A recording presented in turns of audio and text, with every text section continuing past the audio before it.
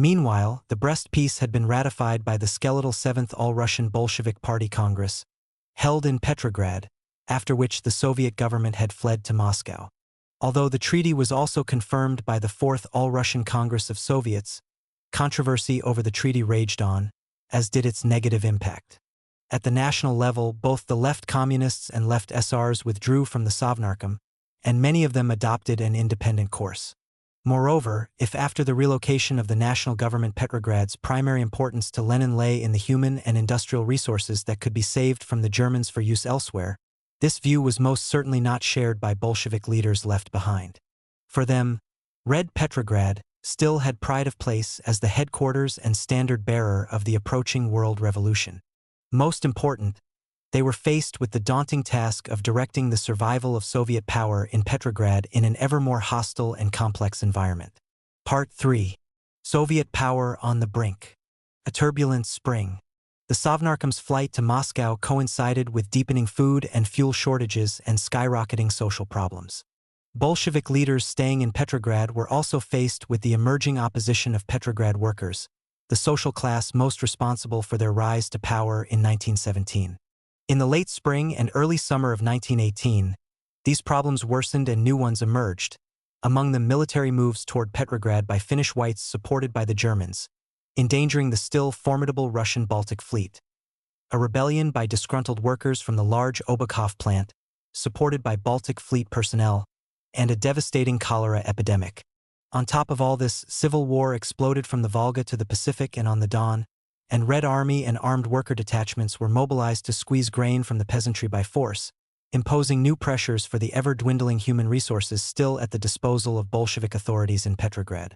In its struggle to overcome these crises, the Council of Commissars of the Petrograd Labor Commune, SKPTK, initially adopted a relatively moderate political course. Although it later turned to tougher measures, it resisted using the extreme forms of repression Moscow was pressing. During this period of deepening turmoil, the ability of Soviet power in Petrograd to survive was in no small part the result of effective collaboration between the Bolsheviks and left SRs in governing the region. The Soviet Central Government and Bolshevik Central Committee fled Petrograd on the night of March 10, 1918, believing that German forces would soon occupy the city. At the 7th Party Congress 2 days earlier, Lenin acknowledged that signing the peace would probably only spare Peter for a few days, although he immediately instructed stenographers not to even think about recording my remark. Because the Sovnarkom assumed that Soviet power in Petrograd was doomed, and because it was preoccupied with preparations for evacuation, it did not devote any attention to Petrograd's future government or security prior to its departure. At its second-to-last Petrograd meeting on March 8, the Sovnarkom discussed preparations for an unimpeded escape. The next day, it took account of potential problems related to the transfer of critical industrial plants and personnel from Petrograd. Members of the Emergency Commission for the Evacuation of Petrograd were instructed to stay at their posts until the last. Beyond this, the Sovnarkom apparently assumed that, until the capital fell, the Petrograd Soviet and its executive committee would be responsible for directing local administration according to directives from Moscow. It did not consider that the move necessitated any major structural change in the Petrograd government. About the time of the Sovnarkom's final Petrograd meeting, March 9, the Executive Committee of the Petrograd Soviet summoned district Soviet representatives to form a Petrograd Chaika, Pichaika. District Soviets were urged, as usual, to appoint their most energetic people who would be available for full-time duty. Named head of the Pichaika was Uritsky, the former ardent left communist. Although later Bolshevik opponents often referred to him as the Robespierre of Petrograd. In practice, he had a far more moderate approach to combating counter-revolution compared to the Vichaika in Moscow under Dzerzhinsky.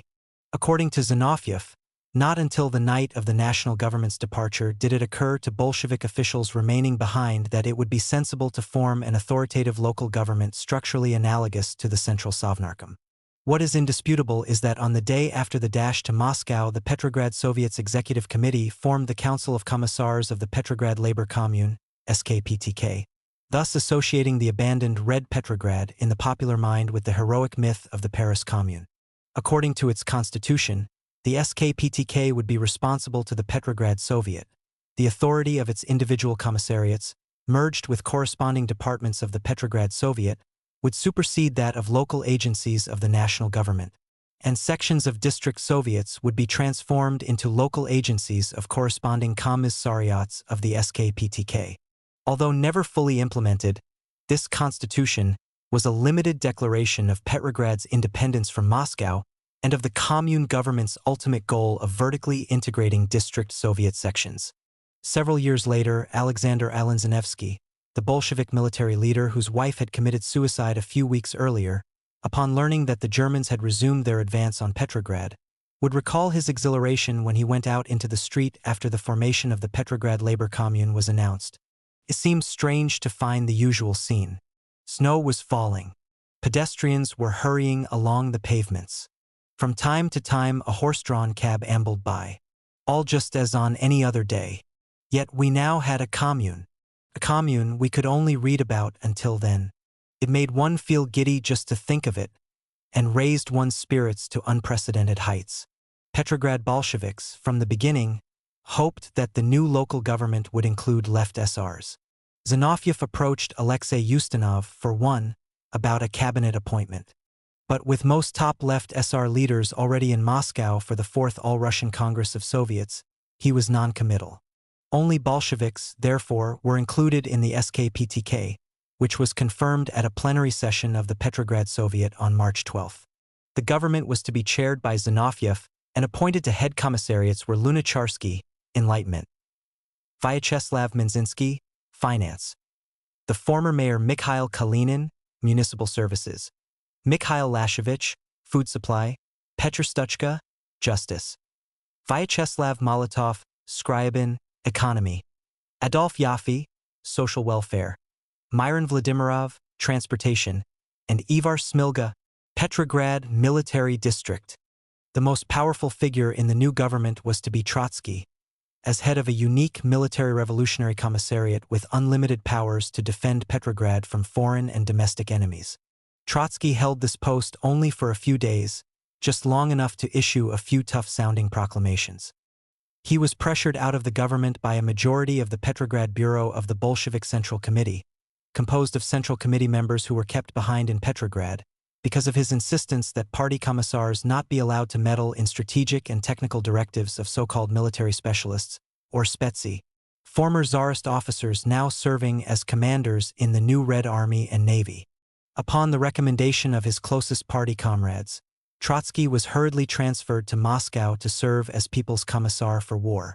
Another member of the original SKPTK, Stuchka, was soon called to Moscow to replace Steinberg. In short order, Nikolai Krastinsky was appointed Commissar for Justice, and Uritsky, Boris Pozern, and Adolf Yaffe were named to head commissariats for internal, military, and foreign affairs, respectively. Yevgeny Pervukhin, a physician, was placed in charge of the Commissariat for Public Health. Neither the Petrograd Bureau of the Bolshevik Central Committee nor the Bolshevik Petersburg Committee appears to have played a role in these appointments, apart from the involvement of the former in Trotsky's ouster. When it needed advice on government matters, the SKPTK turned to Soviet organs and not to those of the party. This was still a fluid time in the relationship between Soviet and party agencies in Petrograd. Local party bodies, stripped of many of their most experienced members, were now beginning to consider broader political and economic issues. However, they still shied away from direct involvement in government. This was because of their overall deference to Bolshevik leaders in Soviets and to prevailing attitudes about the appropriate relationship of party to Soviet work. In his memoir/study of the Petrograd Bolsheviks in 1918, Kirill Shilavin, the Petersburg Committee's authority on organizational issues, explained that among Petrograd Bolsheviks two views on this issue had emerged. Some leaders were infused with an exclusively Soviet spirit and looked down on party work as relatively unimportant in building the socialist state. This outlook, along with the many burdens of Bolsheviks in government, helps explain their nearly total separation from party work. Others, preservers of old traditions, as they were referred to at the time, looked at government service as somehow dirty, in contrast to clean party activity. However, both groups viewed party work simply as agitation and propaganda, according to Shilavin. At a meeting on March 6, Several days before the central government's departure but after the evacuation had begun, the Petersburg Committee's agenda included preliminary preparations to go underground in case of German occupation, internal party matters such as arrangements connected with the 7th All-Russian Party Congress, the publication of Communist, and problems with how the evacuation was being handled. On March 12, the day after the government's flight, the Petersburg Committee discussed the attack by the Bolshevik fraction in the Petrograd Soviet on its opposition to the Brest Peace, as well as preparations for the emergency 5th City Conference of Petrograd Bolsheviks.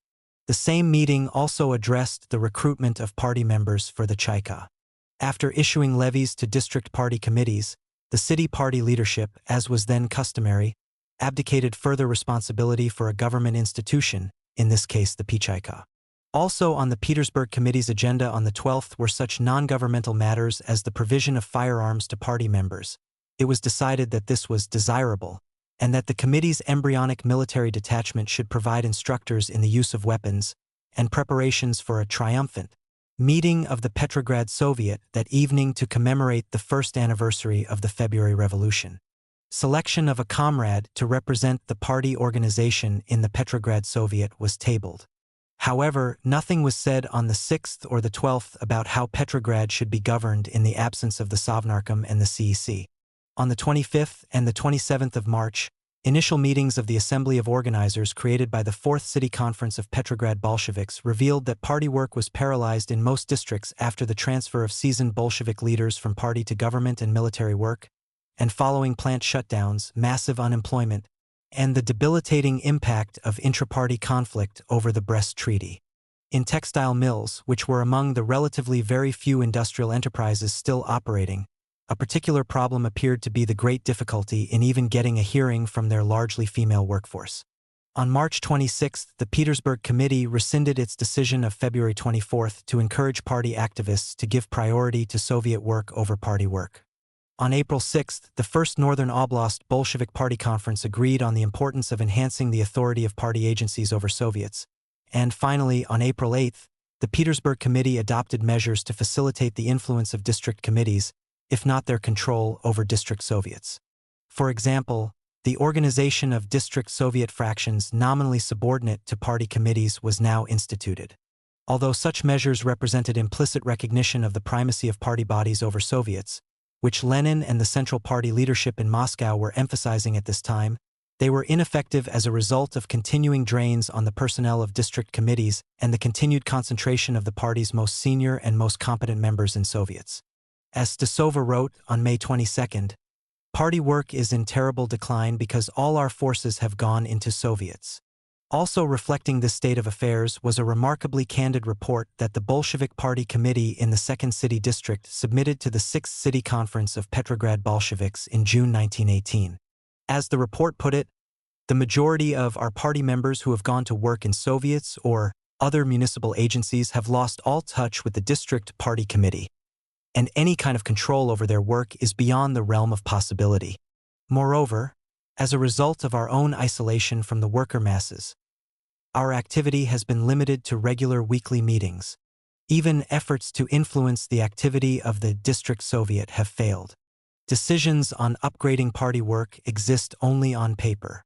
During this initial transition period from capital to 2nd city, municipal government in Petrograd was reminiscent of the first chaotic weeks after October. A major difference was that rotting, uncollected refuse and the carcasses of dead animals were now hidden under mountains of unshoveled snow. Meanwhile, 205 new cases of typhus were recorded in Petrograd during the week preceding the government's flight, and medical specialists practically guaranteed that warmer weather would bring a devastating cholera epidemic.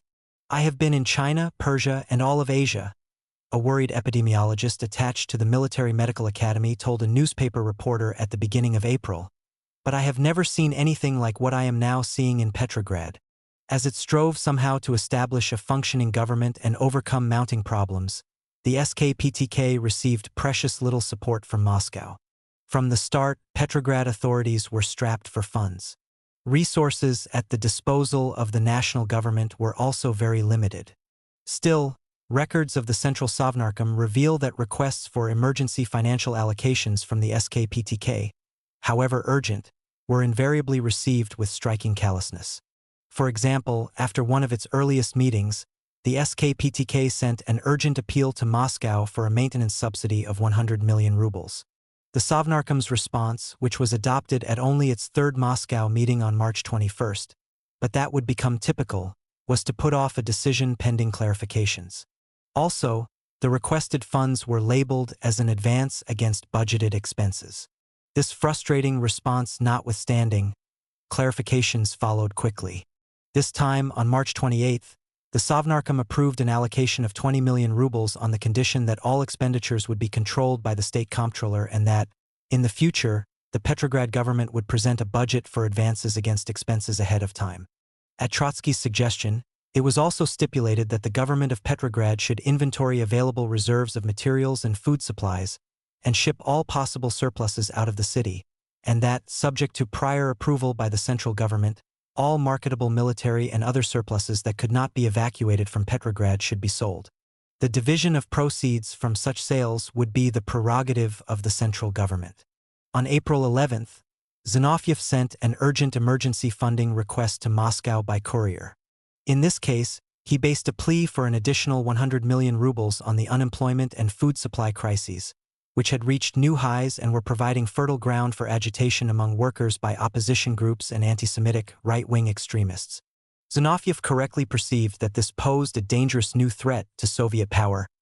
Unemployment in Petrograd has taken an especially sharp, upward turn, he wrote.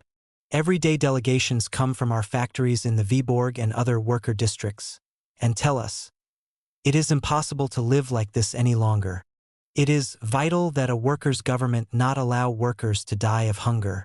An immediate allocation of 100 million rubles is essential, or else Soviet power in Petrograd will find itself in the most critical situation imaginable. On April 12th, upon Sverdlov's recommendation, the Sovnarkom approved the 100 million ruble allocation.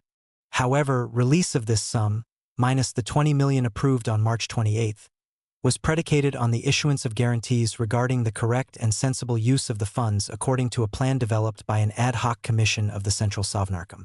These provocative responses may have reflected attempts by Moscow to force Petrograd to make efficient use of its own resources, institute accountability in budgetary matters, and assert its authority over Petrograd.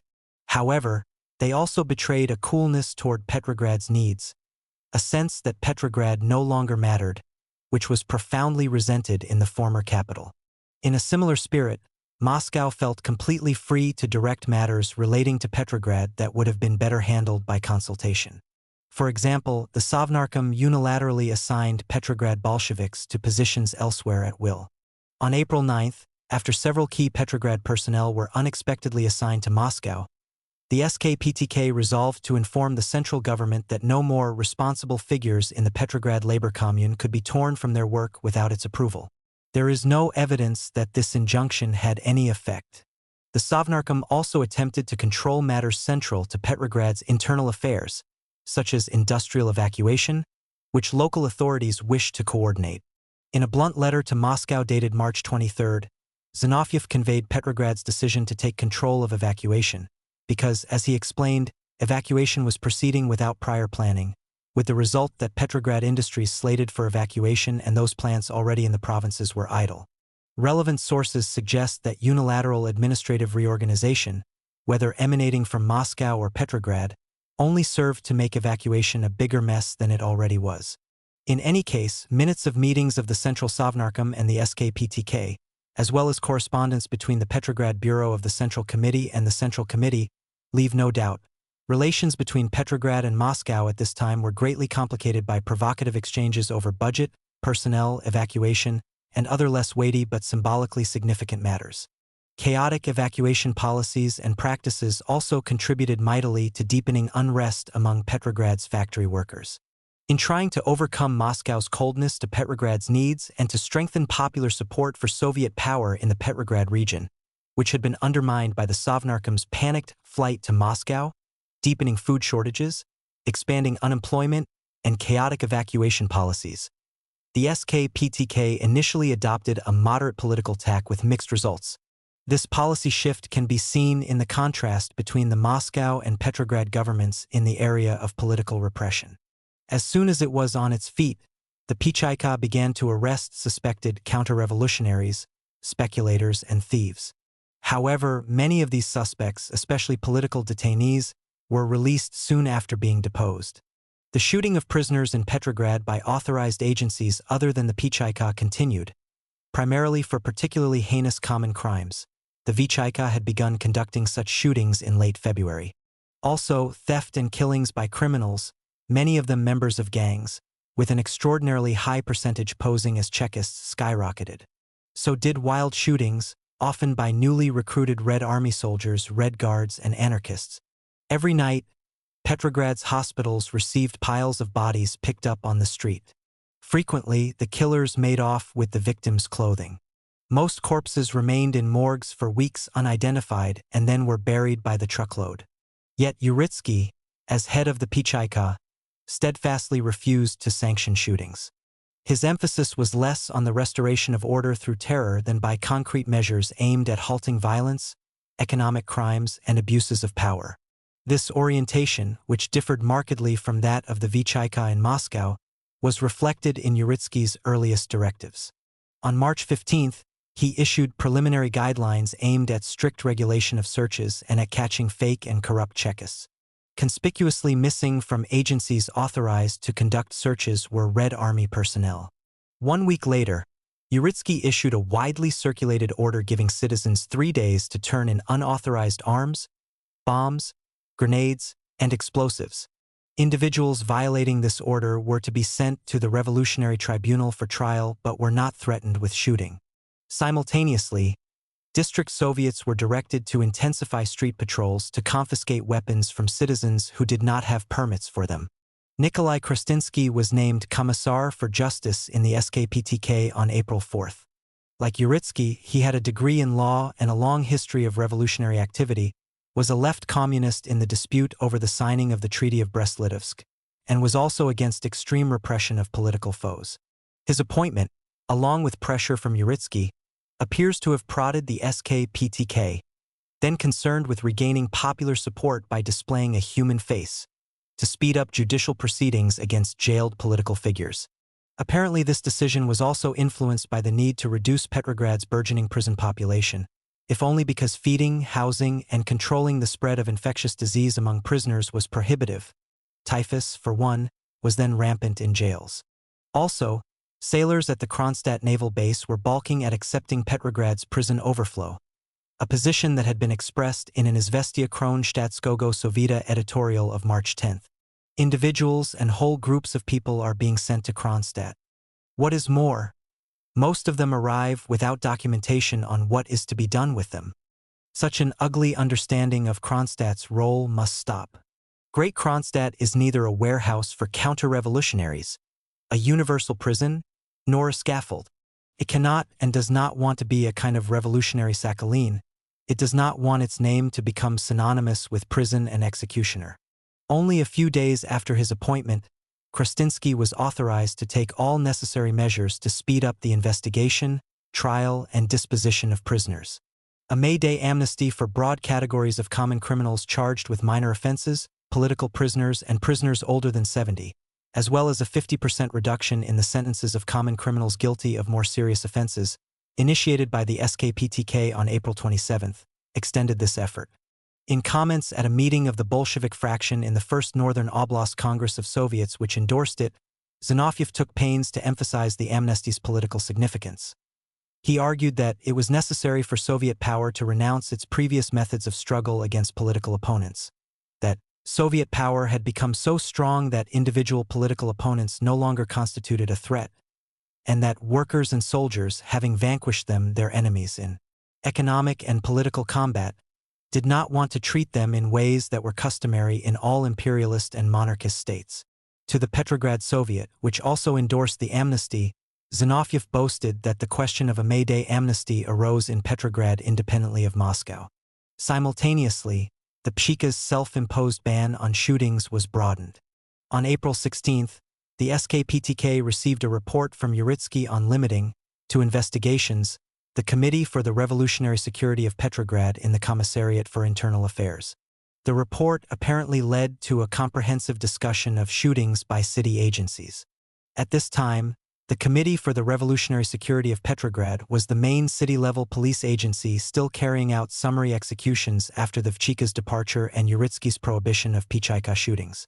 Charged with developing guidelines for the prohibition of shootings and situations in which resort to arms was permissible, Krastinsky presented his guidelines a week later, and the SKPTK then issued a public announcement stipulating that, henceforth, no institutions in the city of Petrograd had the right to conduct shootings.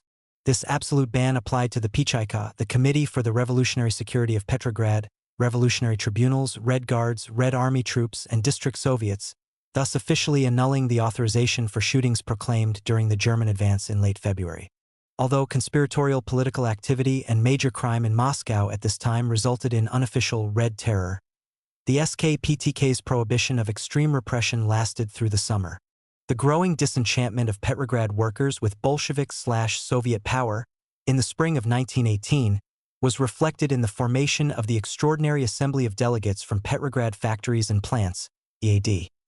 A citywide opposition movement of moderate socialists and unaffiliated factory workers that subsequently spread to other industrial areas. The primary driving force for this movement was horrendous food supply shortages. In mid-January 1918, the already alarming food supply situation in Petrograd suddenly worsened, then eased a bit in February, but rose more sharply than ever in the early spring. Some of the many factors causing these shortages were related to the effects of the Brest Treaty. In 1917, more than half of Russia's grain reserves had come from Ukraine, 350 million of 650 million PUDs, with another 110 million PUDs from the North Caucasus, 143 million from the steppe borderlands and western Siberia, and the remainder from the central Black Earth region. After consummation of the Brest Treaty, grain from Ukraine was lost altogether. Moreover, German occupation of the provinces of Kursk and Voronezh blocked grain shipments from the North Caucasus. The best Soviet Russia could then hope for was around 150 million PUDs of grain, mostly from western Siberia. Grain procurement problems affecting Petrograd were also worsened by the dreadful conditions of railway cars and lines necessary for grain shipments from western Siberia. Further, with the Germans and Ukrainians controlling the Donetsk basin, coal supplies to power trains fell by more than 25%. Owing to the prevailing disorganization, the sowing of grain dropped by an estimated 40 to 70%. Unable to furnish peasants with manufactured goods, the Soviet government had resorted to printing increasingly worthless paper money, causing peasants to lose incentive to produce for the market. And, as if this were not enough, traditional mechanisms for buying and selling grain were in chaos as a result of mutual hostility and mistrust between holdover institutions and personnel, and inexperienced, competing Soviet food procurement organs and officials. A second major element contributing to disaffection with Bolshevik/Soviet power among Petrograd workers and to the creation of the EAD was mass unemployment, partially caused and greatly exacerbated by inefficient demobilization and evacuation policies. The industrial crisis in Petrograd had begun long before the October Revolution, primarily because of shortages of fuel and raw materials. It worsened further toward the end of 1917 and the beginning of 1918, after factories engaged in war-related production were ordered to move eastward or adapt production to peacetime needs or shut down altogether. Early Soviet economic policies contributed to the deepening of the industrial crisis in other ways. Workers' control in factories was a prominent Bolshevik slogan before the October Revolution, and, in its immediate aftermath, workers naturally strove to implement it. Efforts by the Sovnarkom to impose some order into the process of giving workers a voice in plant management through supervisory councils of workers' control failed to stop Bolshevized workers, led by their factory committees, from frequently intervening in running their plants. Toward the end of 1917, and in the first months of 1918, clashes between workers and management led to the Soviet government's nationalization of individual Petrograd enterprises to prevent frustrated owners from shutting them down. At the beginning of December, moreover, efforts to create councils of workers' control were dropped and the Sovnarkom established the Supreme Council of the National Economy, VSNKH, to direct the entire economy.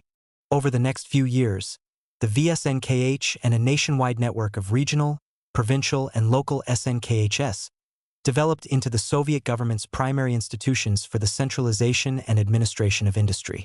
In the short run, however, spontaneous workers' control, coupled with these institutional zigzags, only caused the further disintegration of Petrograd industry. A few statistics illustrate the magnitude of the resulting economic and social catastrophe. Between January 1st and the beginning of April 1918, approximately 134,000 workers, or 46% of Petrograd's industrial labor force, joined the ranks of the unemployed, and an estimated 265 Petrograd factories sat idle. Hardest hit by this economic and social calamity were workers in larger metalworking and chemical plants and in parts of Petrograd such as the Red Vyborg Workers' District, which had been at the forefront of mass support for the Bolsheviks and Soviet power throughout 1917. As food shortages became increasingly acute, a significant percentage of unemployed workers fled Petrograd for the countryside. The emergence of the EAD was also stimulated by the widespread view that trade unions, factory committees, and Soviets, perhaps especially district Soviets, were no longer representative, democratically run working-class institutions. Instead, they had been transformed into arbitrary bureaucratic government agencies. There was ample reason for this concern. At this point, virtually all the functions of former sub-district Duma boards and agencies had in fact been transferred or were in the process of being shifted to district Soviets, thus transforming them into self-proclaimed masters in their neighborhoods. They now jealously guarded their independent authority over all aspects of local rule, not only horizontally from encroachments by local Bolshevik committees, but also vertically from direction of their sections from above by corresponding departments of the SKPTK. Laying claim to the supreme authority of district Soviets was one thing. Finding loyal, qualified personnel to meet rapidly expanding obligations efficiently was quite another. Before the October Revolution, a handful of unpaid volunteers easily recruited from among elected deputies were all the staff that district Soviets required to carry on their operations and maintain contact with working-class constituents. For a brief time after October, Bolshevik and left SR party committees could be counted on to provide additional personnel as needed. By the first quarter of 1918, however, many Bolshevik and left SR district Soviet leaders were no longer available. Large numbers of them had been transferred out of Petrograd. The continuing flow of Bolsheviks from party work into government did not compensate for these losses. Indeed, the personnel pool at the disposal of district party committees was already so thin and untested that frequently the committees themselves quickly regretted their appointments to district Soviets and complained about their bureaucratization. At the same time, dedicated veterans who remained in the district Soviets filled 2 and sometimes more full-time positions, for which they were, in any case, unprepared. In these circumstances, to an ever-increasing degree, a good part of district Soviet work was perforce in the hands of hastily recruited, sometimes corrupt, paid administrators, clerks, militiamen, agitators, foremen, and technical personnel. With committed deputies trying to do so much, and given the many vacancies at any one time because of transfers, plenary meetings of district Soviets were convened less and less frequently, and were poorly attended. Even decisions on important matters were often decided by whoever happened to be on hand. As in the case of Bolshevik district committees, links between local Soviets and factory workers, critical for leftist success in 1917, were broken. Who had time for meetings and agitation among constituents with the Germans at the gates? The Soviet government's seemingly frantic retreat to Moscow after weeks of denying that a move was being considered gave another boost to the EAD. In many factories, the surreptitious move, in the dead of night, triggered resentment, even panic. Workers are referring to March 12th as the day the revolution died, lamented a representative of a locomotive maintenance shop at the first AD plenary meeting on March 13th. Last year, we were screaming down with Nicholas, recalled a delegate from the Staryi-Lesner machine-building plant. Now the workers are shouting down with the Bolsheviks. A representative of the Rechkina rail car factory added that workers there were devastated, that it seemed to them that everything was rotting. According to a report by the Azorsky shipbuilding and armaments plant representative at the next plenary meeting of the EAD, on March 15th, workers had been so angry about the government's flight that they proposed blowing up the trains carrying government personnel to Moscow. Some sources trace the origins of the EAD to discussions in right Menshevik circles in mid-January, following the dissolution of the Constituent Assembly. Yuri Denyk specifically pointed to his Menshevik comrade Boris Bogdanov, a participant in these discussions, as the progenitor of the movement. At the first plenary meeting of the EAD on March 13, in a report on behalf of its organizational bureau, Bogdanov himself credited a group of Menshevik party workers with the original idea for the movement. It was then picked up by factory workers in the southwestern, heavily industrialized Nevsky district, among whom Mensheviks and SRs continued to have a strong influence. An initial organizational meeting attended by moderate socialist and unaffiliated workers was held there on March 3, and the next day they began organizing the election of delegates to the EAD and stimulating the formation of organizational bureaus to conduct elections in other districts.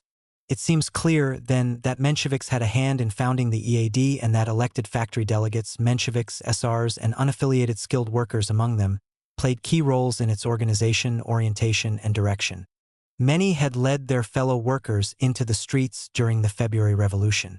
Moreover, they had facilitated moderate socialist domination of the Petrograd Soviet through the spring and summer of 1917, before being overwhelmed by the Bolsheviks in the fall. Increasingly influential in their factories, they now presented the EAD fairly and with considerable success as a citywide movement of workers, for workers. At the first plenary meeting of the EAD, official representatives of political parties, as such, were expressly prohibited from membership.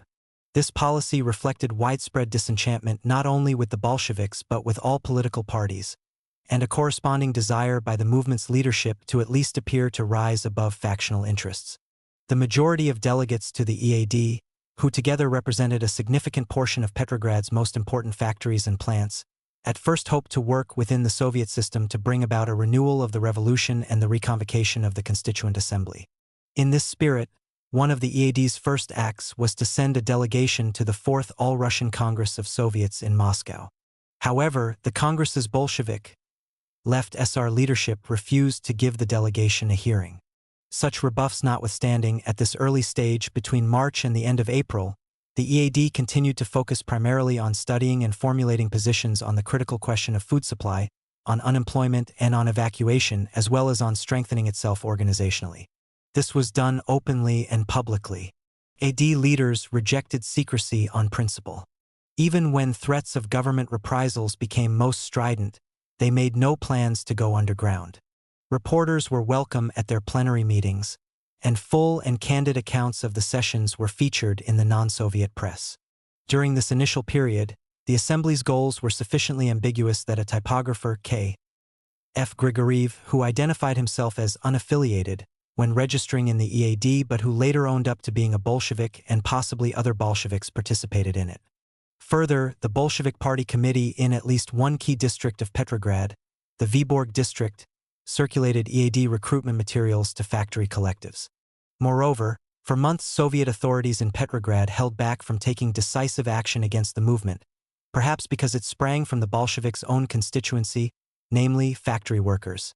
It operated in the open and was a popular response to drastic emergencies that the Bolsheviks were unable to ease. Its relative strength and explosiveness were difficult to gauge, and Soviet institutions in Petrograd were unstable in the aftermath of the central government's flight to Moscow. Less than 2 weeks after the EAD's first session, Petrogradskaya Pravda launched an attack against it. A band of Red Guards, on March 31, raided the offices of the EAD's Leadership Bureau. For the time being, however, that was about all. Privately, Petrograd officials were worried about the expanding worker unrest and the EAD's early success. This was one of the factors that motivated Zinovyev's pleas to the Sovnarkom in late March and early April for immediate, emergency financial aid to combat hunger among Petrograd workers. Ryazanov, no longer a Bolshevik but at this time still head of the Petrograd Trade Union Council, appealed to his colleagues to rejuvenate dormant, docile trade unions. The emergence of the EAD, he warned, indicated that trade unions are no longer responsive to the issues most on the minds of Petrograd workers. By the beginning of April, it was becoming clear to EAD leaders that efforts to change the existing system from within were not working. At the same time, all the major problems that had spawned their movement were becoming more acute. Indeed, just then a new source of concern was that frustrated workers, in increasing numbers, were succumbing to rightist propaganda and, among other things, venting their desperation in anti-Semitic pogroms. For their part, Soviet authorities in Petrograd now seemed prepared to take whatever steps were necessary to curb labor protest, including arresting workers. This, in turn, led to the intimidation, apathy, and passivity of other segments of the Petrograd working class. In the EAD's earliest weeks, a majority of delegates seemed agreed that, in the initial months after October and through the dispersal of the Constituent Assembly, most Petrograd workers still supported the Bolsheviks. A significant transformation in the existing popular mood, they felt, began during the second half of January and in February. However, contradictory developments in early April led to splits within the EAD between optimists and pessimists. The pessimists had strong doubts about the possibility of mobilizing workers and winning out in any open clash with the government. In the existing circumstances, engaging in experiments is out of the question, declared Grabowski, a pessimist from the cartridge factory, at a plenary meeting of the EAD on April 3rd. At a time when popular attitudes are in transition but when change is not yet decisive, it is essential to proceed very carefully to avoid a bloodbath, he said. For their part, the optimists demanded more, not less, aggressive action against the government, declared Kosursky, an optimist representing the Otto Kirchner office supply factory. The prevailing ruin is being consciously fostered to send away workers. Grabowski's fears are groundless. These divisions first emerged strongly during preparations for a May Day demonstration on behalf of the EAD's program that began in mid-April. During the run-up to the demonstration, the pessimists worried about their ability to mobilize active support and about the possibility of bloody clashes with government-sponsored celebrations. Still, they considered this a necessary risk. On the other hand, the optimists viewed a potential confrontation as salutary. The government would be scandalized by any bloodshed on May Day, and the EAD would be strengthened commensurately. In any case, Alexei Smirnov, a veteran Menshevik also from the cartridge factory and a prominent figure in the leadership bureau of the EAD, undoubtedly spoke for virtually everyone present at a plenary meeting on April 17th, when he declared, "Russia is at the edge of an abyss. To stand aside now would be criminal." Between the 17th and the 24th of April, a special May Day commission, along with EAD delegates generally, worked feverishly on demonstration preparations despite Zinovьev's threats to block their march, ostensibly because it conflicted with a demonstration and other May Day festivities planned by the Petrograd Soviet. Meanwhile, Metropolitan Veniamin also issued a prohibition on all political activities during Lent, which encompassed May Day. At an EAD plenary meeting on the 24th, some delegates conveyed the news that workers were unresponsive to their appeals and would not march because they were confused, intimidated, reactionary, or religious. Influenced by such reports, and by a drop in attendance at EAD meetings, some pessimists talked of canceling the demonstration altogether. In the end, however, in the spirit articulated by Smirnov on April 17th, everyone agreed that they were obliged to proceed with preparations, come what may. "So we must die if necessary," intoned one brave soul. By the time an emergency EAD meeting was held on April 29th, a combative mood dissipated following a litany of dismal reports about prospects for worker participation in the planned demonstration. An SR from the still sizable Obukhov plant, where SR influence remained dominant, described the workers' mood there as deflated, and concluded that if his fellow workers appeared on May Day, it would only be in small groups that would impress no one. Reporting on the situation at the sprawling Putilov metalworking and machine-building plant, Nikolai Glebov, a longtime Menshevik metalworker and advocate for labor solidarity and independence, announced that the spirit among his fellows was indifferent, that no one had the slightest interest in the 1st of May. Smirnov belatedly revealed that at an earlier emergency meeting of representatives from worker organizations called by the May Day Commission, it had been agreed that the circumstances called for a reconsideration of the decision to demonstrate. He observed that fear of Soviet authorities was not the only cause of passivity among workers. Other contributing factors were the danger from nearby German forces and the generally dismal situation of the working class. A worker at one organizational meeting Smirnov attended asked, "If not today, then tomorrow the Germans will occupy the city, and we are going to take part in a triumphal march?" The Bureau, in turn, had concluded that, rather than staging a citywide demonstration, May Day events should be limited to district meetings and assemblies. Only a few optimists argued against this retreat, and the Bureau's position was accepted with the proviso that district parades should be organized where feasible. Official Soviet-sponsored demonstrations and other events, although modest in scale and worker participation, dominated the celebration of May Day 1918 in Petrograd. This setback for the EAD did not last long. In early May it was both invigorated and radicalized by a new series of frightening events. Yet another steep drop in food supply, the shooting of protesting housewives and workers in the suburb of Kolpino, the arbitrary arrest and abuse of workers in another suburb, Sestroretsk, the closure of newspapers and arrests of individuals who protested the Kolpino and Sestroretsk events, and the resumption of labor unrest and conflict with authorities in other Petrograd factories. The incidents at Kolpino and Sestroretsk were a direct result of food shortages. According to the testimony of eyewitnesses, the trouble in Kolpino had begun with bread scarcities during the Easter holidays. On the morning of May 9th, a crowd of women, finding no food in the local grocery, descended on the Kolpino Soviet. There they took their fury out on Soviet officials, who were accompanied by several Red Army soldiers. Evidently wishing to rouse local residents, the women demanded that the town siren be sounded. When one of the officials, Commissar Trofimov, refused, a woman swung a handbag at him, and a youngster set the siren off. Trofimov pulled out his revolver and began firing, and then the soldiers started shooting. A few of the women and some bystanders were wounded in this first incident.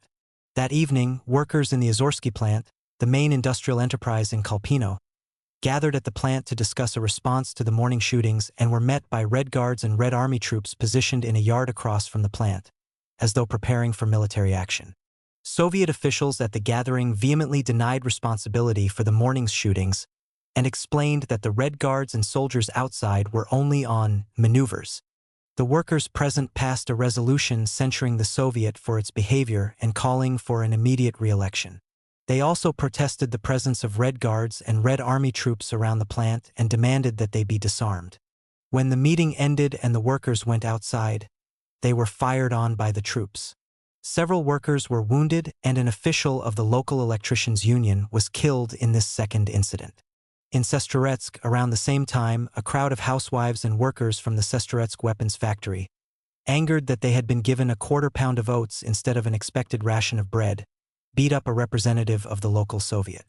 In retaliation, local authorities arrested several workers, after which their comrades demanded their release on bail and the appointment of a commission to investigate the affair.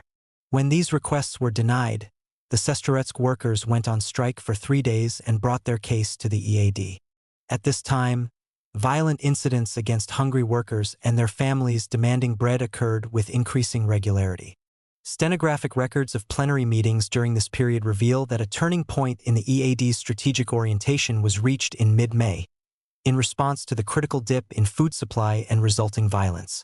If the EAD leadership had previously hoped to work within the existing system to stimulate change, now it first began to talk directly about overthrowing the Soviet government and the need to coordinate an attack on the existing regime with like-minded groups around the country, especially in Moscow.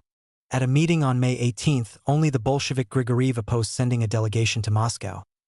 He appealed to fellow delegates to forego party rivalries and, instead, to work with Soviet authorities in dealing with the food emergency, but the rest of the EAD would have none of that. Without argument, the EAD approved resolutions condemning the government's food procurement and distribution policies, and endorsing the dispatch of a delegation to Moscow.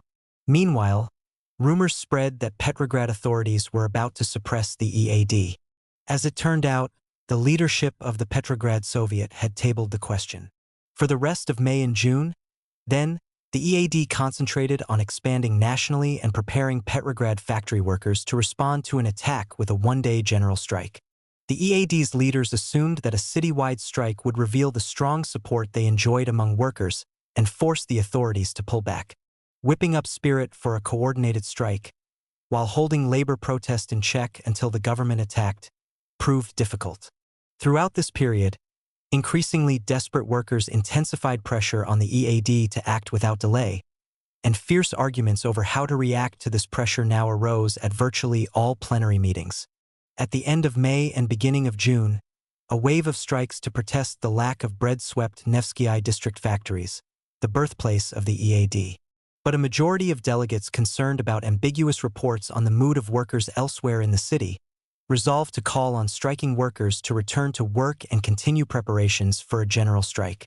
On June 26, at what was destined to be their final plenary meeting, the EAD learned that members of its delegation to Moscow had been arrested, and that strikes followed by bloody clashes between workers and Soviet authorities had erupted in scattered parts of central Russia.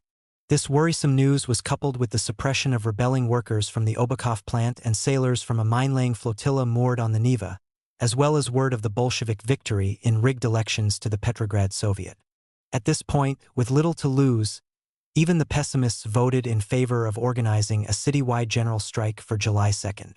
The growing disenchantment of Petrograd workers with economic conditions and the evolving structure and operation of Soviet political institutions, as reflected in the emergence and growth of the EAD, naturally worried Bolshevik authorities in Petrograd. This was true of representatives of Petrograd District Soviets in the Interdistrict Conference no less than of government officials at the highest level. To be sure, representatives of District Soviets were proud of their efforts to govern their neighborhoods and staunchly protective of their independent power. However, they were deeply concerned about their increasing isolation. At the end of March, acting on their own despite the fact that most were Bolsheviks, they resolved to convene successive non-party workers' conferences in each of the city's districts, in part to undercut the EAD by strengthening ties between district Soviets and workers. Moreover, they issued instructions to govern their organization and operation. Amid unmistakable signs of the widening rift between Bolshevik-dominated political institutions and ordinary factory workers, such popular Soviet-sponsored conferences attracted the attention of the leadership of the Petrograd Soviet. Petrograd authorities now were under increasing pressure to hold long-delayed elections to both the Petrograd Soviet and District Soviets. However, Zinoviev, for one, was profoundly uneasy about the outcome of early Soviet elections in view of the negative impact on workers of ever more dire food shortages and the degree to which it seemed to him that existing Bolshevik, left SR-controlled Soviets had become isolated from their constituencies. He declared bluntly that District Soviets had become houses of lords. In Zinoviev's view, non-party workers' conferences under the aegis of District Soviets composed of workers elected directly in factories and Red Army units could provide a means of rebuilding grassroots support for Bolshevik-dominated Soviet power. Beyond this, when elections to the Petrograd Soviet could no longer be put off, it might be possible to draw on conference delegates for a corps of loyal deputies to supplement Petrograd Soviet deputies elected directly in factories and military units. At Zinoviev's urging, the Presidium of the Petrograd Soviet endorsed the Interdistrict Conference's initiative. Zinoviev's closest party comrades in the Petrograd Bureau of the Central Committee were dismayed by his thinking. Although sharing his unease about Bolshevik fortunes in early Soviet elections in the workplace, they rebelled against his ideas for radical changes in the way the Petrograd Soviet would be composed. Worth noting is that communications between the Bureau and the Petersburg Committee at this time were so haphazard that, initially, the latter was oblivious to Zinoviev's thinking on non-party workers' conferences and their relationship to the future structure of the Petrograd Soviet. The Petersburg Committee's reaction to the idea of non-party workers' conferences, when it was first formally raised on May 14th, was to try to delay convocation of the conferences until food shortages had eased. However, 3 days later, after it became apparent that such conferences organized by District Soviets either had been held or were already scheduled, the city party leadership was left with no alternative but to go along. On May 20th, before the high-level intra-party debate over non-party workers' conferences and their relationship to Soviets was settled, Zinoviev, who had heretofore shunned personal involvement with grassroots party organizations, popped up at a weekly meeting of the Petersburg Committee's Assembly of Organizers. There he overcame intense opposition by veteran Bolsheviks loyal to the principle of democratic, popularly rooted Soviet power and lobbied successfully for the earliest possible convocation of non-party workers' conferences in districts where they had not been held as a means of restoring linkages to labor. At this meeting, he also implicitly favored ignoring any instructions the Interdistrict Conference issued concerning non-party district workers' conferences that impeded the strongest possible Bolshevik representation in them and obliquely linked them to the future composition of Soviets. In the late spring and early summer, non-party workers' conferences were held in most districts of Petrograd. The comprehensive, published proceedings of the conference in the first city district provides an extraordinarily valuable picture that is in many ways illustrative of these conferences generally. The workers' conference in the first city district opened on May 25 and ended on June 5. From the start, at least some Bolshevik and left SR district Soviet leaders viewed it not just as a one-time means of helping to deal with an extraordinary crisis but as the first of periodic assemblies at which they would have to account for their policies to working-class constituents and seek their advice on future programs. In short, in their view, this conference was to be a more or less permanent institution to legitimize the district Soviets' work and to provide it with a new, much-needed conduit to the masses, hence its official title, the First Conference of Workers and Red Army Deputies in the First City District. Although Bolsheviks and left SRs had a clear majority in the First City District Soviet, the initial First City District Workers' Conference was not their exclusive enterprise. All political groups in the First City District Soviet were represented in the organizing and credentials commissions of the conference. This was not the case in all district non-party workers' conferences. Among the voting delegates were representatives from local factories and Red Army units, the First City District Soviet, district trade unions, United Cooperatives, the unemployed and factory health care funds, as well as Bolshevik, left SR, Menshevik Internationalist, Menshevik and SR committees in the First City District. A majority of participants were elected at special factory and office assemblies and at meetings of the unemployed, according to specified norms. An estimated 23,000 to 25,000 working citizens were represented. Although Bolsheviks and left SRs had advantages in the election of delegates, even Bolshevik opponents seemed to concede at the conference's close that, on the whole, it had been fairly organized and run. All told, the 201 voting delegates included 134 Bolsheviks, 67%, 13 left SRs, 6%, 30 Mensheviks and Menshevik Internationalists, 15%, and 24 SRs, 12%. The conference agenda included separate, lengthy considerations of the unemployment problem, the food supply crisis, the formation and organization of the Red Army, then still a contentious issue, the structure and operation of the District Soviet, and assessment of the current moment. In the present context, the most important agenda items were the reports of some 50 rank-and-file delegates on the conditions and prevailing mood in their workplaces, with which the conference began, and a review and critique of the First City District Soviet's development and activities after October, with which it closed. The delegate reports revealed that some district workers felt they had fared well after October, and support for Soviet power remained strong among them. Also positively disposed toward Soviet power were representatives of lower-ranking civil servants who, in the words of one of their delegates, considered themselves not so much employees as faithful servants of the revolution and, ironically, spokesmen for some 5,000 organized unemployed. The most enthusiastic supporters of Soviet power at the First City District Workers' Conference were delegates from locally based Red Army units. Implicitly referring to the efforts of the EAD, one of these military delegates pledged that, regardless of who the enemies of Soviet power were, whether they hid behind non-party labels or were Mensheviks or SRs, his unit would respond, ready to shoot as soon as the Soviet ordered. Such fervent expressions of support were probably small comfort to district Soviet leaders, however, because of the lack of discipline habitually exhibited by Red Army troops, and because they were submerged in a flood of worker complaints about post-October economic conditions and practices, and demands for fundamental political change, often for convocation of the Constituent Assembly and creation of a more broadly based democratic authority as a replacement for the Soviet government. Apparent trouble spots for the Bolsheviks and left SRs included larger enterprises in the district, such as the Westinghouse machine plant and the Sangali iron foundry and machine-building factory, as well as the shell casing section of the cartridge factory. Workers at the Westinghouse plant were mainly agitated by the food supply crisis. Earlier there was inflation, one of its representatives explained, but somehow we managed to scrape up enough food for ourselves. Now there have been cases of workers collapsing from hunger at their benches. The Sangali factory had been an island of relative calm between management and labor in the revolutionary period. Apparently not until December 1917, when management felt compelled to reduce the labor force by half, was there a serious labor conflict there. During subsequent tensions, ending with the layoff of even more workers than had initially been envisioned, the Sangali workers became deeply disillusioned with the existing government. It appeared to them that they had been left to the mercy of fate. The Sangali representative ended his report by reading an instruction, which the workers had furnished him. It directed him to demand bread for the hungry, work for the unemployed, and assurance that planned food procurement expeditions to the countryside would be peaceful. The report of a cartridge factory delegate was similarly disquieting. Before October, he declared, virtually all the plant's workers had been sympathetic to the Bolsheviks, but the Soviet government's arbitrary, utterly chaotic evacuation policies had a negative impact on their outlook. In fact, as a result of their experience, the mood of cartridge factory workers was, in this delegate's words, one of utter despondency.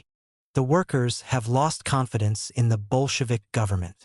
He also concluded with an instruction given him by his co-workers upon dispatching him to the conference. To fight staunchly for a democratic system, for the convocation of a constituent assembly, for a democratic government elected on the basis of secret and equal suffrage. The review of the First City District Soviet's development and activities began with reports by its Bolshevik chairman, Anton Korsak, a holdover from 1917 and a leader in the Interdistrict Conference, and several of his section heads. Korsak and his colleagues acknowledged that some of the Soviet's policies were ill-advised, and its endeavors were continually impeded by the absence of qualified personnel. For the most part, however, the reports concluded that the preceding 7 months saw considerable achievement, with the hard-pressed Bolshevik, left SR leadership of the Soviet successfully fending off the counter-revolution, assuming responsibility for all aspects of local government, and surviving to participate in the coming world revolution and local socialist development. During discussions of key issues earlier in the conference, spokesmen for the Socialist Revolutionaries and Mensheviks bitterly criticized almost everything about the development of the District Soviet after October. The conclusion of reports by Korsak and his colleagues offered a final opportunity for them to enlarge on their complaints, which focused on 3 main themes. Korsak and his associates had deluged the conference with details about Soviet activities, but had done almost nothing to explain basic policy formation and goals. Officials and staff of the Soviet were totally unequipped to deal with the complex tasks they had taken on, thereby contributing mightily to existing crises. And the character of the Soviet had fundamentally changed for the worse after October, having transformed from an institution for furthering working-class interests, which was its proper function, into a bloated, isolated bureaucracy composed of incompetent, paid chinovniki bureaucrats. Korsak took offense most of all at the suggestion that, in accepting pay for work, Soviet officials had become chinovniki. I myself receive money from the Soviet, he insisted. But I am not a chinovnik and see nothing scandalous in receiving support for myself and my family. Yet, his subsequent remarks, and the resolution the conference adopted on the past and future of the Soviet, tacitly acknowledged that at least some of the opposition's charges were justified. At the same time, the resolution reflected the Bolshevik, left SR Soviet leadership's conviction that the District Soviet would fend off both the opposition and the proclivities of higher authorities to centralize power, and would continue to play the primary role in local political and administrative affairs. Although Soviet power and the operation of district Soviets were subject to similarly harsh criticism at other non-party district conferences for which records have been preserved, most had sizable Bolshevik, left SR majorities. Thus, as Zinoviev had suggested, when necessary they could shore up Bolshevik strength in elections to the Petrograd Soviet. Continuing crises. On top of the mounting unrest among workers, throughout the spring and early summer of 1918 Petrograd remained threatened by German occupation. The military danger was heightened by German troops who had come ashore at the southwestern tip of Finland on March 3 and joined Finnish White forces that had been sweeping eastward, scoring decisive victories over the Reds. The enemy advance soon jeopardized ships of the Russian Baltic Fleet in the Helsingfors harbor and threatened Petrograd from the northwest. Seizure of the Baltic Fleet was of particular concern to the British. In late January and February, Captain Francis Cromie, the British naval attaché in Petrograd, had been engaged in preparations to sink his own flotilla of submarines stranded in the Gulf of Finland, in efforts to prevent the Russian Baltic Fleet from falling into German hands, and in coordinating the evacuation from Petrograd of precious metals and Allied military stores, which was his initial charge. At the end of January, he participated in discussions with the Central Committee of the Baltic Fleet about the possibility of Britain's financing the fleet as a means of securing Allied control over it. The subsequent negotiation of the Brest Treaty made these discussions moot. During the second half of February, when German seizure of Petrograd appeared inevitable, Cromie hoped to organize the destruction of the fleet with the aid of its commander-in-chief, Admiral Alexander Razvazov. In March, however, Razvazov, who insisted on complete autonomy in fleet operations, was removed for refusing to pledge loyalty to Soviet power. Ultimately, the fleet was saved from the Germans by the heroism of Captain First Rank Alexei Shchastny, Razvazov's successor. Elsewhere, I have described in detail Shchastny's heroic action and tragic fate. Shchastny first captured national attention at the end of February 1918, when he directed the transfer of 62 ships from Revel, Tallinn, across the frozen waters of the Gulf of Finland to the Baltic Fleet's main base in Helsingfors to prevent their seizure by German forces sweeping through Estonia. This achievement was dwarfed, however, by what he did in mid-March and April, when the occupation of Helsingfors by German and Finnish White forces threatened the bulk of the Baltic Fleet with capture.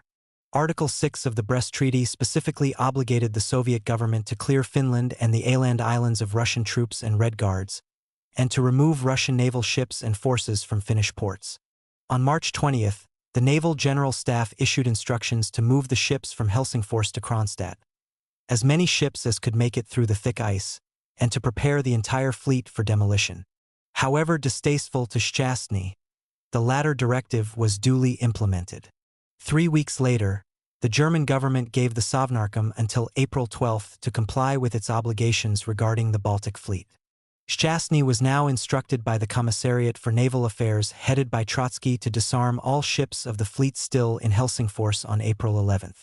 At the same time, he was authorized to continue moving as many of them as possible to Kronstadt. Meanwhile, with no hope now of saving his cherished flotilla of British submarines trapped off the Finnish coast from the Germans, Captain Cromie had them sunk. Between March 12 and April 11, when German and Finnish White forces entered Helsingfors, Shchastny superintended the transfer to Kronstadt of 3 naval convoys, including the biggest dreadnoughts in the fleet. The ships could move only during daylight, and each morning icebreakers had to work them free. This unprecedented journey, the celebrated Ice March of the Baltic Fleet, was further hampered as transfers and demobilization had sharply reduced ships' crews, and as the ships had to maneuver through narrow channels close to the shoreline while facing fire from Finnish coastal batteries. Nonetheless, by the end of April, the core of the fleet, more than 200 vessels, had made it safely to Kronstadt. Most of the ships dropped anchor there, although some were deployed at the mouth of the Neva, off Petrograd. With Trotsky's permission, others, including a large division of minelayers, were moved slowly through the Neva bridges into the heart of the former capital, in the expectation that they would soon steam upriver to Lake Ladoga. Following this feat, the Russian public dubbed Shchastny Admiral, although he was still a captain first rank. He was now a popular hero, revered by rank-and-file sailors as much as by his officers. The Ice March, however sensational, did not significantly reduce the military threat to the Baltic Fleet, Kronstadt, or Petrograd. The German Navy controlled the Gulf of Finland, which was rapidly becoming fully navigable. More ominously, German and Finnish forces were advancing toward the Russian border. The most significant and revealing incident, in a series of threatening enemy moves in the Baltic at this time, involved the fate of Fort Eno, located on the Finnish coast slightly northwest of Petrograd.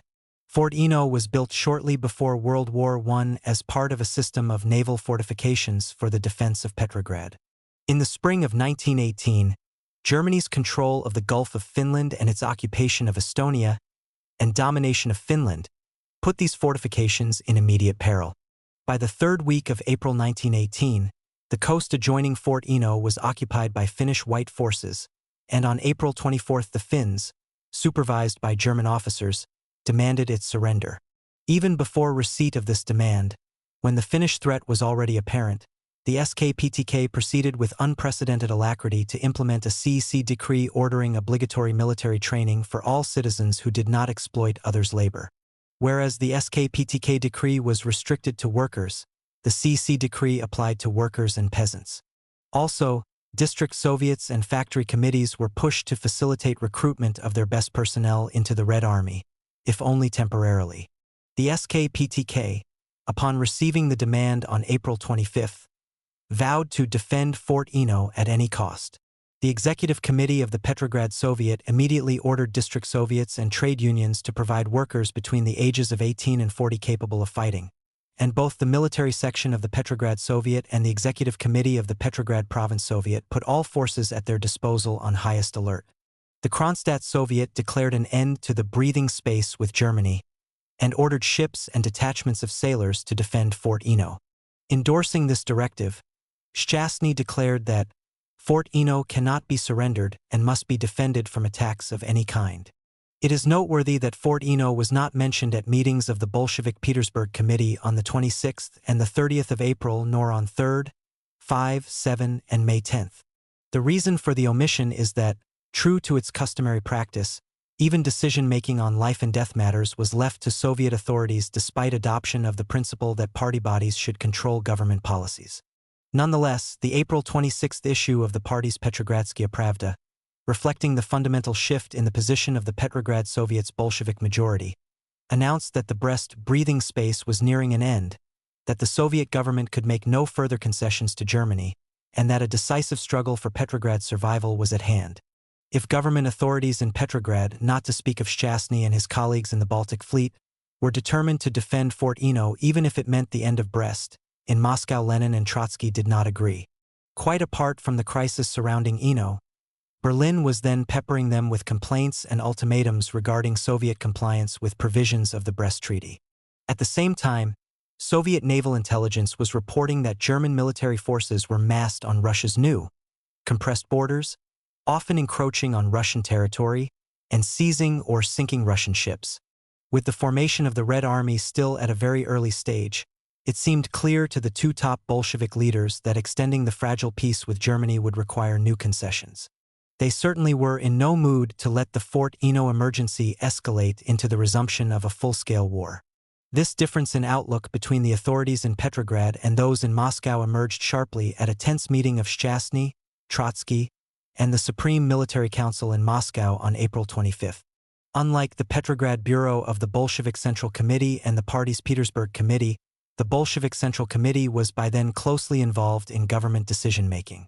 Late the night of May 6, the Central Committee met in an emergency session to consider late-breaking foreign policy issues, among them German demands for the surrender of Fort Eno, the expanding Allied intervention in Murmansk and Archangel, and British threats to support Japanese encroachments in the Far East.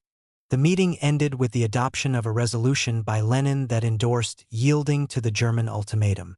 As a footnote to this stipulation, Lenin scrawled, "Immediately start evacuating everything in Petrograd to the Urals, and especially the government printing office." This was another clear indication of Lenin's enduring assumption that Petrograd was doomed.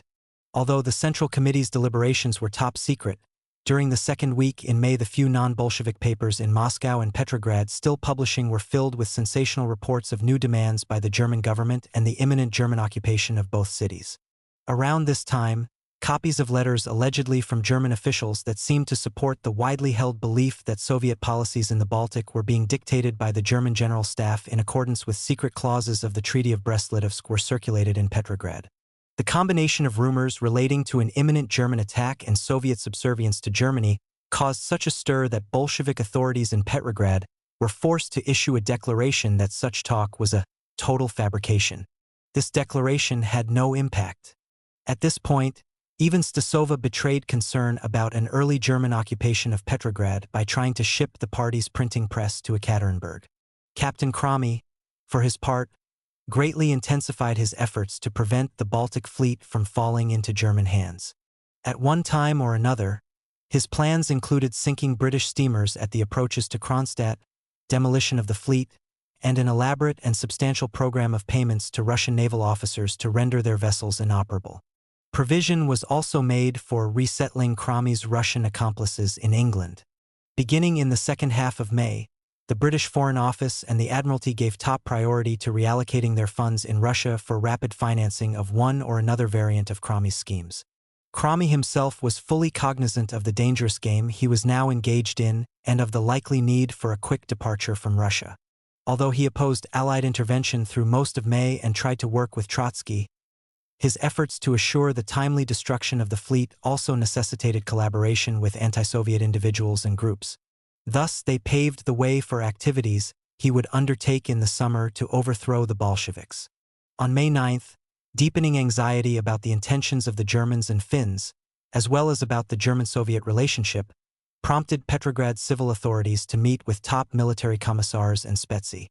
The Spetsy presented alarming reports on a recent buildup of German troop strength on the borders of Petrograd province and, consequently, on the necessity of promptly mobilizing the entire population in defense of the fatherland, not Soviet power.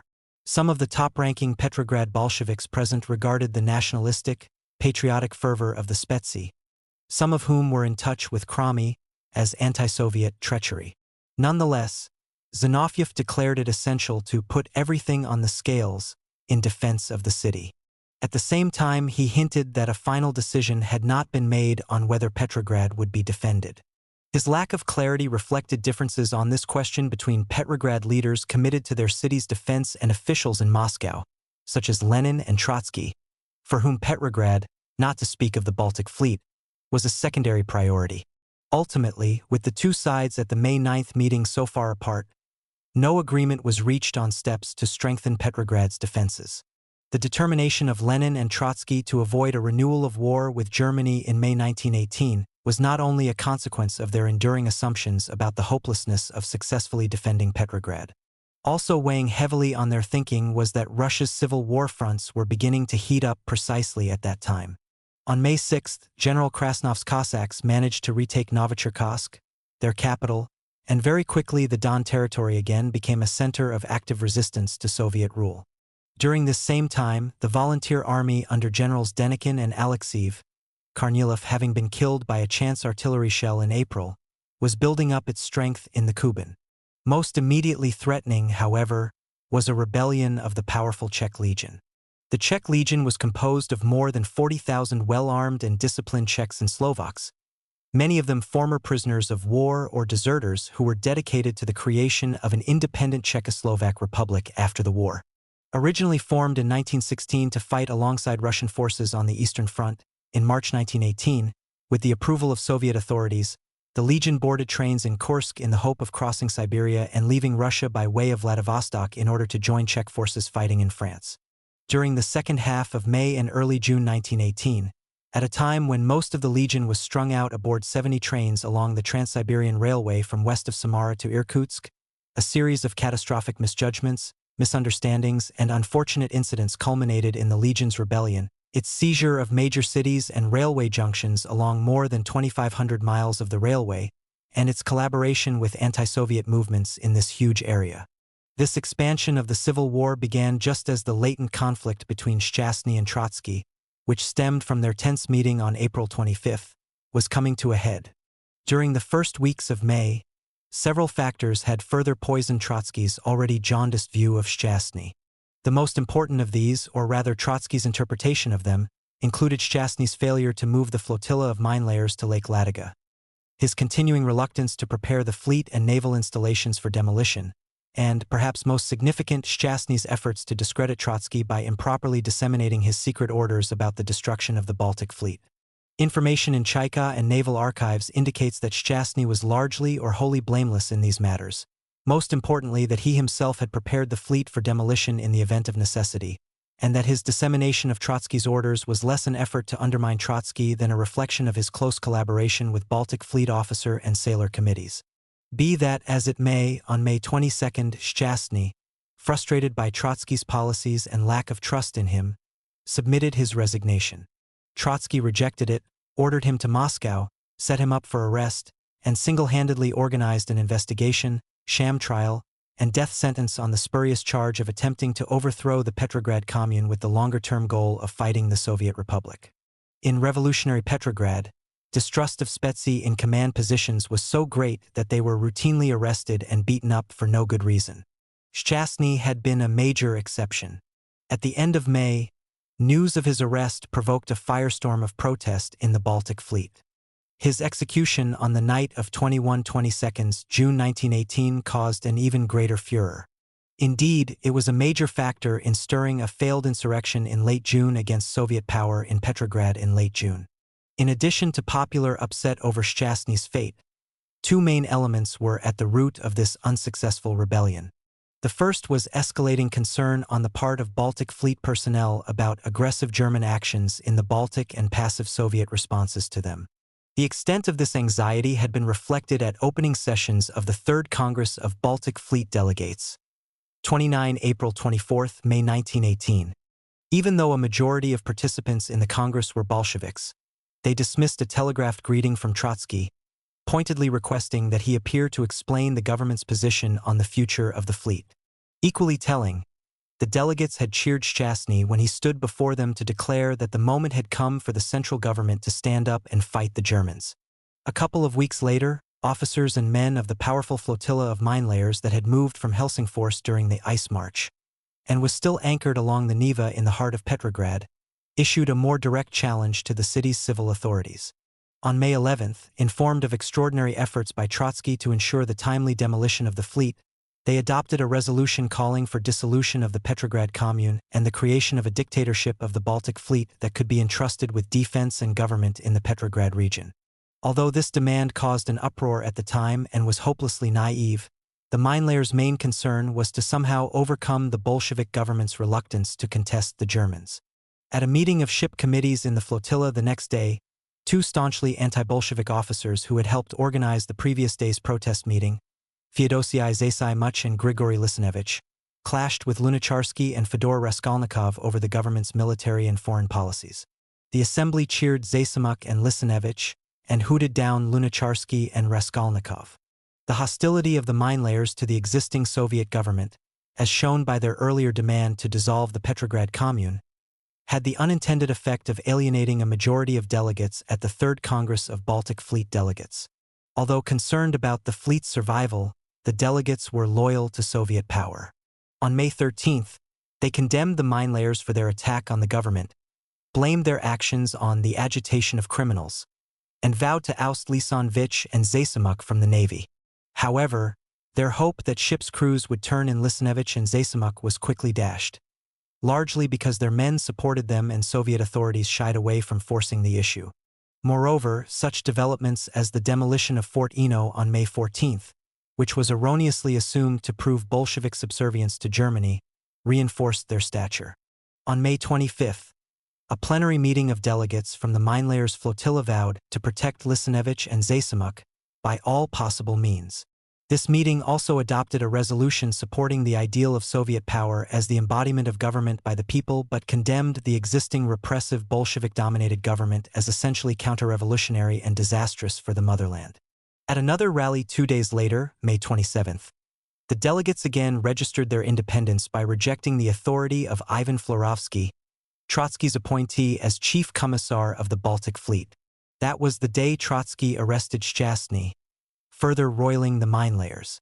The second element at the root of the late June rebellion against Soviet power in Petrograd consisted of workers at the Obakov plant, who had participated in the mass demonstrations on behalf of the Constituent Assembly on November 28th and January 5th. Representatives of the plant later were active in the EAD, one of Russia's largest producers of artillery, mines, shells, steel, and iron for military purposes. Obakov was hit hard by the sudden halt in defense orders following demobilization in December 1917. The efforts of management to switch to peacetime production were thwarted by fuel shortages. As a result, the plant was shut down and its 14,500 workers were laid off. Those who were able joined the swelling migration out of Petrograd. The following spring, the plant somehow managed to obtain enough fuel and production orders to be able to recall some 4,000 workers. The partial reopening of the plant coincided with the deepening of food shortages and the sharp rise in discontent among Petrograd workers that led to the formation of the EAD. Beginning in April, production at the plant was continually interrupted by mass rallies to protest the increasingly dire food crisis. Like workers from most of the other Petrograd industrial enterprises represented in the EAD, Obakov workers were too deflated to march on May Day. But matters began to crystallize on May 8th when the Bolshevik Obakov Factory Committee, under pressure from workers, tried unsuccessfully to obtain an increase in bread rations, which were then down to 1/8 of a pound per day. At a mass rally at the plant that evening, attended by 3,000 workers, SRs and Mensheviks heaped criticism on the government for the policies that led to the food emergency. A resolution was adopted demanding an increase in the bread ration and other food supplies commensurate with workers' needs, the immediate convocation of the Constituent Assembly, and an end to civil war. Another resolution adopted at a plant rally on April 12 put the demand for bread in the form of an ultimatum. Either the commune government raised food supplies to an adequate level or it would face a mass rebellion. The anti-government mood at this rally became especially inflamed by reports of bloody confrontations that pitted women seeking bread for the Easter holidays and unarmed Ozorsky plant workers in Kolpino against local Soviet officials and trigger-happy Red Guards and Red Army soldiers. Obukhov plant representatives were sent to the Putilov factory, where tension over food shortages was also high, to sound out workers there about a move against the government. Toward the end of May, Petrograd authorities tried to cool the Obukhov workers by shutting down the plant for several days, but to no avail. At the same time, technical problems thwarted efforts to move the mine-laying division to Lake Ladoga. As ships of the flotilla were moored near the Obukhov plant, during the second half of May and in June, disgruntled sailors and angry workers continually intermingled and at mass rallies discussed joint political action. In this way, the two main elements in the abortive rebellion that erupted on June 22 merged. At an especially heated rally at the Obukhov plant on June 16, the day after elections for a new Petrograd Soviet were announced, workers vowed to use the elections to transform Soviets into a voice for the re-establishment of universal voting rights and for convening the Constituent Assembly. They also called on the EAD to commit itself to a struggle for power and on the mine layers to join in it. At their meeting on June 16, the Obukhov plant workers also voted to send a delegation to Zinoviev to request the expansion of the government to include representatives of all left political groups pending convocation of the Constituent Assembly. Naturally, this request was rejected, on the grounds that the coming Petrograd Soviet elections would be a referendum on the people's will. Nonetheless, under pressure from the Obukhov delegation, Zinoviev agreed to address a mass meeting at the plant on June 20. At this meeting, the speeches of Zinoviev and Lunacharsky were drowned out by waves of heckling. Lunacharsky could not even complete his remarks, and he drove off well before the Obukhov plant workers adopted yet another resolution demanding the convocation of a Constituent Assembly. On June 20, at roughly the time of this raucous mass meeting, Volodarsky was assassinated in the Nevsky district not far from the Obukhov plant. Approximately 15 residents were arrested during a search of neighborhood buildings surrounding the crime scene. After interrogation, all were released but three: Grigory Eremiev and two comrades, all SRs. Grigory Eremiev, like his brother Alexei, was one of the Obukhov plant's most popular leaders. More to the point, he had no connection to Volodarsky's killing. Pichaika documents suggest that Soviet authorities used the sweep of the district, prompted by the search for Volodarsky's killer, to arrest him and other troublemakers, and also to press the Pichaika to keep them under lock and key. A general meeting of Obukhov workers the next day, June 21, declared an Italian strike. The workers threw out management and seized control of the plant, pending Eremiev's release. On June 22, another mass meeting at the plant resolved to demand that the EAD should declare political strikes in all Petrograd plants and factories for June 25 to protest the political repression of workers. The Obukhov workers also resolved to continue their occupation until Eremiev was let go, and to send a joint delegation of workers and mine layers to Smolny demanding his release by 10 o'clock that evening, and to reassemble again at that time, obviously to adopt more drastic anti-government measures if Eremiev was not freed. Meanwhile, news that Shchasny had been executed further angered the mine layers. Lisinevich, commander of the destroyer Kapitan Izalmetev, in an especially blatant demonstration of solidarity with the rebelling Obukhov workers, docked his ship alongside their plant. On the 21st and the 22nd of June, Petrograd authorities led by Zinoviev were trapped between two fires. On one side were workers such as those at the Obukhov plant and lower-ranking military personnel, such as the mine layers, who were poised for a decisive clash with the government over food shortages, repression of workers, and frustration with Soviet timidity in relations with Germany at the expense of the Baltic Fleet. On the other side were pro-Soviet hotheads bent on revenge for the assassination of their hero Volodarsky. In these circumstances, under pressure from Uritsky, Zinoviev restrained the hotheads. As regards the workers and mine layers, after weighing the situation, he adopted a hard line. Thus, his initial response to the delegation of workers and sailors seeking Eremiev's release was to send their demand to Gorokovaya II with the promise that Uritsky would arrange it, which he did. At the same time, he sent an emissary to the Putilov plant to find out whether workers there would join the Obukov workers' strike. News of Volodarsky's assassination had caused an immediate, if temporary, softening of dissatisfaction with Soviet power there. After this became clear, direction of the incipient rebellion suppression was placed in the hands of an intergovernment troika. Orders were issued to shut down the Obukov plant, and the next day, June 23, the neighborhood surrounding the plant was placed under martial law. Leading local-level SRs were arrested, and the SR club was shut down, as were SR party headquarters in the Nevsky and Obukov districts. On June 22, the Bolsheviks and left SRs transformed Volodarsky's funeral into a mass demonstration of support for Soviet power. In this atmosphere, the popular mood swung against the mine layers, and they were easily suppressed with the help of some 500 Kronstadt sailors who had marched in Volodarsky's funeral procession. Volodarsky's assassination muted the sailors' upset over Szczasny's execution and helped turn them against the mine layers, just as it had softened the Putilov workers. Gorky's Novaya Zizn, which had staunchly supported political protest earlier, captured this swing. A lead editorial on June 23 grieved at the loss of Volodarsky, an indefatigable agitator and leader of socialism who had given his soul to the working class, and condemned his killing as madness. The editorial also expressed concern lest his death set off a chain of bloodshed. The Kronstadters were supported by 3 gunboats, which blocked the Kapitan Izalmetev when it tried to escape. After a brief negotiation, its crew was disarmed, and several officers and sailors were arrested without incident. Lisnevich managed to slip away. 3 other destroyers raised anchor, moved upstream, and prepared to fight, but their surrender was also negotiated without bloodshed. Some officers and crewmen were arrested, but Zasimuk, like Lisnevich, evaded capture. The mine layers suffered a fate similar to that of the Obukov workers in the immediate aftermath. Florovsky superintended a thorough purge of the flotilla, arresting as many of those who had helped mobilize the fleet against the Petrograd government as he could get his hands on. On 8 to 10 June, Petrograd Bolsheviks had gathered for their 6th quarterly city conference.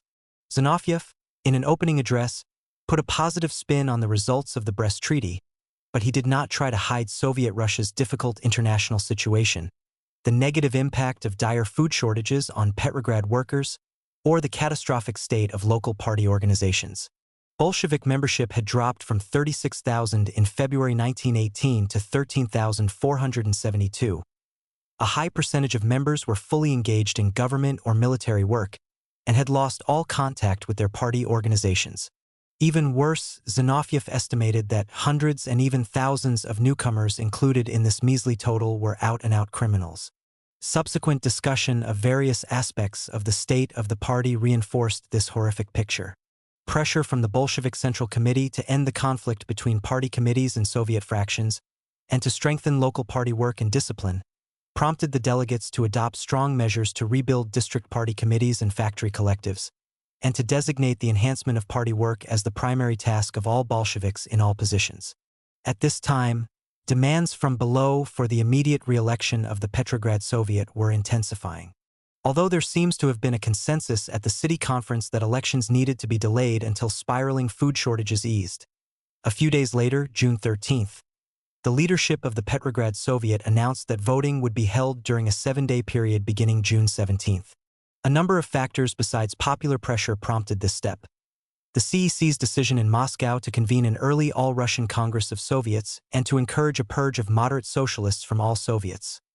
A desire to counteract the self-proclaimed right of the EAD to represent workers, and Bolshevik success in gaining control of non-party district workers' conferences, thus offering a way to help offset possible weaknesses in the governing party's electoral strength in factories.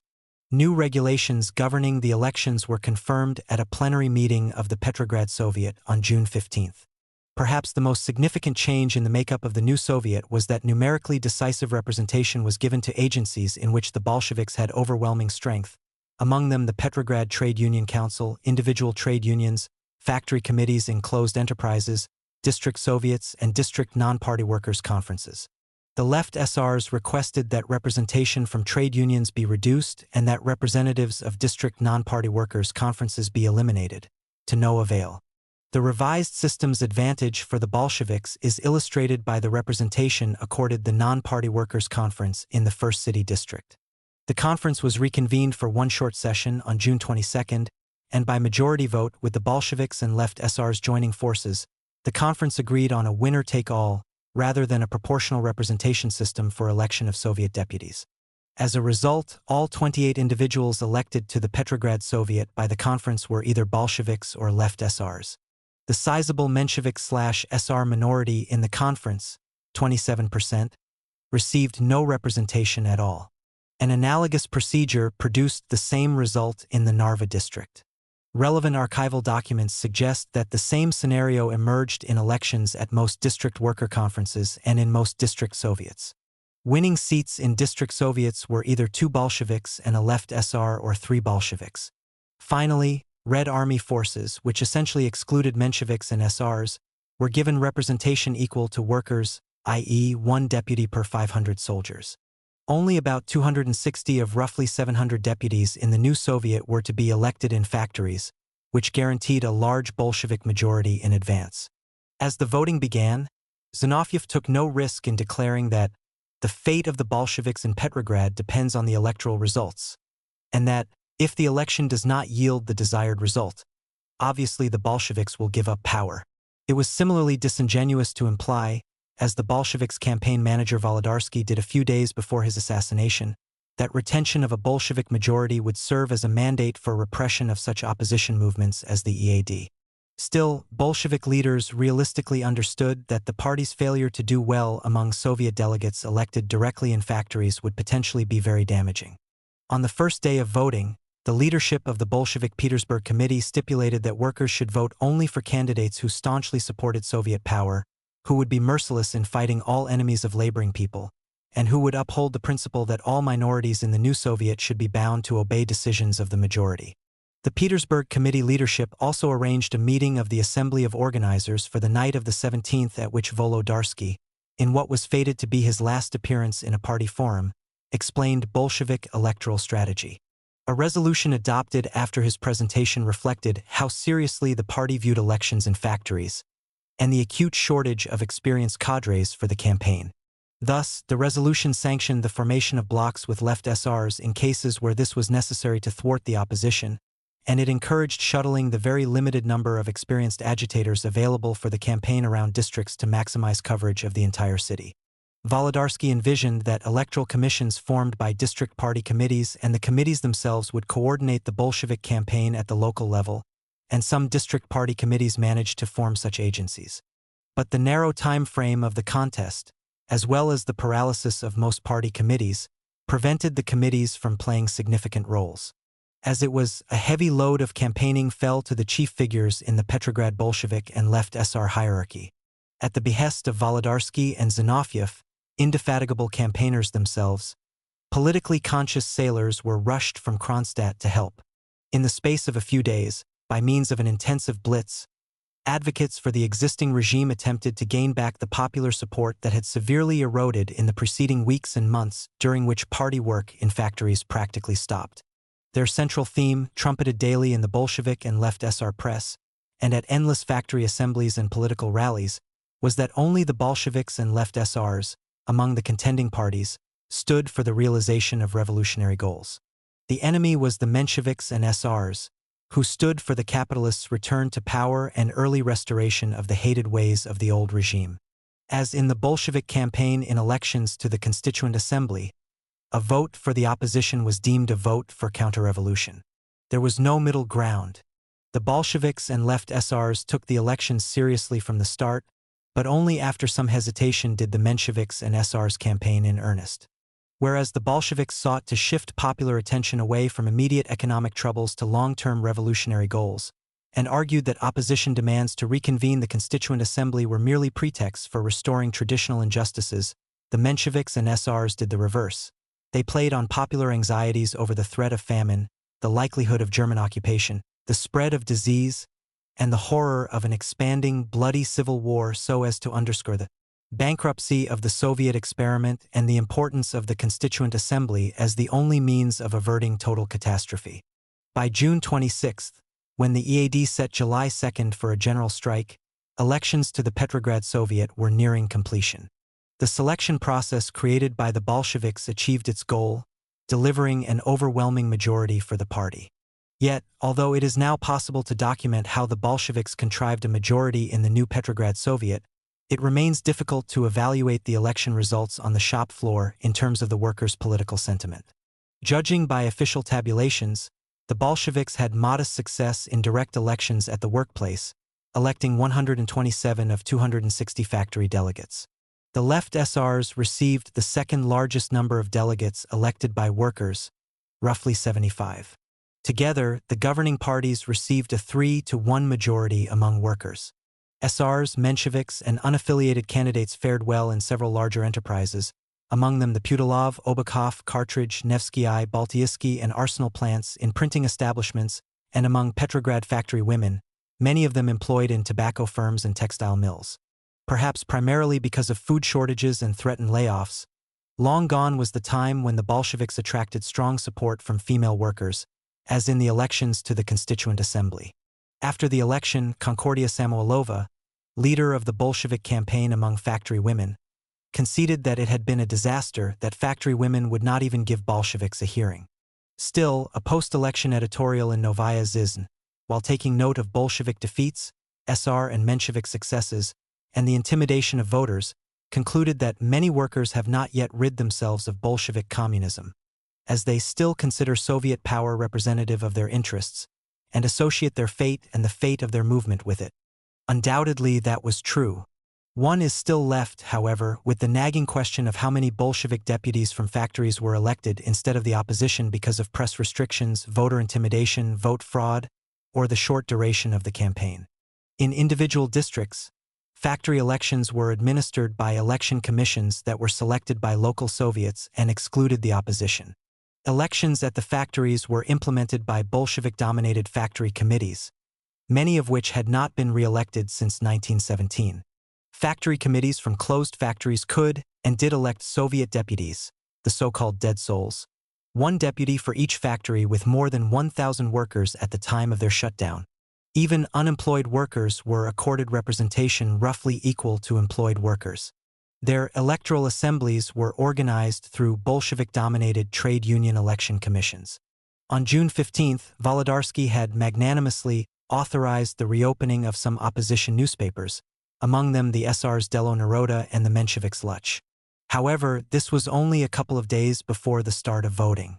Before then, most of the moderate socialist press remained muzzled. On the eve of the decisive split between Bolsheviks and left SRs in early July, left SRs candidly acknowledged Bolshevik abuses in the elections. At the Third Left SR National Congress in Moscow, June 28 to July 1, Spiridonova claimed that 300 of the 400 Bolshevik deputies in the newly elected Soviet had illegitimate credentials. We did not speak or resist this fraud because the counter-revolution and defenses party is so strong in Petrograd that defeat of the Bolsheviks would have meant the destruction of Soviet power and put Petrograd into the hands of the Black Reaction. We had to be silent about it despite the fact that the indignation of workers was enormous. Where, then, does this leave us? Perhaps the least that can now be said is that the Bolshevik victory in the June 1918 elections to the Petrograd Soviet, elections that would have significant political consequences, was highly suspect, even on the shop floor. Although this attempt to implement the principle that Soviet fractions were subordinate to party committees failed, it was a noteworthy, potentially precedent-setting initiative. Around this time, efforts were intensified to establish Bolshevik fractions and collectives nominally responsible to local party committees in all district Soviets and other civic agencies that lacked them. Concurrent efforts were started to rejuvenate party work among female workers. With the shutdown of Rabotnitsa at the end of January, the leading Petrograd Bolshevik women who had been associated with it focused their energy on general party work, either in the Petersburg Committee or district party committees. A notable exception was Alexandra Kollontai, who moved to Moscow as a member of the SNK in mid-March. In June, the need to replace party cadres that had transferred out of Petrograd, coupled with the disastrous results of elections to the Petrograd Soviet among factory women, underscored the importance of acquiring greater support among them. The necessity of upgrading party work among factory women had first been raised and approved by the Petersburg Committee on the eve of the elections. On June 14, the Petersburg Committee had, in fact, charged Samoilova to organize a special section for agitation and propaganda among factory women. At a meeting of the Assembly of Organizers on June 26, Samoilova presented her views on the importance and complexities of gaining a hearing among angry factory women threatened by starvation and loss of work, after which she made a proposal to establish special sections attached to the Petersburg Committee and district party committees for communicating with the factory women. Some of the assembled district organizers criticized these proposals, either because they considered that winning over dark, reactionary female workers was hopeless, or because they were already so overloaded that establishing yet another section seemed, as one of her listeners put it, an utter illusion. Even Zhenya Egorova, organizer for the Vyborg District Bolshevik Committee and a member of the Petersburg Committee, who shared Samoilova's views about the critical importance of party work among factory women, felt that primary leadership in this endeavor had to come from above, from a women's section attached to the Petersburg Committee. Anna Itkina, organizer for the Narva District Bolshevik Committee, came to Samoilova's defense, arguing that the chief weakness of earlier Bolshevik party work among factory women was precisely that it did not have an organizational base at the grassroots level. The Assembly of Organizers decided to form sections for party work among women at the city and district levels concurrently. Such sections were established by all Bolshevik district party committees.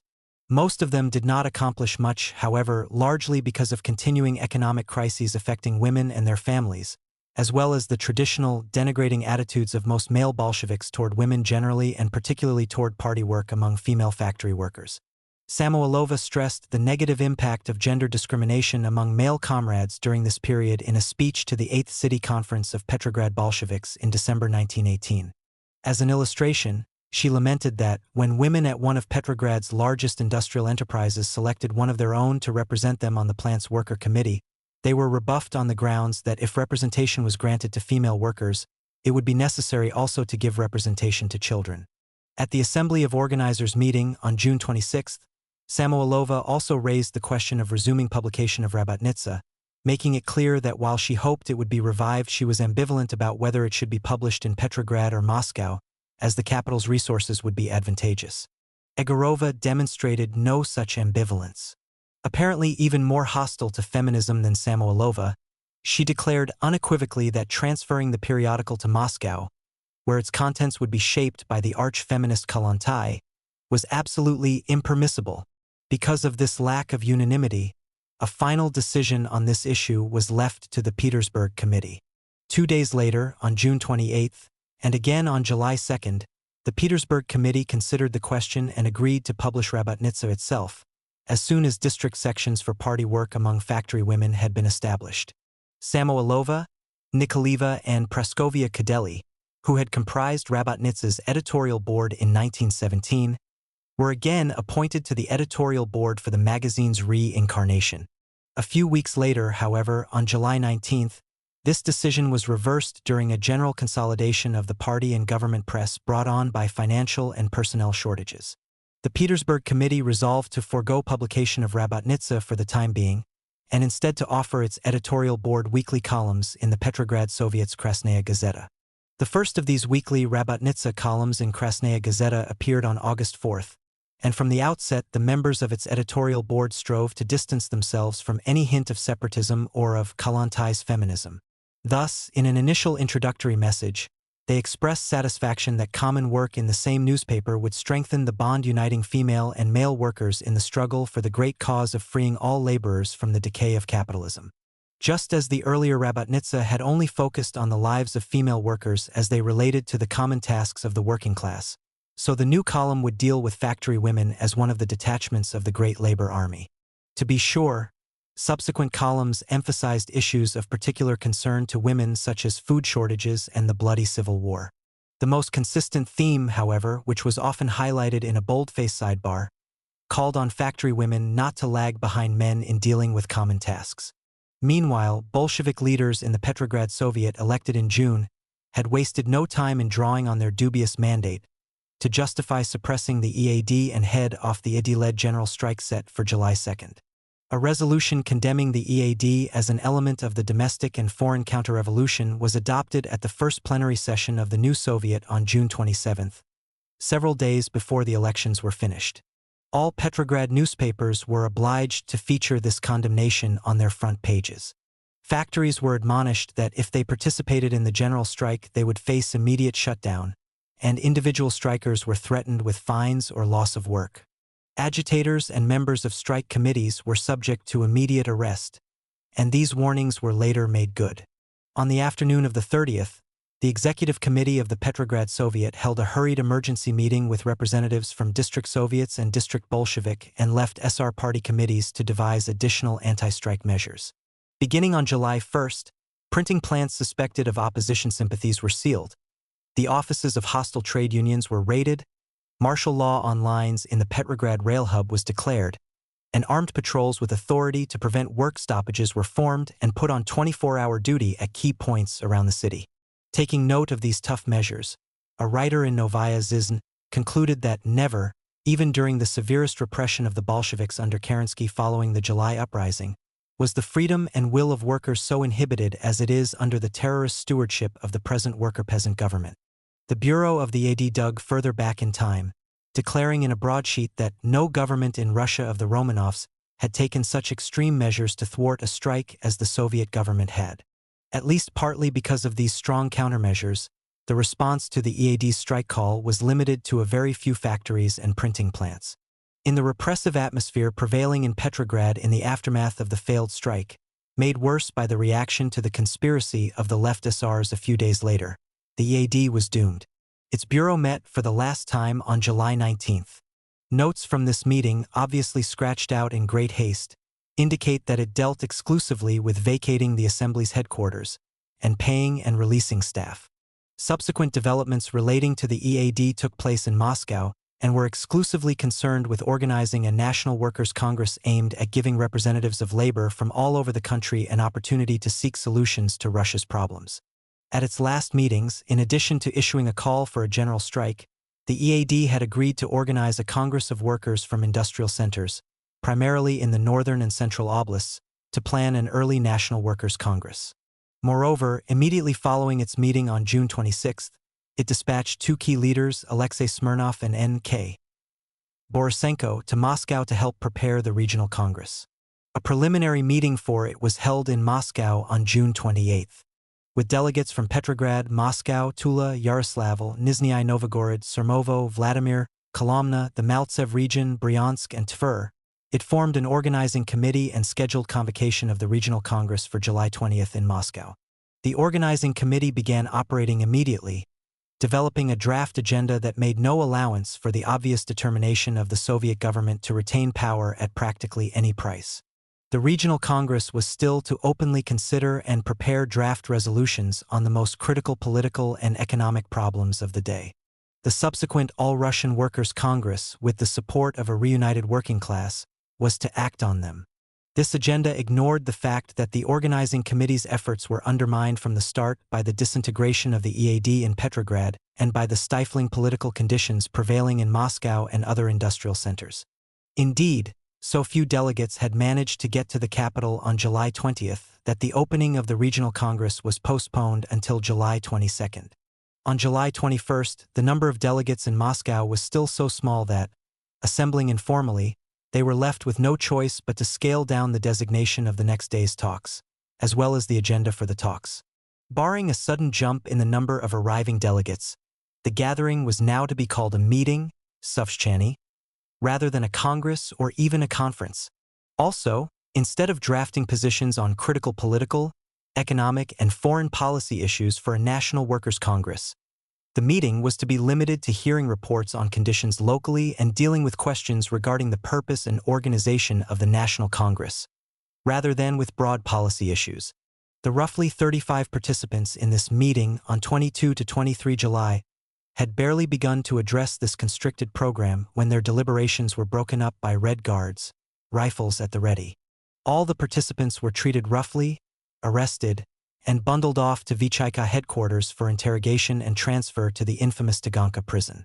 Among those seized, in addition to elected worker delegates, were four prominent non-voting representatives of socialist parties: Raphael Abramovich, Alexander Balin, and Alexander Volanin from the Central Committees of the Menshevik, SR, and Jedinstvo parties, respectively, and Alexander Alter from the Bund. Documentation of this meeting, however incomplete, is of considerable interest because it provides insights into the behavior of government and labor under the impact of civil war, unemployment, disease, and hunger. The value of organizing a National Workers' Congress was not disputed during sessions of the meeting, and the relationship of this Congress to Soviet power as it then existed was barely mentioned, thus complicating the Vchika's future case against the participants. The only substantive issue that triggered argument was the feasibility of forming a single, powerful national workers' union or party, free of influence from the intelligent SIA. The emergence of this question, like the idea of a National Workers' Congress, partly reflected the same disenchantment with all existing political parties that had contributed to the formation of the EAD in the first place. The first sign of the terrible cholera outbreak that epidemiologists had warned of in the spring appeared on July 1st, when government authorities in Petrograd were focused on preventing the next day's general strike. On that date, 7 suspected cases of the dreaded disease were registered in city hospitals. Typical of cholera, the number of cases rose very quickly, but its peak did not last long, after which the decline in cases was steady but stretched over a significantly longer period of time. The figures for the first week, 1 to 7 July, were 456 confirmed and suspected cases, with 59 resulting in death. The epidemic peaked during the second week, 8 to 14 July, when the figure was a staggering 4,247 cases, with 1,264 resulting in death. The third week, 15 to 21 July, saw 2,304 cases, with 1,044 resulting in death, and, during the fourth week, 22 to 28 July, the number of cases and deaths dropped another 50% to 1,219 cases, 507 of them fatal. The number of cases and deaths, although still worrisome, dropped steadily in August and September. The figures for all of August were 2,331 cases, leading to 861 deaths, and, for September, 1,091 cases leading to 372 deaths. Hit hardest by the epidemic, not surprisingly, were districts and neighborhoods of Petrograd populated by the poor and uneducated, the least able to resist infection, with a high percentage of unskilled and unemployed workers. The total number of registered cases between July and September was 12,047, of which 8,223 were confirmed and 4,305 deaths were recorded. These totals do not include large numbers of victims who died at home or in the streets. Nonetheless, the sheer number of registered cases made it the largest outbreak of cholera in the city's history. It was 3 times larger than a major cholera epidemic in Petrograd, then Petersburg, in 1892, and 1.5 times larger than one that ravaged the city in 1902. A report on the peak of the epidemic at a Bolshevik Petersburg committee meeting on July 10 suggested that an extraordinarily high percentage of victims were factory women. Framed against the backdrop of fierce class warfare during the period already described, the battle to bring the Petrograd cholera epidemic of 1918 under control appears as a kind of brief, limited armistice, during which customarily hostile political elements of the population collaborated for the common good. The quickest to respond to the outbreak were Bolshevik and left SR representatives of district Soviet medical sections assembled in the Interdistrict Conference. For the duration of the emergency, local efforts to educate the public about avoiding infection were headed by medical sections of individual district Soviets, or hastily formed district Soviet troikas, to combat cholera, supported by epidemiologists, staffs of local hospitals, and pharmacists.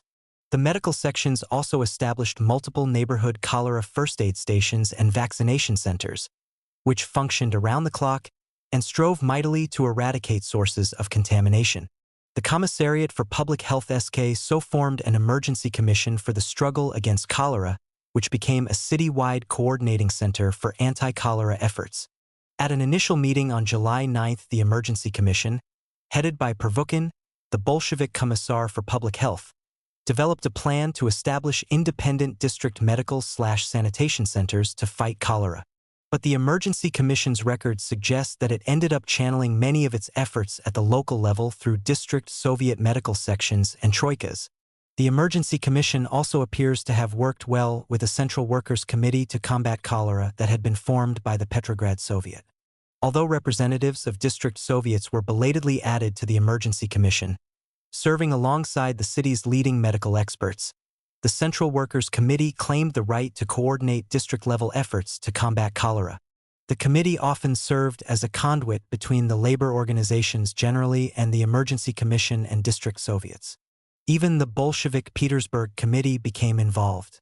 At the peak of the crisis, it took steps to stop the sale of fruit by street vendors, facilitate the quick adoption of emergency preventative health measures by workers, and mobilize workers to bury a huge backlog of coffins at the city's cemeteries.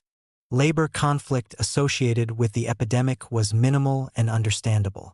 Grossly overworked grave diggers at the Ouspensky Cemetery demanded an increase in their miserly bread ration.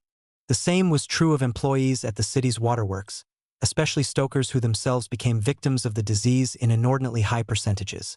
They insisted on a supplemental ration equal to that granted personnel carrying out high-risk medical duties.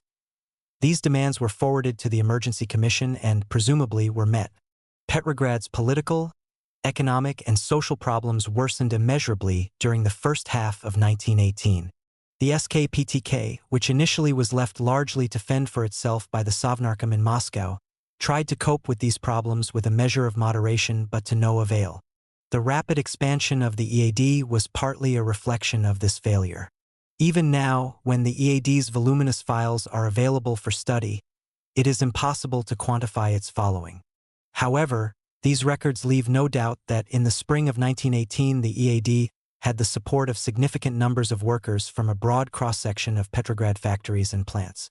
It is also clear that at the start, in mid-March, when the EAD was attempting to work within the existing political system to bring about change, this support was driven primarily by bread-and-butter issues, food shortages, unemployment, chaotic evacuation, and the like, coupled with the apparent unwillingness of existing labor organizations and institutions of self-government to help resolve them.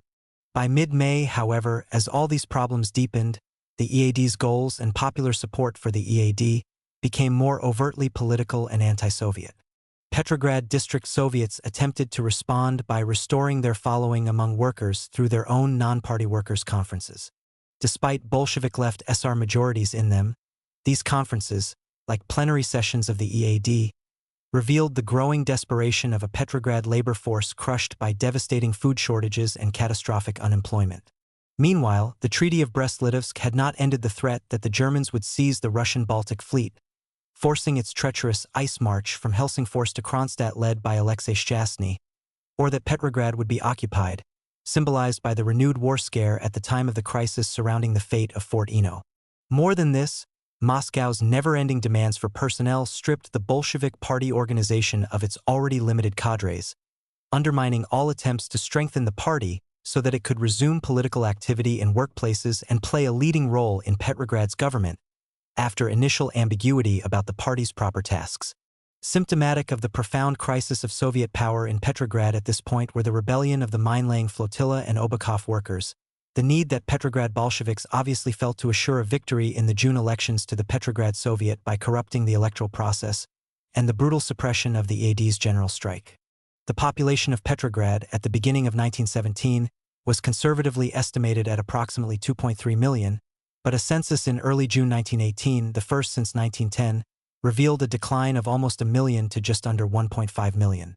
During the last half of May and the first half of June alone, roughly 150,000 citizens, a high percentage of them workers, fled the former capital, streaming to the countryside to escape hunger.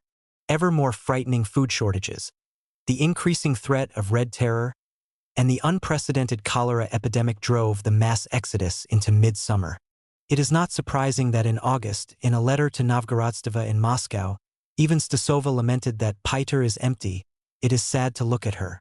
In coping with these myriad emergencies, the Petrograd Bolsheviks were aided by collaboration with the left SRs. The critical importance of the Bolshevik-left SR alliance for the survival of Soviet power in the Petrograd region in the spring and early summer of 1918 is illustrated by the history of the so-called Northern Commune. The Northern Commune and the Bolshevik left SR alliance. Zinoviev, in March 1918, had opposed the relocation of the national government to Moscow, the pre-Petrine Russian capital, because he recognized that moving it there instead of to a less central and less important city reduced the likelihood of its ever returning to Petrograd. Zinovyev's choice was Nizhny Novgorod. Once the move was made, Zinovyev stressed that because the Russian people still viewed Petrograd as the capital, in the short term Soviet authorities in Petrograd and Moscow would need to share national government functions. Stasova was among other prominent Petrograd Bolsheviks who held this view. In early April, Zinovyev, Bolshevich, and Yaffe had come away from a chaotic Central Committee plenum in Moscow convinced that the Central Party leadership was paralyzed and sorely needed reinforcement from Petrograd.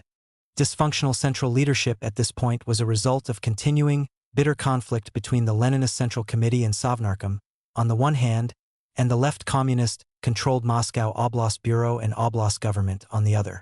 Based on their experience, Zinovyev, Bolshevich, and Yaffe were increasingly uneasy about Moscow and suspicious that, especially in foreign affairs, the Moscow party leadership was taking steps behind their backs that they would not approve. Also, military, food procurement, and public health concerns dictated stronger regional, if not national, direction from Petrograd. Creation of a regional Bolshevik organization to coordinate the party's activities in the northern oblast or region preceded establishment of an oblast government. The Petrograd Bureau of the Bolshevik Central Committee, on March 20th, resolved to integrate provincial party committees in northwest Russia into a regional northern oblast party organization. For this purpose, on 3 to 6 April, the Bureau convened a conference of party representatives from the neighboring provinces of Petrograd, Archangel, Vologda, Novgorod, Olonets, and Pskov. This conference, the first Northern Oblast Bolshevik Party Conference, formed a representative committee, the Northern Oblast Committee (SOK), to direct party work in the Northern Oblast. Concurrently, the Sovcom of the Petrograd Labor Commune, the SKPTK, began planning for a Congress of Soviets in the Northern Oblast, which ultimately met in Petrograd on 26 to 29 April. Inasmuch as its outcome, establishment of an oblast government, was a foregone conclusion, its primary historical interest lies in the revealing arguments that broke out there between Zinovyev and the prominent Petrograd left SR Iyakov-Fishman over left SR participation in the new government and over the government structure. On March 23, the SKPTK had responded to feelers from the left SRs by sanctioning negotiations to include the left SRs in an oblast government. These talks evidently went well. The SKPTK, after listening to a report by Zinovyev on April 11th, reconfirmed its interest in forming a coalition with the left SRs and designated the government portfolios that could be offered to them: agriculture, transportation, and internal affairs, but not military affairs under any circumstances. A week before the opening of the First Northern Oblast Congress of Soviets, Zinovyev had led negotiations along these lines with the Petrograd left SR leadership. A day or two before the start of the Congress, however, a majority of delegates to the Second All-Russian Left SR Party Congress, held in Moscow on 17 to 23 April, following a week of acrimonious debate about whether to withdraw from the Sovnarkom because it had ratified the Brest Treaty, endorsed withdrawal. At the same time, the delegates recommended active participation of left SRs in other national and regional government agencies. The opening of the First Northern Oblast Congress of Soviets also coincided with the major new war scare surrounding Fort Eno. As we have seen, government authorities in Petrograd feared that this threat was the prelude to an attack on their city and had fervently proclaimed their determination to defend Petrograd at any cost. Naturally, then, on the first day of the Congress, Zinovyev began a report on the SKPTK with a ringing reaffirmation of this pledge to defend the city. Foreshadowing a central theme of Lenin's immediate tasks of Soviet power, Zinovyev listed Petrograd's grave problems, concluding that they could be resolved only by the institution of a strong, oblast-wide dictatorship, discipline, unconditional obedience, and revolutionary unity. The continued left SR boycott of the Sovnarkom together with this concern about unconditional obedience and revolutionary unity were apparently the catalyst for the ferocious attack on the left SRs which Zinoviev launched next. Then, too, he may have been trying to move in tandem with Lenin's freshly articulated disdain for the left SRs. In any case, Zinovyev accused the left SRs of hypocrisy, deception, and sabotage. As a consequence of their fatal error in not supporting the ratification of the Brest Treaty, the left SRs had squandered their popular following. They also erred in thinking that they could withdraw from the Sovnarkom and continue their engagement in Soviet government elsewhere. Under existing circumstances, the basis for effective political collaboration in government between Bolsheviks and left SRs had been undermined. Petrograd left SRs had the choice either of working with the Bolsheviks at all levels, or leaving the Soviets entirely and joining the counter-revolution in their effort to overthrow the Bolsheviks. Repeatedly, Zinoviev contended that continuing lack of clarity in the policies of the left SRs was intolerable. Yet, somewhat contradictorily, he also declared that if the left SRs wanted to participate in the oblast government they would be welcome, provided their intent was not to sabotage the Bolsheviks' policies but to work closely with them and support the decrees of the central government and the Fourth All-Russian Congress of Soviets, in other words, implementation of the Brest Treaty. Because the Bolshevik majority rejected left SR requests that Zinoviev's speech be discussed at once, it was not until the last day of the Congress on April 29 that Yakov Fishman, spokesman for the left SRs, was able to rebut him. In the interim, cooler heads, recognizing the importance of help from the left SRs if Soviet power in the Northwest was to survive, worked out an understanding on their participation in the government. Nonetheless, Fishman, well known for his fiery oratory, did not mince words in responding to Zinoviev. Seizing upon Zinoviev's fervent pledge to combat the advance of German forces at Fort Eno to the last, Fishman declared that insofar as the Petrograd Commune remained true to this commitment, the Bolsheviks and left SRs were united. On this central question in the Bolshevik-left SR conflict, Bolshevik authorities in Petrograd might have a quarrel with the Sovnarkom in Moscow, but most certainly not with the left SRs. To Fishman, in fact, a common determination to defend Petrograd at all costs provided Bolsheviks and left SRs in the northern oblast with a solid basis for collaboration. Fishman wondered just how the Bolsheviks' expected left SR sabotage would be manifested. If Bolsheviks thought that the left SRs would demand socialization of land instead of urban gardening and genuine workers' control rather than invitations to representatives of commercial industrial circles, then they would be saboteurs. Here Fishman was referring to the Bolsheviks' promotion of planting vegetables in open spaces in and around Petrograd as a means of easing the food shortages crisis, and to the use of bourgeois specialists as paid advisors on military and industrial projects. Responding to Zinoviev's inference that staying out of an oblast government followed naturally from the withdrawal of the left SRs from the Sovnarkom, Fishman explained that there was only one reason for this act. The Fourth All-Russian Congress of Soviets had adopted a resolution, ratification of the Brest Treaty, that the left SRs were convinced had placed the October Revolution in an utterly hopeless position. Consequently, the left SRs, by allowing their representatives to participate in the Sovnarkom, would be actively collaborating in policies they were certain would lead to the smothering of the revolution. The Sovnarkom in Moscow would be forced to implement the Brest Treaty. Fishman continued. So be it. This did not mean the left SRs had to abandon the Bolsheviks. They had not lost faith in them. The Bolsheviks had said that Soviet Russia would get a breathing space of a week or two, and if it was faced with intolerable conditions, the treaty would be torn up. If that was true, the left SRs could participate in oblast governments with clear consciences. You won't be implementing the peace treaty here, you will just be exchanging notes with German representatives, and we will leave that happy chore to you, Fishman chuckled. To the degree that you don't retreat from revolutionary measures to which we both subscribe, he declared, we will gladly work together. Fishman went on to describe Petrograd left SR thinking on Soviet government in general and on the structure of a future oblast political system in particular. Here the contrast was significant between Fishman, representing the dominant Petrograd left SR point of view, and Zinoviev, who, in step with Lenin, was now contemptuous of democratic scruples and determined that strict party discipline and centralized government were the keys to saving the revolution. The core of the left SR view on government, as Fishman elaborated it, was an abiding faith in the ability of workers and peasants, organized around democratic Soviets, to develop the revolution. Genuine Soviet power and a revolutionary democracy necessarily had to be based on healthy social, because the urban proletariat was then in the process of migrating to the countryside. The main social base of revolutionary government would have to be Russia's still enormous, healthy, and politically able class of laboring peasants. Middle and poorer peasants working their own modest plots, as opposed to wealthier landowners who employed hired labor. Because this class was alive and well, there was no justification for introducing purely bureaucratic institutions or the dictatorship of party commissars into the Soviet system. This malignancy of bureaucracy and commissars had developed into an epidemic as a result of the fact that the Bolsheviks' natural social base among factory workers was disintegrating. To compensate for this, the diktat of party officials was being substituted for class-based democracy exercised through freely elected representative Soviets. To Fishman, it was essential that this process be reversed. Privately, of course, Bolshevik authorities in Petrograd led by Zinoviev were themselves concerned about the isolation of Soviets from their labor constituency and looked to mitigate it through district non-party workers' conferences. The proposals that Fishman presented on behalf of the left SRs for structuring an oblast government flowed from a deep belief that government should be implemented primarily through popularly controlled, democratically operated, representative Soviets.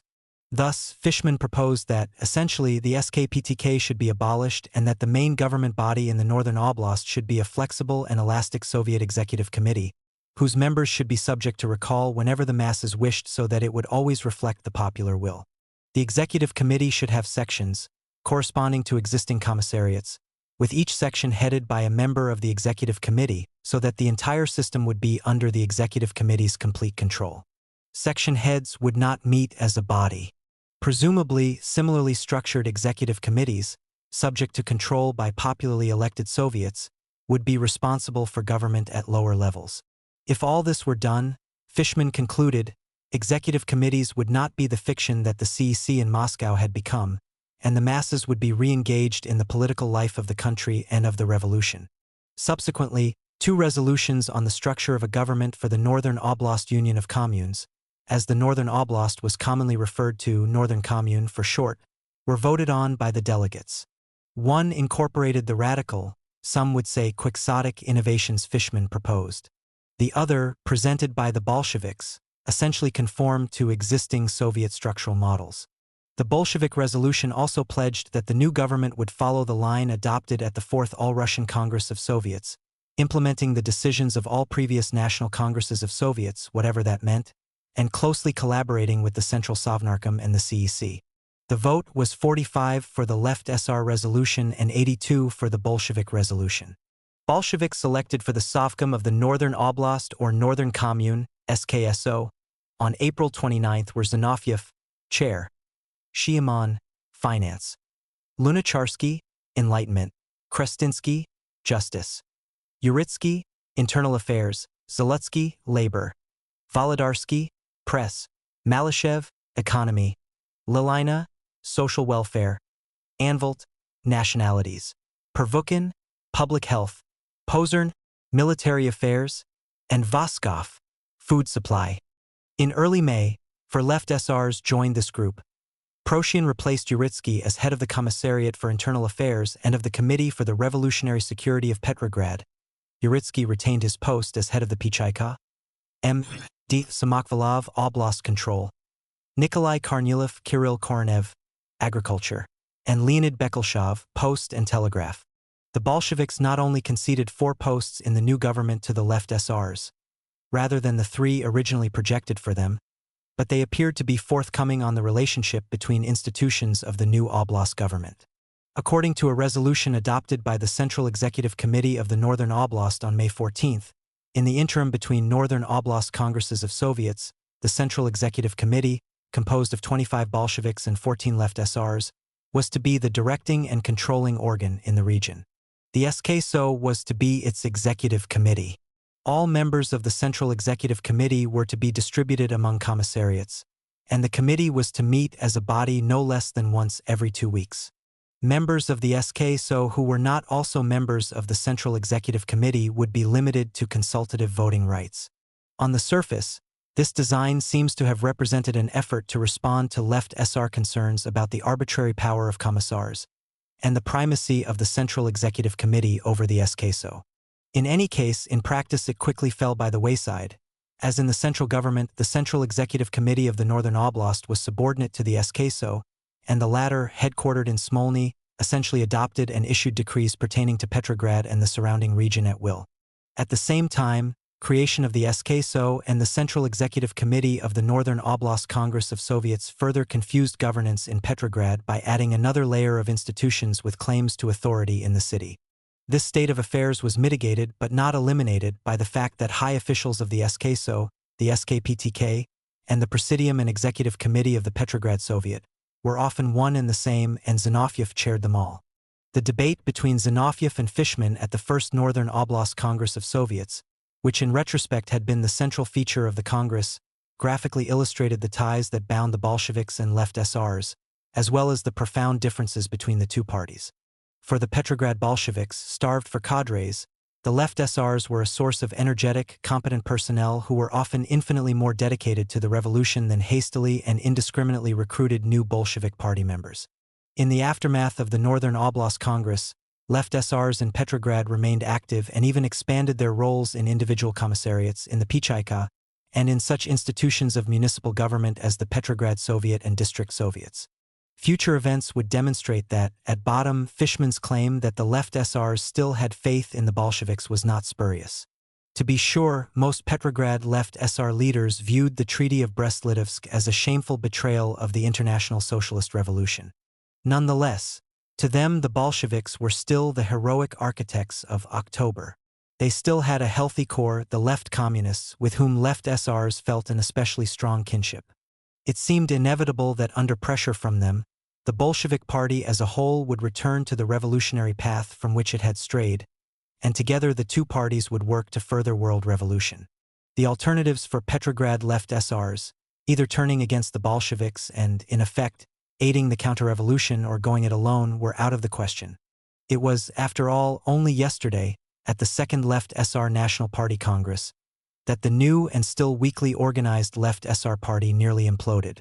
At the same time, the debate between Zinoviev and Fishman revealed the many major programmatic principles that differentiated the Bolsheviks from the left SRs.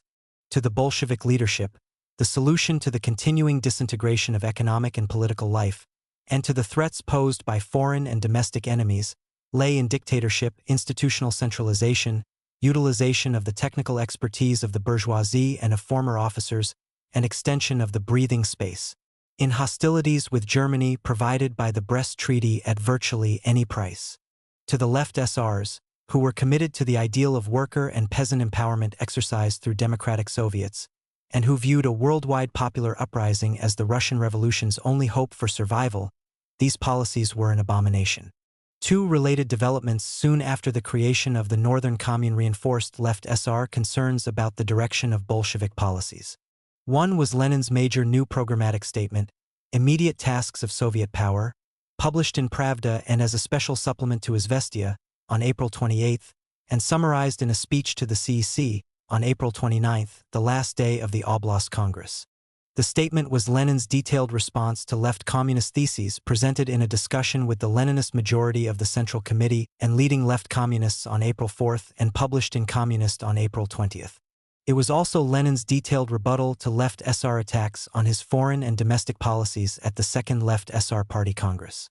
On the assumption that the destructive stage of the revolution, in which the power of the richest bourgeoisie and big landowners needed to be broken, was largely completed, Lenin defined the more important immediate tasks of Soviet power to be suspending the offensive against capitalism and putting an end to economic chaos so as to revive Russia's economic strength and military capabilities. These tasks necessitated the unquestioning implementation of government directives, obedience to individual dictators, commissars, utilization of paid bourgeois specialists in economic management, the reimposition of one-man managerial authority and labor discipline, and other such capitalist measures in industry as restoration of wage incentives to workers. Lenin referred to this mixed economic system as state capitalism, and readily acknowledged that it was consciously modeled after Germany's wartime economy. All these positions were anathema to left SRs, as Karelin made clear to the CC on April 29. Also, in the CC, Lenin devoted considerably more attention to assailing the left SRs for not understanding the needs of the moment than he had in written versions of the statement, a fact that Karelin studiously ignored, focusing instead on challenging Lenin's fundamental assumptions and policies. Lenin's immediate tasks of Soviet power caused a great stir among Petrograd left SRs. At the 7th City Conference of Petrograd left SRs on May 3, the delegates passed a resolution endorsing the Second All-Russian Left SR Party Congress's opposition to the Brest Peace and withdrawing from the central government. They also seconded participation in the Northern Oblast government, until such time as it retreated completely from the slogans of the October Revolution. In addition, they endorsed the theses against Lenin's new course that were originally adopted by the left SR fraction in the CEC, and that emphasized in particular Lenin's intention to develop a business-like relationship with the bourgeoisie and to foster dictatorships in politics and economic management. Echoing Karelin's rebuttal to Lenin in the CEC on April 29, the theses attacked Lenin's new program as a systematic retreat from the basic principles underlying October, and a conscious retreat from social revolution that stemmed from a faulty evaluation of the social role of the laboring peasantry and a lack of faith in the creative power of the urban proletariat. Instead of dictatorships and compromise with the domestic and foreign counter-revolution, the theses embodied the view that the resolution of Russia's economic problems was inseparable from the world revolution. Thus, they called for an immediate offensive against German imperialism and the fullest possible participation of workers and peasants in revolutionary construction and struggle through the expansion and strengthening of democratic Soviets. The second development that reinforced left SR concerns about the direction of Bolshevik policy soon after the creation of the Northern Commune was Lenin's use of armed force to solve the ever more urgent problem of urban hunger. On March 23, the Sovnarkom had issued a decree proposed by Lenin endowing the People's Commissar for Transportation and a hierarchy of regional dictators subordinate to him, with unlimited powers to restore and direct the operation of railways throughout the country. The decree also mandated the formation of extraordinary armed security detachments to maintain strict order on railways. Judging by the situation of the Petrograd railway hub, these orders, apart from creating another layer of inexperienced, often corrupt security forces, had little, if any, practical impact. In any case, the food supply crisis in Petrograd worsened in the late spring and early summer. In March, workers in Petrograd already were allocated a daily ration amounting to only 1,082 calories. The norm was 3,600 calories. The figures for April, May, and June were 1,013, 899, and 714 calories per day, respectively. Yet even these allocations do not reflect the actual state of affairs, because available food supplies often were insufficient to meet even these minimal allocations. In memoirs written years later, a Vyborg district Bolshevik, Vasily Khairov, recalled that in May, workers ate significant numbers of the city's horses, and that beginning then, for weeks at a time, the most workers could get for their ration cards were sunflower seeds and nuts. At a meeting of the Petrograd Soviet on May 9, both Bolsheviks and left SRs still looked to peaceful measures to deal with the food emergency, which was also on the agenda of a Bolshevik delegates Soviet meeting on May 17. Only a small percentage of district committee delegates showed up for this meeting. But because the situation was already so threatening, and because of the presence of A.I. Puchkov, a Bolshevik representative on the Central Food Supply Board, the delegates agreed to declare the meeting unofficial and just to listen to what Puchkov had to say. Explaining the causes of the food supply crisis, he pointed to the unwillingness of peasants to part with grain for worthless paper money, as well as transportation problems and obstructionism by anti-Soviet elements at all levels of food procurement, shipment, and distribution. He rejected, as a delusion, the notion that the crisis could be solved by eliminating restrictions on free trade or forcibly squeezing grain from kulaks, richer peasants who used hired labor. Puchkov especially emphasized the critical importance of producing the manufactured goods required by peasants, creating a reliable barter system between town and country, improving transportation facilities and administration, and establishing a uniform class-based food rationing system throughout the country. Some of Puchkov's listeners were completely demoralized by his remarks, if only because existing fuel shortages and widespread hunger appeared to preclude production of manufactured goods required for barter. Other delegates were less pessimistic about the possibility of easing the crisis through Puchkov's nonviolent measures, as well as by finding the resources required to improve shipping, evacuating the unemployed to areas where food shortages were less acute than in Petrograd, increasing the exploitation of fishing resources in the north, encouraging the planting of vegetable gardens in the city and its environs, and appointing significant numbers of workers to watch over saboteurs in food supply agencies until reliable replacements could be trained. Virtually everyone was opposed to provoking panic and playing into the hands of the counter-revolution by making the extent of the crisis generally known. Implicit in Puchkov's report, as well as in the subsequent discussion, was that the survival of Soviet power in Petrograd depended on somehow improving or, at any rate, avoiding further deterioration in the food situation. Nonetheless, No one questioned Puchkov's exclusive emphasis on nonviolent methods of dealing with the crisis. Puchkov's approach, however, conflicted with the plan of using coercion that was laid out by Lenin and the Sovnarkom. On May 9, operating on the premise that despite starvation in the consumer provinces, kulaks and the rich people in grain-producing provinces were holding back significant grain surpluses in order to force the government to pay dearly for them, the Sovnarkom agreed to respond to coercion against the starving poor by those possessing grain with coercion against the bourgeoisie.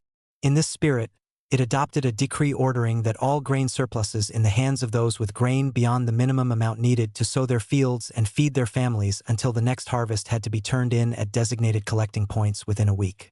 All peasants with grain surpluses after this period would be declared enemies of the people. Those arrested would be turned over to revolutionary tribunals, sentenced to no fewer than 10 years of hard labor in prison, deprived of all property, and permanently banished from their communes. The People's Commissar for Food Supply, Alexander Tsayurpa, and his deputies were empowered to use armed force to seize grain surpluses. They could dissolve any local food supply bodies that defied their orders, and they could fire and submit for trial all individuals from government or private agencies who interfered with them. During discussions of this decree in the CEC on the same day, May 9, Karelin spoke for the left SRs and raised strong objections. However, they were ignored. On May 13, the decree was confirmed by the Presidium of the CEC.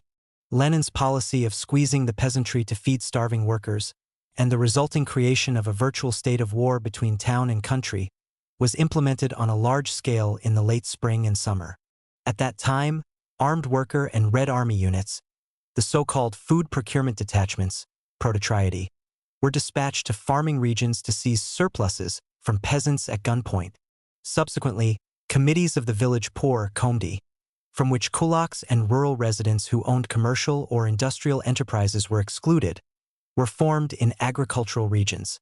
The primary purpose of the komdi was to help food supply detachments locate grain surpluses and generally assist in implementing the food supply dictatorship. The decree on the formation of komdi was adopted by the Sovnarkom on June 8 and came before the CEC for confirmation on June 11. There Karelin bitterly criticized it for undermining the entire structure of Soviet power in the countryside. As he saw it, elective peasant Soviets, which were already developing food supply sections, were to be subordinated to entirely new, isolated institutions. Also, a whole new category of small landholders, guilty only of trying to save minimal amounts of grain needed to obtain the industrial goods they required for survival, were to be defined as class enemies and their meager grain surpluses confiscated. Peasants were to supply grain at fixed prices, but the prices of manufactured goods they required were not fixed. To Karelin, these were all signs of Bolshevik bias toward workers and an affinity for bureaucratic centralization. Lenin, from the start, sought to maximize the recruitment of Petrograd Bolsheviks and ordinary workers for dispatch to the countryside without regard to the effect this would have on the stability of Soviet power in the city. Thus, on May 10, the day after the Sovnarkom adopted the decree authorizing the forceful seizure of surplus grain from peasants, he asked a Putilov plant representative to convey an appeal to Petrograd workers to participate in food procurement detachments on a mass scale. Reinforced with a written authorization from Alexander Tsayurpa to use all necessary force to obtain bread, the appeal called for recruitment in Petrograd alone of 20,000 select workers for a merciless armed assault on the rural bourgeoisie. On May 21, Lenin also telegraphed to Zinoviev and the Bolshevik Petersburg Committee the text of an open letter to Petrograd workers regarding the mobilization of food procurement detachments. Published the next day, the letter called for the immediate mobilization of tens of thousands of advanced Petrograd workers to obtain grain from the peasantry by force of arms in order to escape the outstretched bony hand of hunger. Just a day later, May 22, Lenin penned a second letter to workers in Peter, following another stormy session of the CEC where Bolshevik attitudes toward the peasantry and the indiscriminate grain procurement policies were attacked by the left SRs Karelin and Trutovsky, also a leading left SR. Baiting workers to join in a holy procession to the countryside, Lenin's second letter was more brash and, if anything, more alarmist and reckless than the preceding one. Perhaps the most significant difference between the two was this letter's ferocious attack on the left SRs, for it charged that they were now the party of the weak-willed, apt to defend kulaks, undermine absolutely essential forced grain procurement policies, and, overall, subvert Soviet power to the same degree as the domestic and international counter-revolution. Lenin's second letter appeared on the front page of Krasnaya Gazeta on May 26. Petrograd left SRs, who were then working closely with Bolsheviks in the coalition government established after the First Northern Oblast Congress of Soviets, were again incensed. The timing of Lenin's assault was especially awkward in the former capital, because it coincided with a further decline in the local food supply. The rising tide of labor unrest that led to increased support for the EAD, the anti-Semitic outbursts among workers and other disturbing signs of activity by rightist elements, and the fresh German occupation scare accompanying the threat to Fort Eno, all of which underscored the critical need for unity among government forces if Soviet power in the Northwest was to survive. A blistering front-page editorial in the Petrograd Left SR's Znamia Borbai on May 28 began and ended with fierce criticism of Lenin's indiscriminate assault on the Left SRs. 2 days earlier, May 26, leading Petrograd Left SRs and representatives of district party committees had gathered for their 8th city conference, where Lenin's second letter, which had appeared in the morning papers, triggered an understandable explosion. Lenin has finally exceeded all bounds, one participant apparently roared. He doesn't shy away from anything, even the grossest distortion of fact, bemoaned another. It is essential to restrain the dictator gone berserk, shouted a third. The conference adopted a resolution declaring that Lenin's demagoguery had exceeded all bounds, and calling on the Left SR Central Committee to request the Bolshevik Party to immediately express its opinion on Lenin's position. I have found no record of any response to this request. Under Zinoviev, the Presidium of the Petrograd Soviet wasted no time in responding to Lenin's appeals. On May 23, even before the publication of Lenin's second letter, it called on district Soviets to form grain procurement detachments no later than May 27. Lists of the composition of these units were to be delivered to the Food Supply Commission of the Petrograd Soviet by May 28. As a start, each district Soviet was assigned a quota of recruits ranging from 20 to 50, for a total of 515 recruits. The Presidium obligated itself to instruct and arm the detachments. On May 29, an emergency plenary meeting of the Petrograd Soviet endorsed this plan, and on June 2, the Presidium of the Petrograd Soviet announced that the first detachments, numbering 400 workers, had departed Petrograd. On May 31, the Petrograd Bureau of the Bolshevik Central Committee convened a rare meeting of party leaders from the SKSO, SOK, the Petersburg Committee, district party committees, trade unions, and the like. A primary purpose of this meeting appears to have been to consider directives from the Central Committee to restore strict intra-party discipline and, once again, to enhance party work over Soviet work. The most immediate task at the meeting was to discuss how to respond to Lenin's insistence on significantly more of the Petrograd Party organization's finest for service with worker grain procurement detachments, which destroyed any possibility of enhancing party work. In an effort to resolve these conflicting goals, the meeting confirmed the appointment of a commission of 3, Zinoviev, Stasova, and Rabinowitch, with dictatorial powers, to direct the appointment and distribution of cadres, and resolved to assign 25% of the party's membership locally to grain procurement detachments.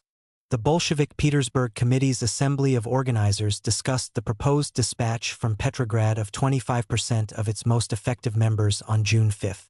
The organizers focused on the negative impact that this huge outflow of experienced personnel would have on their efforts to rebuild factory collectives.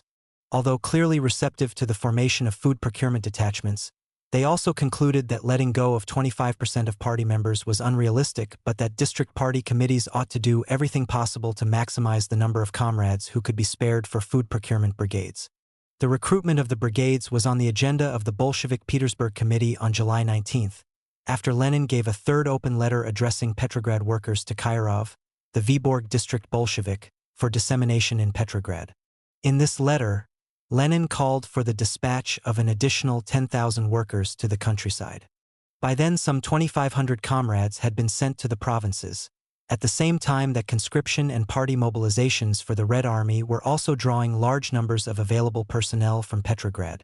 The committee members ignored the scope of Lenin's demand, which, if fulfilled, would have veritably wiped out the party organization and its most reliable supporters. However, they treated his directive seriously because, as they put it, the fate of the revolution depends on it, and busied themselves with procedures to improve the quality of participants in food procurement brigades, but leaving enough competent personnel behind in Petrograd so that essential party organizational work could continue. Simultaneously, Kirov presented Lenin's message to a meeting of the Executive Committee of the Vyborg District Soviet, which responded by assigning some of its key leaders to duty with food procurement detachments. However, a row was caused in the Executive Committee of the Petrograd Soviet by the selection procedures initiated by the Petersburg Committee and by Lenin's dispatch of his letter with Kirov, thus bypassing both the Central Committee in Moscow and Petrograd party authorities. This prompted the Petrograd Bureau of the Central Committee to convene a joint meeting with the Petersburg Committee on July 22.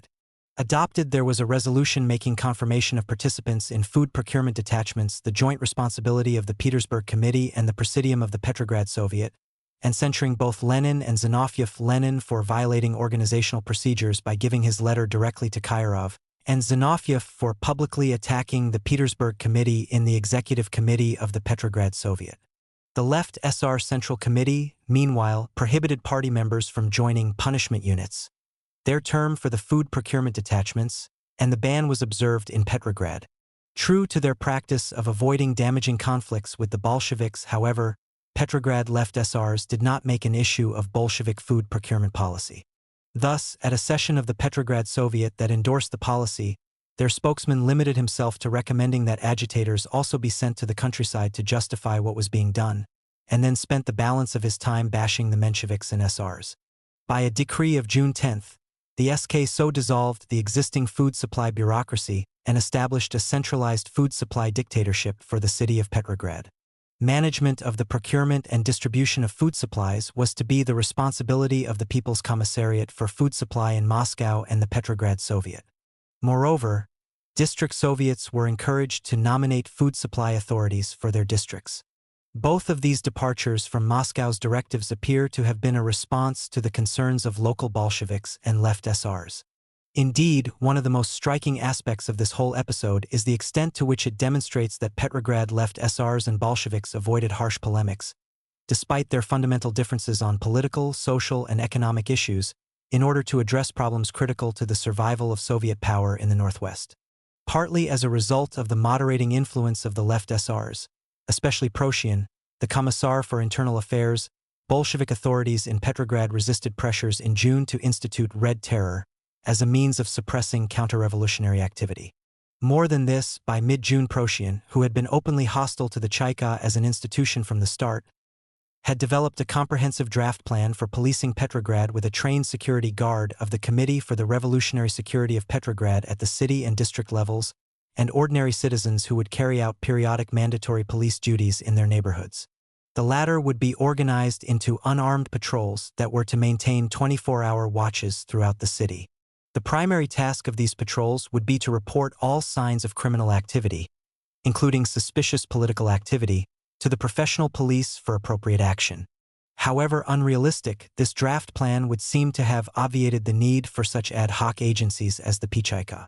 There is good reason to believe that at this time Uritsky's views on the Pichaika coincided with Proshian's. For one thing, the Pichaika had become infested by speculators, middlemen who enriched themselves by the illegal sale of essential goods such as food and fuel at inflated prices. On April 20, Elena Stasova, in a letter to Novgorodsteva in Moscow, responded to a complaint from the Central Committee regarding negative attitudes toward the Chaika in Petrograd with the comment that, if we believed that the two commissions, Dzerzhinsky's and Uritsky's, had no positive value at all, we would launch an immediate campaign against them and get them liquidated. Criticism of what exists is always necessary. I don't know about Dzerzhinsky, she continued, but Uritsky says quite definitely that, with respect to combating speculation, they Pichaika leaders are constantly confronted by the fact that tracks lead back precisely to them at Gorokovaya, which is thus the center for speculation. Uritsky probably would not have opposed dissolution of the Pichaika for two other reasons. He found that directing it was distasteful and, more important, he had a badly strained relationship with Dzerzhinsky, his superior. The problem between the two was initially complicated by the impossible situation left by the Vichaika following its flight to Moscow. More basic still, Uritsky saw the Vichaika shootings as counterproductive and its methods of interrogation as egregious. Dzerzhinsky, on the other hand, was outraged by Uritsky's arrest in early June of Alexei Filipov, one of the VCHK's first foreign intelligence agents and Dzerzhinsky's associate, on suspicion of involvement with a counter-revolutionary organization, the Comora for Vengeance of the Russian People. Dzerzhinsky also knew of the VCHK's shift toward moderation after the VCHK's flight from Petrograd, and he considered Uritsky both insubordinate and too soft for his position. In mid-April, for example, Dzerzhinsky was appalled to learn that the VCHK had released some prisoners he had ordered to be permanently exiled from Russia on suspicion of espionage. His concerns about Uritsky were reflected in the decisions of a meeting on June 12 of the Bolshevik fraction in the First All-Russian Conference of Chaikovs, which met in Moscow from 11 to June 14 to discuss particularly sensitive policy and organizational issues. The fraction adopted a resolution calling for the use of secret agents, the incarceration of prominent and active monarchist cadet, Right SR and Menshevik leaders, the shadowing of generals and officers and surveillance of the Red Army, its commanders, clubs, circles, schools, and so on, and the summary shooting of prominent and clearly guilty counter-revolutionaries, speculators, thieves, and officials, guilty of accepting bribes. In this same hardline spirit, the fraction voted to propose to the Party Central Committee that it recall Uritsky from his post as head of the VCHK and replace him with a stronger and more decisive comrade, capable of firmly, unswervingly, and mercilessly rooting out and combating hostile elements that were ruinous to Soviet power and the revolution. The chair of this meeting was Ivan Polukharov, a central figure in the VCHK by virtue of his position as head of the section for fighting counter-revolution. It is most unlikely that Polukharov would have shepherded any major recommendations through the conference's Bolshevik fraction, let alone a call for Uritsky's ouster, without Dzerzhinsky's prior approval. The problem was not just Proshian and Uritsky, however. There are indications that their attitudes on the future of the VCHK were shared by a majority in the Petrograd Bureau of the Bolshevik Central Committee as well as by some Petrograd district Soviets, and also Krastinsky, Commissar for Justice in the SKSO. As early as April 13, the Petrograd Bureau of the Bolshevik Central Committee had considered a resolution proposed by Adolf Yaffe to recommend that the Central Committee in Moscow abolish the VCHK and VCHK, because they were more dangerous than useful. Ultimately, only Yaffe voted for his resolution. Most revealing, however, is that the Bureau went on to adopt a motion to temporarily refrain from making a case against the continued existence of Dzerzhinsky's and Uritsky's commissions, because at that time it would only be a pointless gesture. Opposition to the VCHK by some district Soviets emerged during a discussion of a plan for the security of Petrograd at a meeting of the Interdistrict Conference on May 22. During this period, Petrograd district Soviets generally were concerned most of all with maintaining their own authority over their territory. Therefore, they were hostile to the hierarchical VCHK and developed draft schemes for restructuring the Committee for the Revolutionary Security of Petrograd that would have given this committee and its district agencies primary responsibility for combating counter-revolution, speculation, and crime locally. Press reports on a meeting of high officials in the Commissariat for Justice on June 20 provide a strong clue to Krastinsky's thinking about the VCHK. According to these reports, which were not denied, the meeting was convened to consider the work of Uritsky's commission and the reform of the Justice Commissariat's Criminal Investigation Agency. However, the meeting was devoted mainly to discussing problems connected with the VCHK. At its close, the assembled officials adopted a resolution to liquidate the VCHK. These press reports reached Dzerzhinsky 2 days later, and one can well imagine his upset about them. His grand vision of the supreme importance of the Chaikovs vis-a-vis other security organs was reflected in a decision by the mid-June National Conference of Chaikovs to assume the full burden of the merciless struggle against counter-revolution, speculation, and corruption in government throughout Russia.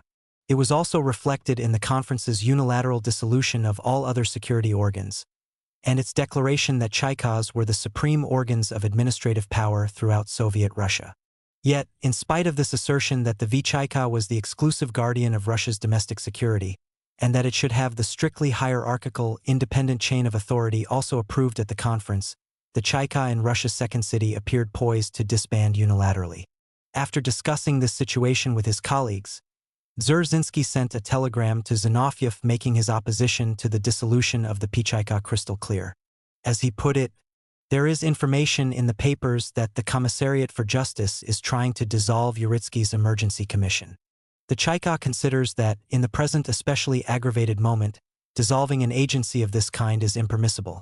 To the contrary, after listening to local reports on the political situation of the country, the All-Russian Conference of Chaikas reached the firm conclusion that it is necessary to strengthen these organs through the centralization and coordination of their work. The Chaika requests that you inform Comrade Uritsky of the above. As indicated below, at the beginning of July, in the wake of Volodarsky's assassination and signs of expanding popular unrest, Soviet authorities in Petrograd sent Dzerzhinsky a denial of press accounts relating to the Pshika's dissolution. Left SR influence in the SK so far exceeded their numbers, 4 of 13 commissars. An example of their importance is the independent-minded and impulsive Prosh Proshian. As a people's commissar in the National Sovnarkom between December 1917 and mid-March 1918, Proshian had fought Lenin and his party colleagues more fiercely than anyone when Bolshevik policies and practices clashed with left SR principles. Following ratification of the Brest Treaty, he consistently supported and defended the withdrawal of left SRs from the Sovnarkom as an absolutely essential aspect of international revolutionary strategy. Upon assuming his post as Commissar for Internal Affairs in the government of the Northern Commune, second in importance only to Zinoviev, Proshian found that his commissariat was not yet functional.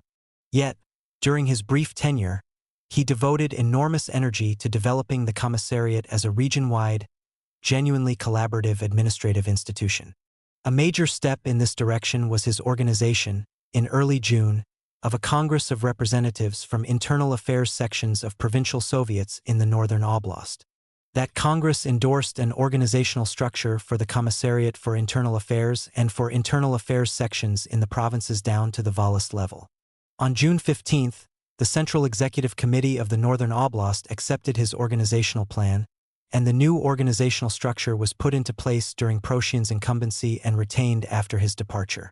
As he did during his tenure as People's Commissar for Post and Telegraph in the Sovnarkom, in his internal affairs post he replaced hostile staff with personnel loyal to Soviet power, many of them left SRs.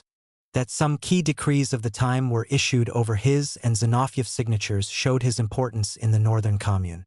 His appointment in early June to an emergency, all-powerful, high-level intragovernment troika also indicated his stature.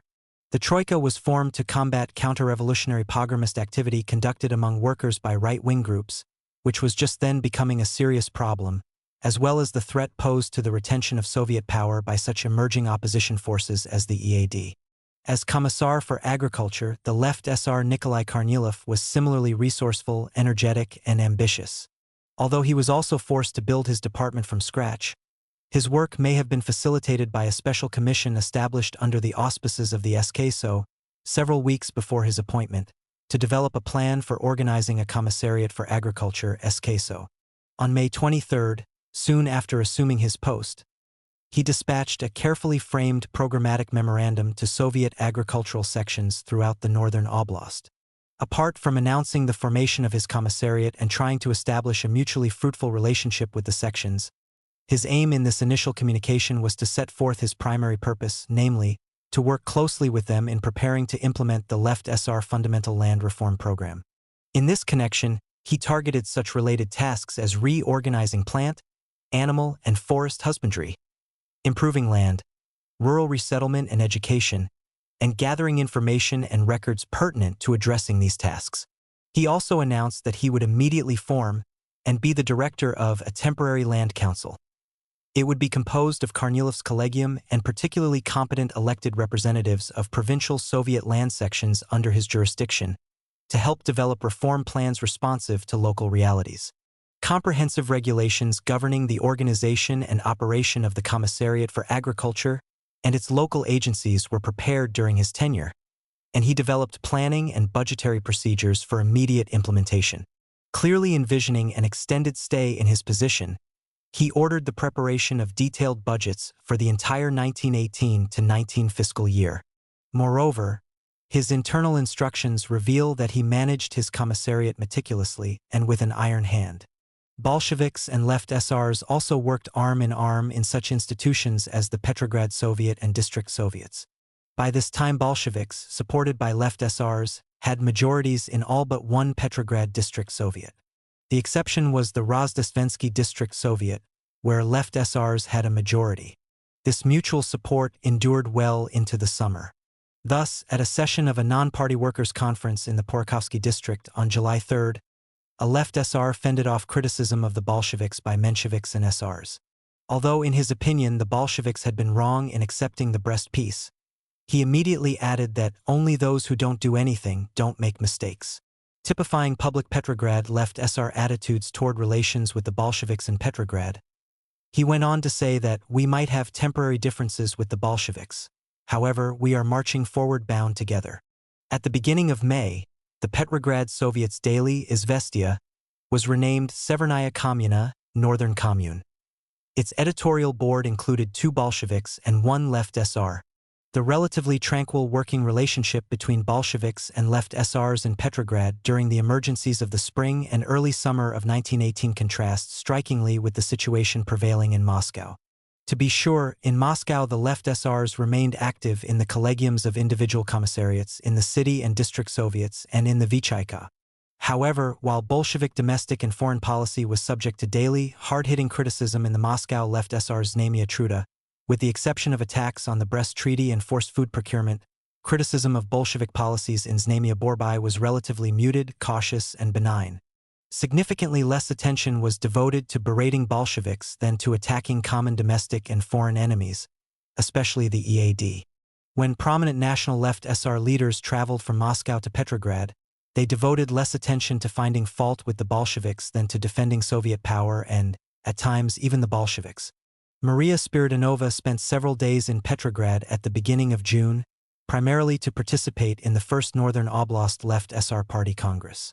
A few weeks later, along with Boris Kamkov, she campaigned for the Left SR Bolshevik bloc in elections to the Petrograd Soviet. It is apparent from her comments at sessions of the peasant section of the CEC and at meetings of the Left SR Central Committee prior to these trips that she had become profoundly disillusioned with the Brest Treaty and was a fierce critic of Bolshevik grain procurement policies, primarily because of their devastating effect on peasants. Yet, while in Petrograd during endless rounds of speech-making, she kept her growing rage over Bolshevik policies and practices largely to herself. Instead, she appealed to her listeners, usually workers, to ignore demands by Mensheviks and SRs to reconvene the Constituent Assembly, to rouse themselves from their political lethargy, and to focus on the critical task of restoring industrial production and continuing the struggle against the bourgeoisie. The Mensheviks and SRs were cruelly exploiting hunger to mobilize the masses against Soviet power and the Bolshevik Party, which was shouldering the impossibly difficult burdens of government and fighting to the last to defend the triumph of the people.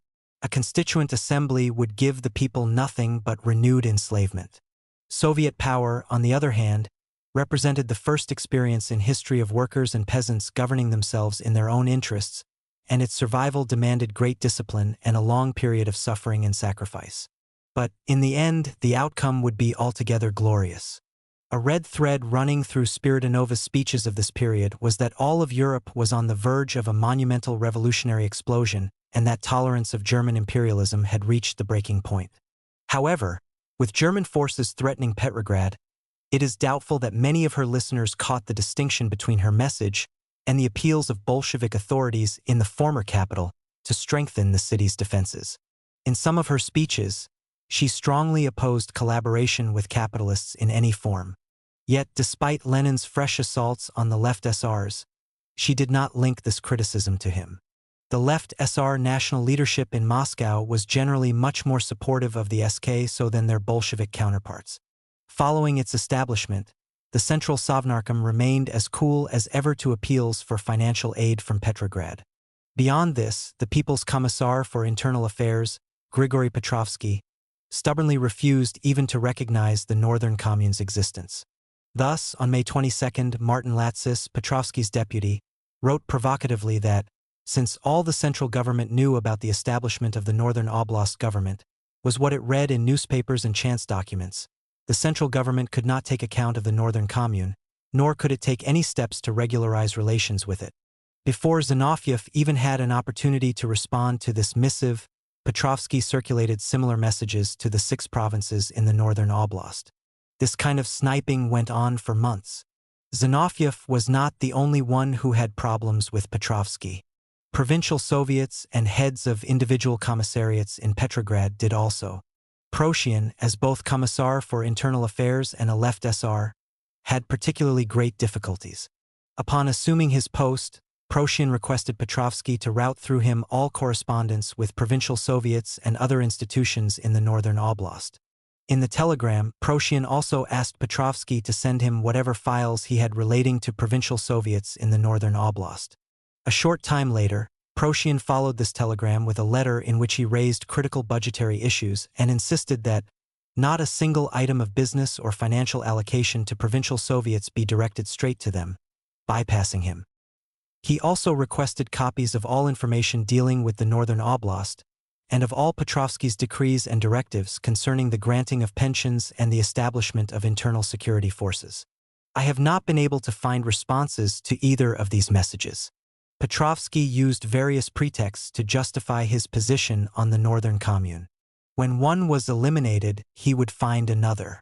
At first, his justification was that the CC had to approve regional governments before he could recognize them.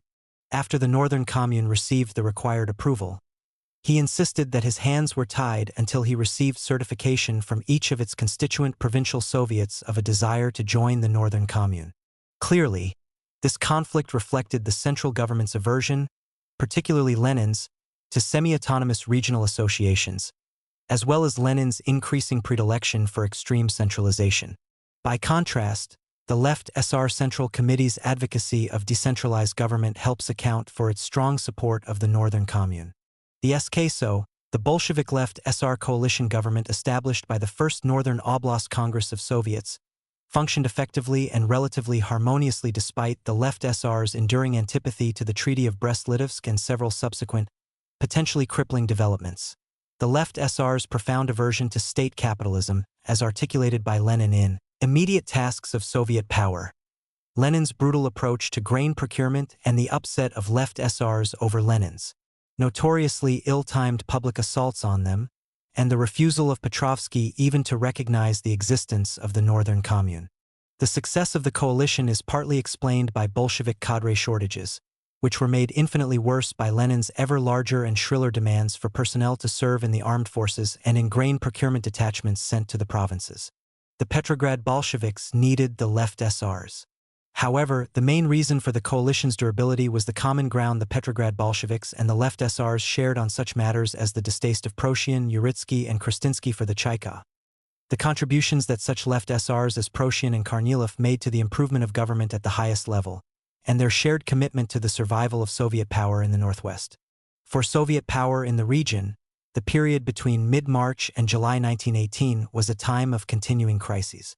That it survived without resort to terror was due in no small part to effective collaboration between Petrograd Bolsheviks and Left SRs, and their mutual restraint in dealing with each other. However, the collaboration was not to last. The breakdown of the Bolshevik Left SR bond in Petrograd and in the Northern Commune would soon be triggered by events and directives from Moscow. The suicide of the Left SRs. During the time that Petrograd Bolsheviks and Left SRs were suppressing their differences and working together to preserve Soviet power in Petrograd, divisions between the National Communist and Left SR leadership in Moscow widened precipitously. Their honeymoon had come to an abrupt halt during the second half of March, after ratification of the Brest Treaty by the Fourth All-Russian Congress of Soviets and the withdrawal of Left SRs from the Sovnarkom.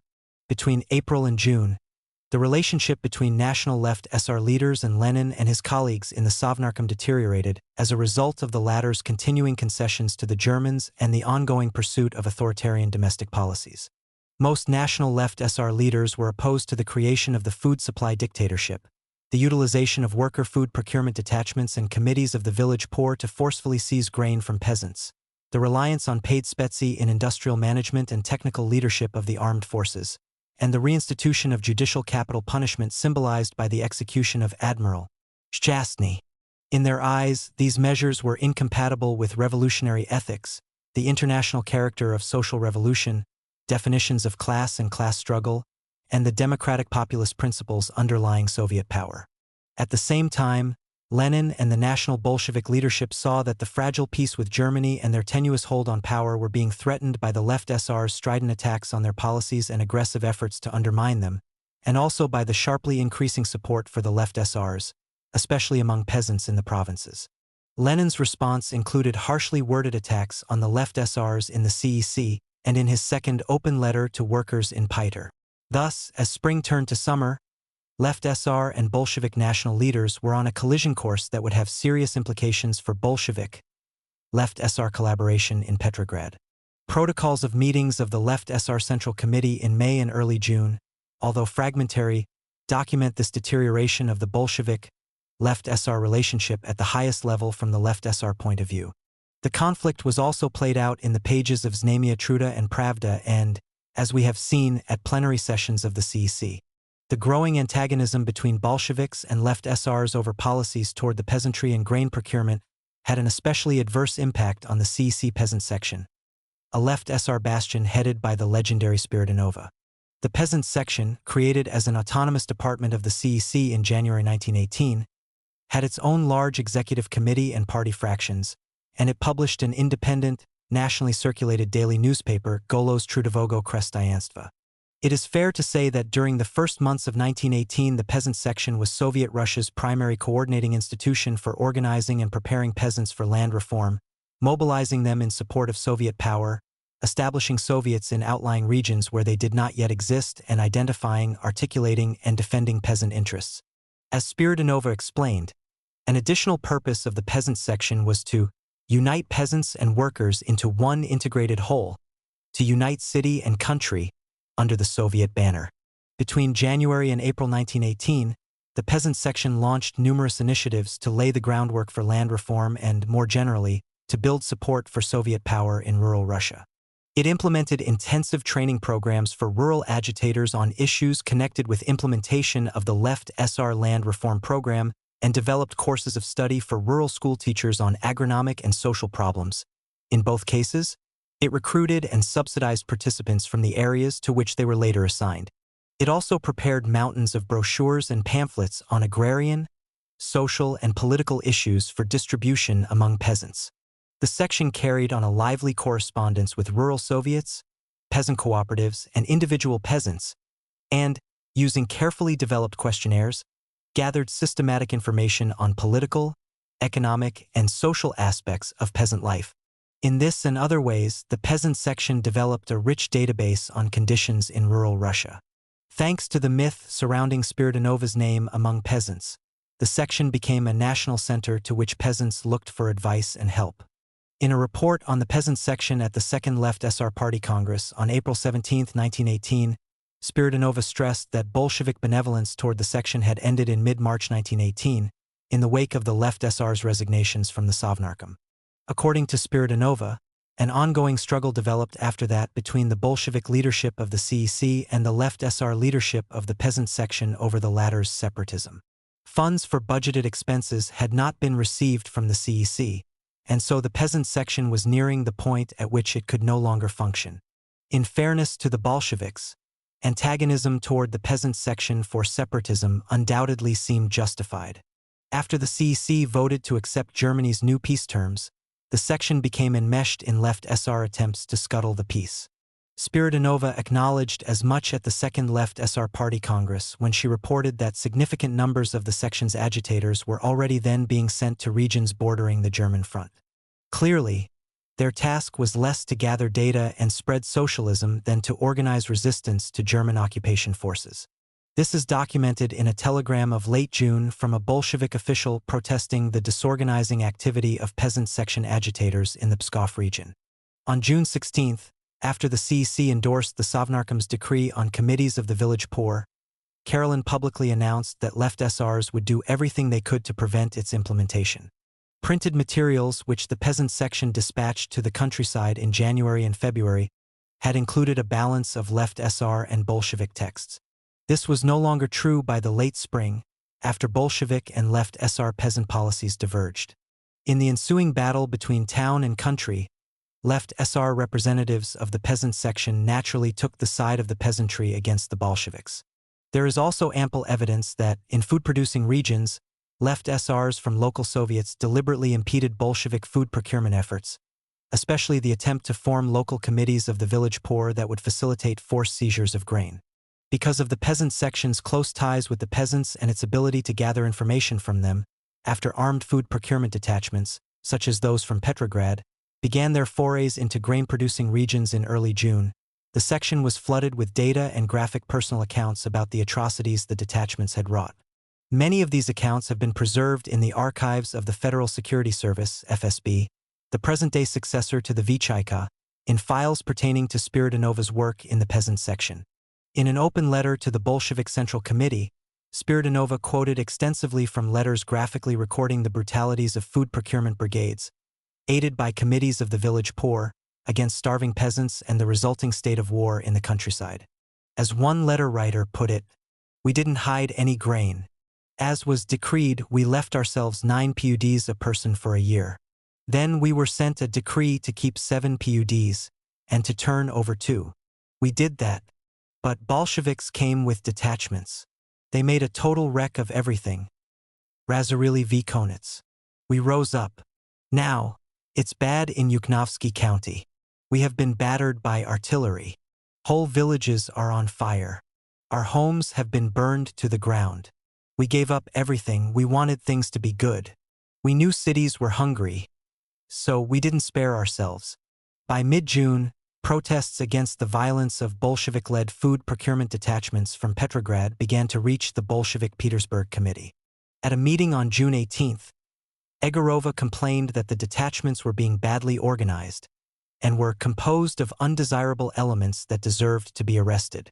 Looking to the future, she insisted that it was essential to be very selective in recruitment. No one challenged the legitimacy of her concerns and recommendations. As a leader of the Vyborg district Bolsheviks, she obviously knew what she was talking about. Rather, it was agreed that a special memorandum embodying her concerns be prepared for the CEC in Moscow. I have found no evidence of this memorandum's fate. But on August 6, the Sovnarkom, gripped by the initial panic triggered by the Allied interventions, adopted a resolution confirming all past decrees on using violence against class enemies, including peasants who resisted grain seizures with firearms. Less than a year later, in a report on the work of the Central Committee delivered at the 8th Communist Party Congress in March 1919, Lenin conceded that the Bolsheviks had made terrible errors in their approach to the peasantry. "Because of the inexperience of our workers, and the complexity of the problem," he said then, "blows meant for kulaks struck the middle peasantry. But why was the problem so complex, one wonders? And who more than Lenin was responsible for the terrible errors?" The Bolsheviks' gradual strangulation of the peasant section prompted some left SR members to call for convocation of a separate All-Russian Congress of Soviets of Peasants' Deputies.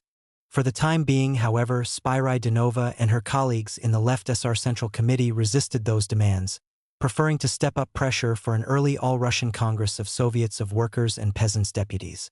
Their hope was to unite peasants and force fundamental policy changes by subjecting the government's domestic and especially foreign policies to criticism by the broadest possible popular forum. Naturally, top Bolsheviks also opposed a separate National Congress of Soviets of Peasants' Deputies. Although a Bolshevik majority in a legitimately elected combined National Soviet Congress was by no means assured, it was preferable to a separate peasant congress controlled by the left SRs. Lenin was forced to yield. The CEC decided, on June 10, to convene the 5th All-Russian Congress of Workers, Peasants, Soldiers, and Cossacks Deputies in Moscow on June 28. The intra-party conflict between Leninists and left communists at the national level had festered into May and June, encouraging left SR leaders that perhaps left communists would side with them at the National Congress of Soviets in the event of a clash over the Sovnarkom's foreign policy. The rift in the Bolshevik leadership was essentially over by the end of June, however, and Lenin emphasized this on July 1 in a long interview with a reporter from the Swedish newspaper Folkets Dagblad Politiken. "The opposition within the Bolshevik party has calmed down," he observed early in the interview. "Bukharin, Radek, and the others are once again participating in party work. This circumstance may also help explain the Bolsheviks' willingness to risk convocation of a National Congress of Soviets. No longer did Lenin have to fear a left communist, left SR alliance at the Congress or inevitable demands by the left communists to convene a party Congress to settle disputed issues prior to the Congress of Soviets. Rather, the left SRs would face an outwardly united Bolshevik party, determined to whittle down the peasant section's independent power and, more important for the Bolsheviks, to neutralize the left SRs. Following the decision to schedule the opening of the Fifth All-Russian Congress of Soviets for June 28, both the Bolsheviks and left SRs turned their attention to winning a majority in that assembly. With good reason, Lenin was by no means sanguine about the outcome. He recognized that electoral regulations that strongly privileged workers over peasants might not be enough to offset likely left SR domination of the vote in rural areas. At a CEC meeting on June 14, upon the initiative of the Bolshevik leadership, the Mensheviks and SRs were expelled from that body, and Soviets throughout the country were encouraged to follow suit. There seems little doubt that the timing of this sudden move, which was justified by the argument that the Mensheviks and SRs had become part of the counter-revolution, was driven by the goal of undermining these two contenders for Congress delegates. Elections to the Fifth All-Russian Congress of Soviets, to my knowledge, have never been independently investigated, and it is probably impossible to do so now. The preliminary breakdown of delegates by party announced at the opening session was Bolsheviks, 678, and left SRs, 269. The remaining 88 delegates were divided among SR maximalists, roughly 30, Social Democratic Internationalists, 5 to 6, and unaffiliated delegates, about 48, for a total of 1,035 delegates with full voting rights. Recalling this unexpected, huge preponderance of Bolshevik delegates, an unidentified left SR delegate, most likely Alexander Izmailovich, a member of the left SR Central Committee, later wrote that the left SRs failed to consider the Bolsheviks' capacity to work miracles. The Bible tells us, this left SR continued, that God created the heavens and the earth from nothing. In the 20th century, the Bolsheviks are capable of no lesser miracles. Out of nothing, they create legitimate credentials. There is, in fact, substantial circumstantial evidence that the huge Bolshevik majority in the Congress was fabricated, and that the number of legitimately elected left SR delegates was roughly equal to that of the Bolsheviks. Sharp increases in support for the left SRs in peasant Soviets on the eve of the Fifth All-Russian Congress of Soviets had given left SR leaders confidence that they would have a majority at the National Congress. At the end of June, left SR delegates at the Third Left SR Party Congress in Moscow had also been encouraged by reports on voting results in district and province Soviet congresses at which delegates to the National Congress were elected. Preliminary tallies of arriving delegates published by Znamia Truda during the week preceding the opening of the Congress indicated that the left SRs would have near parity with the Bolsheviks. On the eve of the Congress, the independent Moscow dailies Novosti Dnaya, Nash Slovo, and Zizn conveyed the same impression. Unfortunately for the left SRs, these tallies did not include roughly 399 Bolshevik delegates, whose right to be seated was challenged by the left SR minority in the Congress's Credentials Commission. Around June 25, at the same time that Sverdlov had postponed the opening of the Congress from June 28 to July 3, further delayed until the 4th, urgent calls had gone out to the party's leaders and Soviets around the country to immediately send additional Bolshevik delegates to Moscow. The legitimacy of these delegates was challenged by the left SR minority in the Credentials Commission and by left SRs in the institutions from which they came. At the start of the Congress, left SRs insisted on parity with the Bolsheviks on the Credentials Commission in order to expose these manipulations, but these demands were rejected in a straight party line vote, strongly suggesting a cover-up. Archival documents for Mogilev province, much of which was occupied by the Germans, clearly illustrate this fraud. It is not surprising that the first sessions of the Congress, which was held in the Bolshoi Theater, exploded into a no-holds-barred verbal free-for-all. With Sverdlov, who was anything but even-handed, as chair, the left SRs were at an enormous disadvantage. On July 4, the day the Congress opened, Trotsky, in effect, requested authorization to shoot anybody, on the spot, who was resisting arrest for opposing German occupation forces in Ukraine. Spiridonova, responding for the left SRs, reasonably interpreted this as a direct threat. After Trotsky's request was adopted as a formal resolution, there could be no doubt that it was part of a preemptive strike against the left SRs. The next day, July 5, Lenin repeatedly baited the left SRs to withdraw from the Congress. Thus, early on, in a report on the policies of the Sovnarkom, he referred to Spiridonova's failure to take account of the Bolsheviks' huge Congress majority and declared without ceremony that, if these people, the left SRs, prefer walking out of the Congress, good riddance. Lenin later declared that, if there are left SRs like the previous orator, Spiridonova, who say, "We can't work with Bolsheviks, we are leaving. We will not regret that for a minute. Socialists who abandon us at such a critical time are enemies of the people."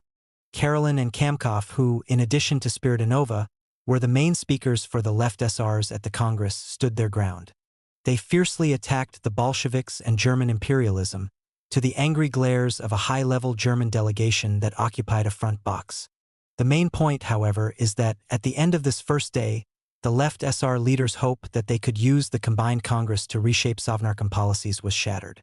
As a result, they felt pressed to turn to a traditional SR weapon, individual terror, specifically the assassination of the German ambassador to Moscow, Count Wilhelm Mirbach. The decision was taken hastily, out of fear that left SR leaders were in immediate physical danger, and in the belief that killing Mirbach would save them by provoking the resumption of war with Germany. The use of terror against foreign imperialist leaders in order to undermine Brest was first discussed and approved at a closed session of the Second All-Russian Left SR Party Congress in April. Those identified as potential targets included General Eichhorn, commander of German occupation forces in Ukraine, Count Mirbach, and Kaiser Wilhelm. In May, Grigory Smolyansky, secretary of the CEC and a member of the Left SR Battle Organization, made a secret trip to Berlin to sound out German Social Democrats about assassinating the Kaiser. Their dismay at the idea caused it to be shelved. On June 24, when Sverdlov postponed the opening of the Fifth All-Russian Congress of Soviets from June 28 to July 3, and it appeared possible that the Congress might not be held at all, the Left SR Central Committee revisited the idea of assassinations. It thereupon adopted a resolution providing for the organization of a series of terrorist acts against top representatives of German imperialism. Although this resolution did not name Count Mirbach or any specific targets for assassination, one may safely assume he was still a prime target, as he was the leading symbol of German imperialism in Soviet Russia and had been high on the Left SR hit list in April. The text of the Left SR Central Committee's resolution of June 24 indicates that the committee envisioned that some time would be needed to mobilize military forces and prepare the masses and local party organizations for terrorist acts, and that their purpose was to undermine the policy of the Leninist Sovnarkom, not to fight the Bolsheviks unless this was required for self-defense. These measures, therefore, would have been unnecessary had the Fifth All-Russian Congress of Soviets voted to revoke the Brest Peace. The Left SR Central Committee's resolution of June 24 was, in short, a contingency option. In any case, the resolution was approved, in veiled form, by the Third All-Russian Left SR Party Congress. Serious preparations for the assassination of Count Mirbach began late on the night of April 5 July, after the opening session of the Congress of Soviets. Initially, the murder was scheduled for the next day, July 5.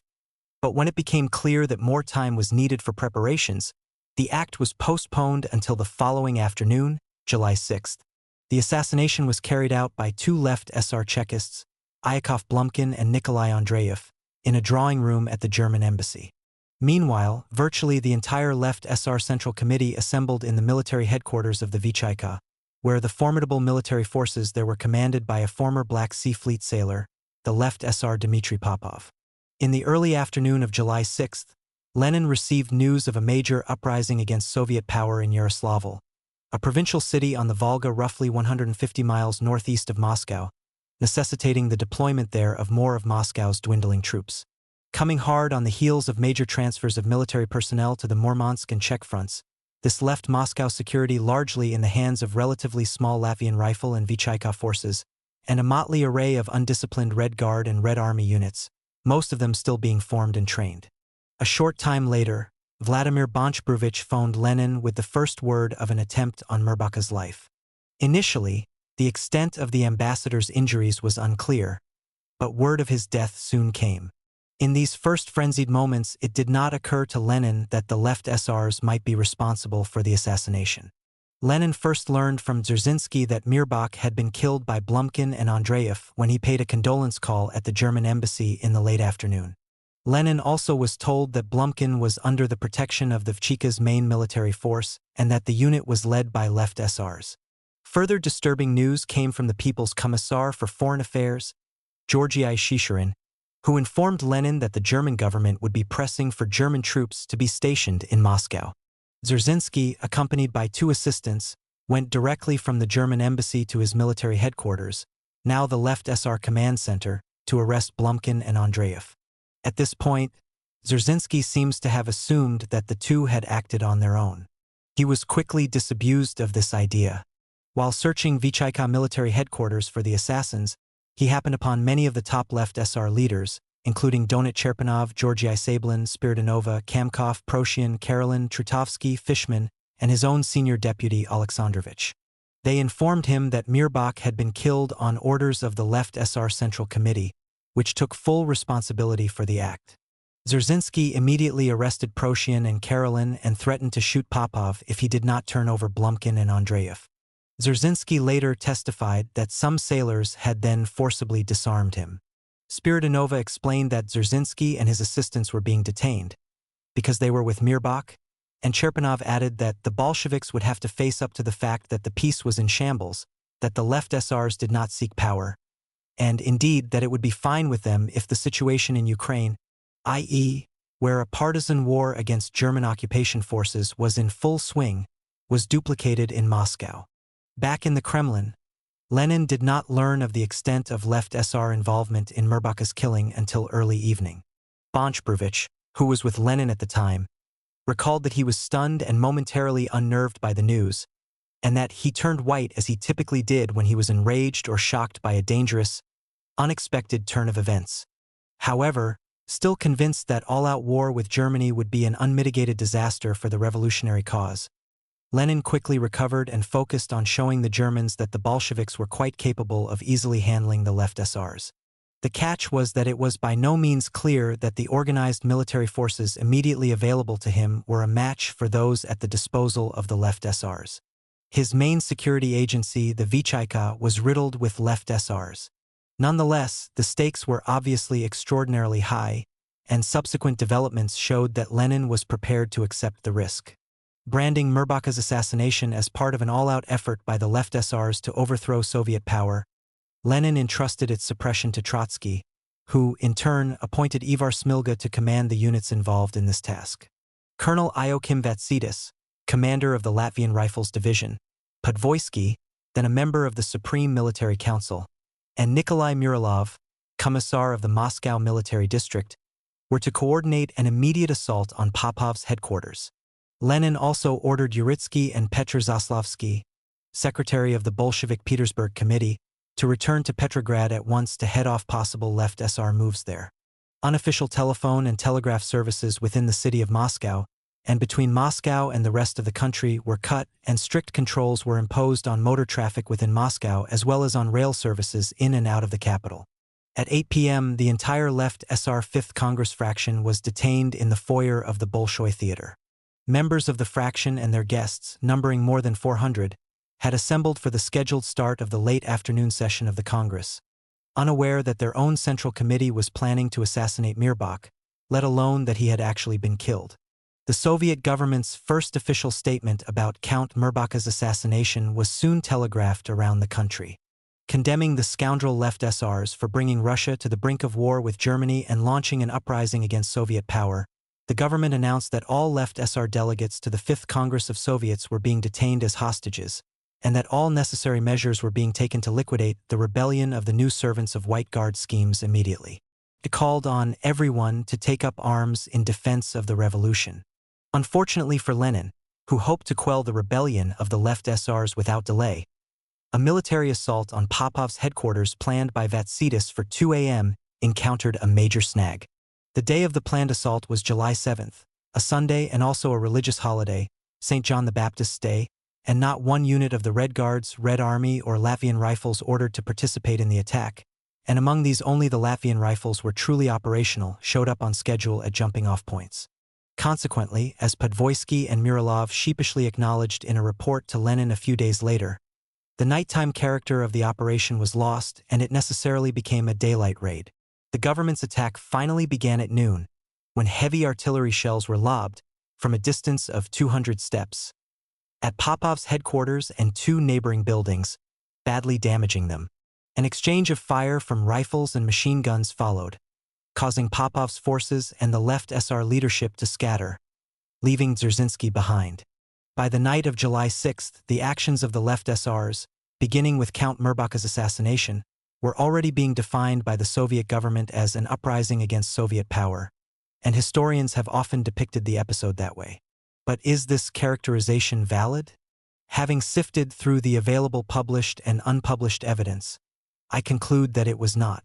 Upon investigation, with the possible exception of Proshian's brief occupation of the Central Telegraph Office and his behavior there, which may well have been unauthorized, all of the Moscow left SR's actions following Mirbach's assassination were consistent with the objective of reshaping the policies of the Leninist Sovnarkom, but not with forcibly seizing power or even fighting the Bolsheviks except in self-defense.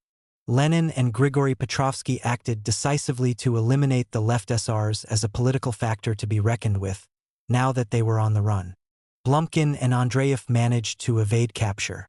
So did 11 of 14 other left SR leaders later indicted in connection with Mirbach's assassination. However, more than 400 left SRs, mostly rank-and-file members, were caught and an uncertain number were summarily shot, Alexandrovich among them. Members of the left SR 5th Congress fraction were sandwiched into 2 upstairs rooms of the Bolshoi for a few days, after which 13 main culprits were sent to cells in the Kremlin, 100 were released, and the remainder were held in barracks at the Alexandrovsky Military Academy and gradually freed.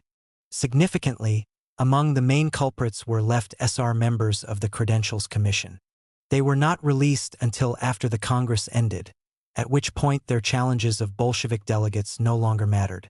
Left SRs from the peasant section who were not Congress delegates were also arrested and held in the Kremlin. Spiridonova, who was arrested when she showed up at the Bolshoi to explain the left SR's action, was held in a Kremlin cell until the end of November. The left SR's 2 central newspapers, Znamia Truda and Golos Trudovogo Krestayanstva, which had been shut down on July 7, were not permitted to reopen.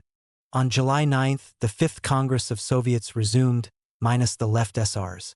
It passed a resolution condemning the events of 6 to 7 July as a brazen attempt by the left SRs to seize power, endorsed the actions of the Soviet government in quashing the rebellion, and banned all left SRs unwilling to disavow the actions of their Central Committee from membership in Soviets. Implementing this policy, Petrovsky, People's Commissar for Internal Affairs, went a step further. He ordered local Soviets to expel all left SRs from responsible positions in government regardless of their attitudes toward the actions of their Central Committee. Moreover, the peasant section was now essentially gutted. Shortly before the 5th Congress closed on July 10, it adopted the first Soviet constitution. Yuri Steklov, a member of the commission that drafted the constitution, acknowledged when he presented the document to the Congress that, although its distinguishing feature was to demonstrate the accession of workers and peasants to state power and articulate their goal of creating an egalitarian, democratic, socialist society free of economic exploitation and political domination, the struggle against the domestic and international bourgeoisie necessitated the formation of a strong, centralized dictatorship during the transition from capitalism to socialism. Thus, the Constitution perpetuated the fiction that the elective All-Russian Congress of Soviets was the highest organ of state authority, and that between its convocations, except in dire emergencies, the Sovnarkom was subordinate to the CEC, which was the supreme legislative, administrative, and controlling organ of government. In practice, however, the opposite prevailed. Between the 5th Congress in July 1918 and the 6th Congress the following November, the CEC assembled only 8 times. As a rule, the Sovnarkom met daily, and, with the Mensheviks, SRs, and left SRs effectively excluded, its meetings were largely ceremonial. The right to vote was given to all male and female citizens over 18, who gained their livelihood by their own production or socially useful labor, and to soldiers and the disabled. Persons employing hired labor or receiving income from industrial or business enterprises, in some the former middle and upper classes, were disenfranchised. A provision apparently limiting the voting rights of working women in a late draft of the Constitution was omitted in the version presented and approved by the Congress.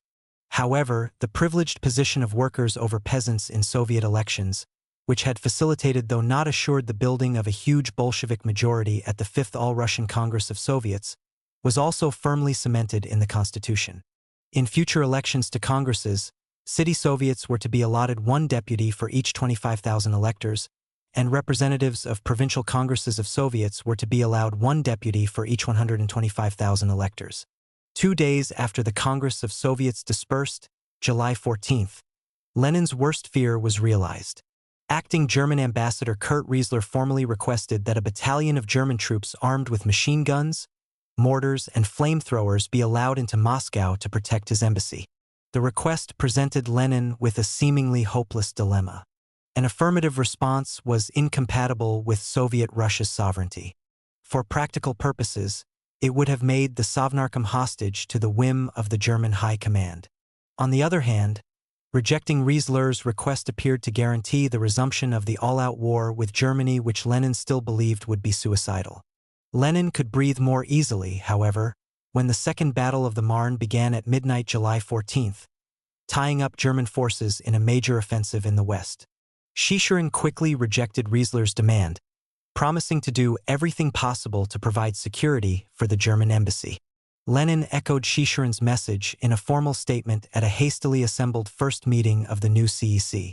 The immediate crisis in Soviet-German relations ended with an understanding that 1,000 Red Guards would be assigned to protect the German embassy in Moscow, and that this force could be augmented by 300 unarmed German soldiers in civilian dress.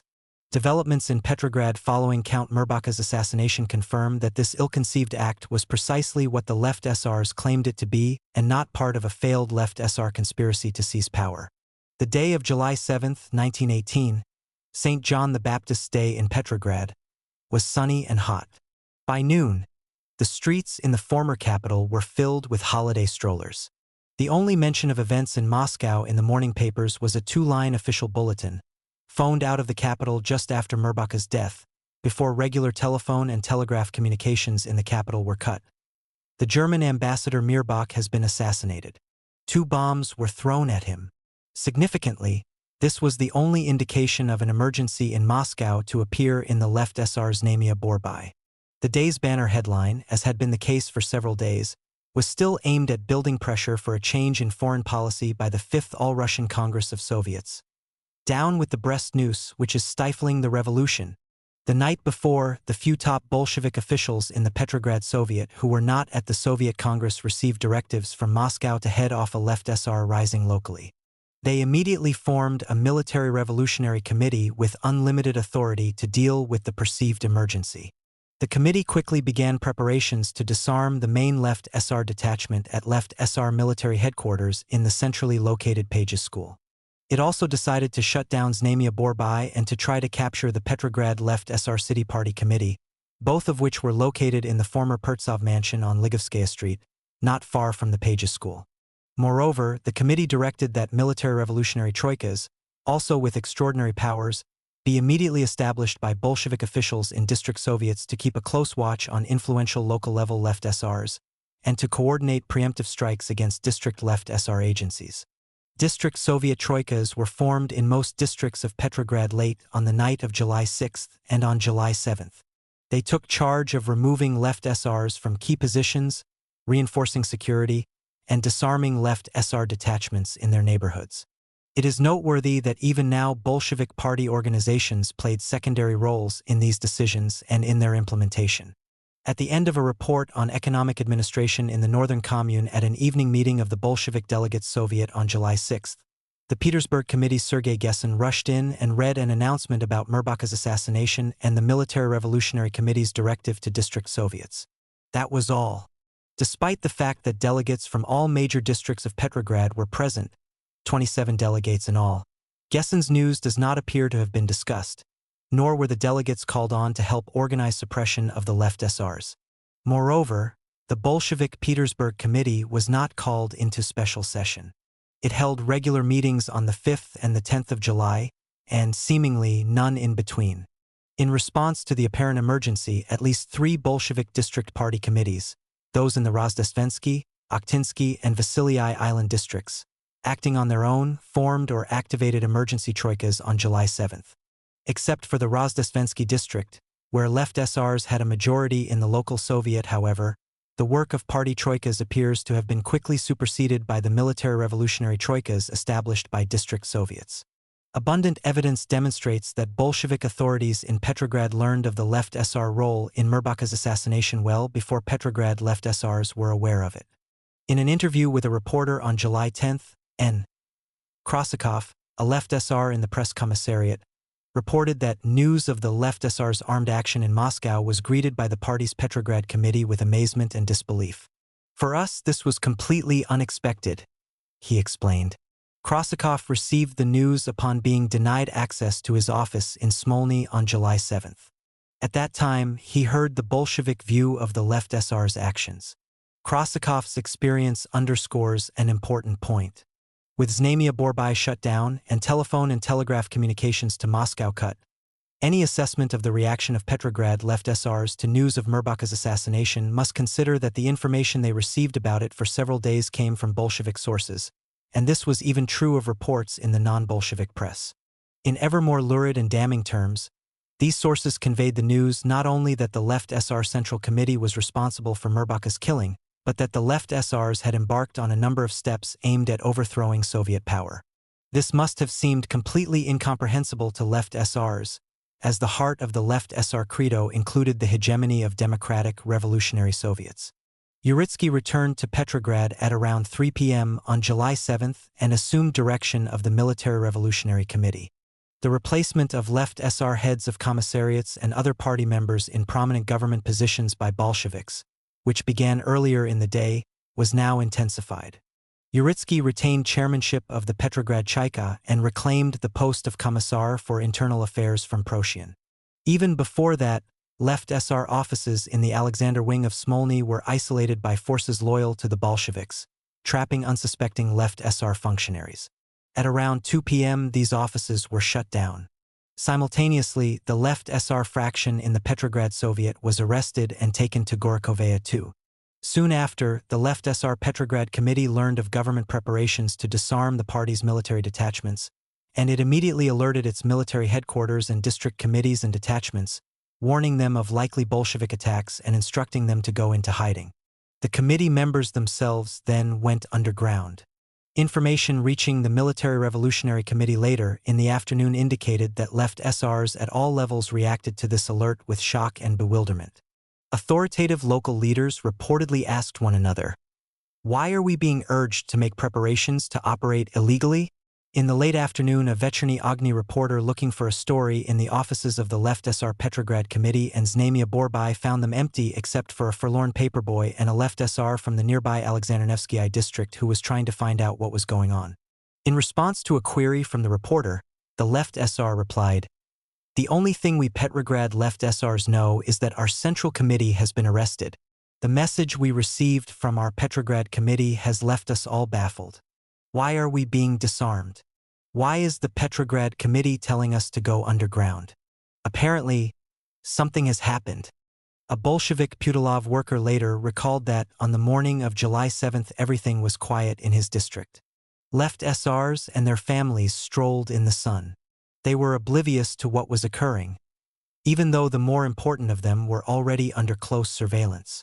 Representatives of Bolshevik district committees canvassed at a Bolshevik Petersburg committee meeting on July 10th reported similar confusion among local left SRs on July 7th. The escapade caught left SRs, in our area, completely unaware. They assumed it must be a provocation, the representative of the 1st City District reported. In short, from the start Soviet authorities in Petrograd knew full well that left SRs in the former capital were not party to whatever conspiracy against Soviet power had occurred in Moscow. Rank-and-file Petrograd left SRs were, in fact, so disoriented that nowhere did they resist confiscation of weapons. The only known casualties during disarmament of left SR detachments in the districts were the result of an accident. As Latvian riflemen were seizing weapons from left SRs near the Obukhov plant, a grenade fell to the ground, killing 4 and wounding 14. The main stage upon which the left SR uprising of July 7, 1918 in Petrograd and its suppression was played out was the area around the Pages School. What took place there was less a drama than a tragicomedy. Commanded by a sailor named Sandarov, the main left SR detachment in the Pages School was a shadow of what it had been in February and March 1918. When, with the encouragement of the Bolsheviks, it had been formed to help defend Petrograd from the Germans. As was the case with Bolshevik forces, when the Civil War expanded in the late spring and early summer, the most experienced personnel in the detachment had been rushed to the front.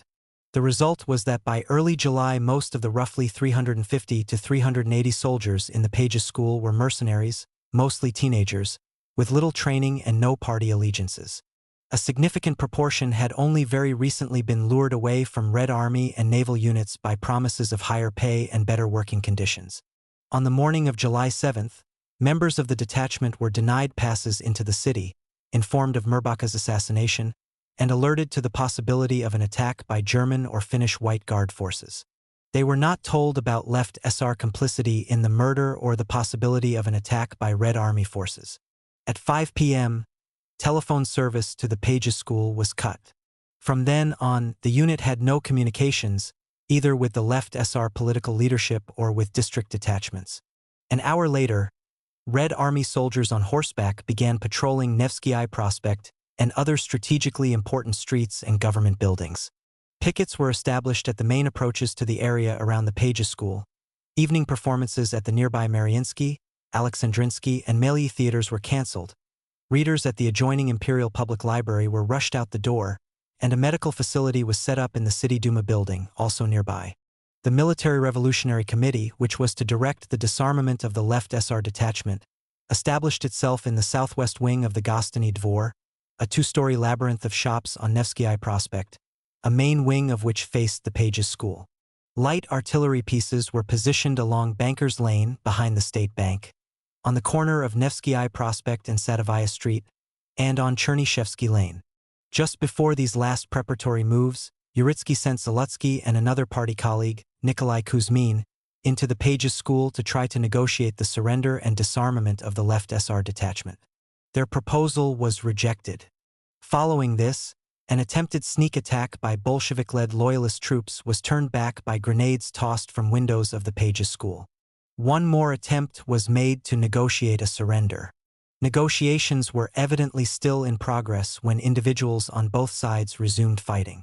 Meanwhile, rumors of an event had drawn thousands of curious onlookers to the area around the Pages School. It was still very light and would be for hours, and so the onlookers strained against police pickets, trying to get a glimpse of the action. At around 7 p.m., the crowd watched as soldiers, some of them carrying machine guns, established a perimeter around the Pages School. An hour or so later, government forces launched their main assault, pounding the school with artillery shells and rifle and machine gun fire. The defenders answered back, sporadically battering the facade of the Gostiny Dvor and ripping away windows. The ear-splitting boom of artillery shattered windows in the public library and terrified unsuspecting strollers, many of them children, in the Anichkov Palace Park. The gaping crowd scurried for cover when the firing became heavy and surged back each time it subsided, unperturbed by the acrid, dense smoke now filling the air. Mora Benkendorf, the probable Chaika informer, and Captain Kromi, who had destroyed all his records as soon as he found out what was happening, were among the onlookers. Once the artillery bombardment of the Pages School began, the stream of soldiers fleeing the building and surrendering to loyalist troops became a flood. Toward the end of the battle, some sailors were observed scampering across neighboring rooftops. Finally, at around 9 p.m., onlookers spotted a white towel hanging from a window of the Pages School. The firing stopped while an agreement was arranged providing for the surrender and disarmament of the Left SR detachment in exchange for a guarantee of the personal safety of its personnel. Moments later, attacking troops entered the building, disarmed and arrested the 150 or so members of the detachment still inside, and took them to Gorokovaya too. Pichaika documents indicate that the assault on the Pages School was an unprovoked preemptive strike. Most of those arrested attested in depositions that they had joined the Left SR detachment to defend Soviet power and, not wishing to fight it, had not participated in the shooting that occurred at the school. The Pichaika was unable to find any evidence that the Left SR leadership had authorized the detachment to resist government forces or had done anything other than instruct it to go underground. Judging by a state political administration GPU tabulation made in July 1935 and corroborating Pichaika file documents, of the 161 suspects arrested in the case of the armed resistance of Left SRs in Petrograd, 36 appear to have been set free the same evening. The GPU was unable to ascertain the outcome of proceedings against the remaining 125, suggesting that they were also quickly released for lack of incriminating evidence.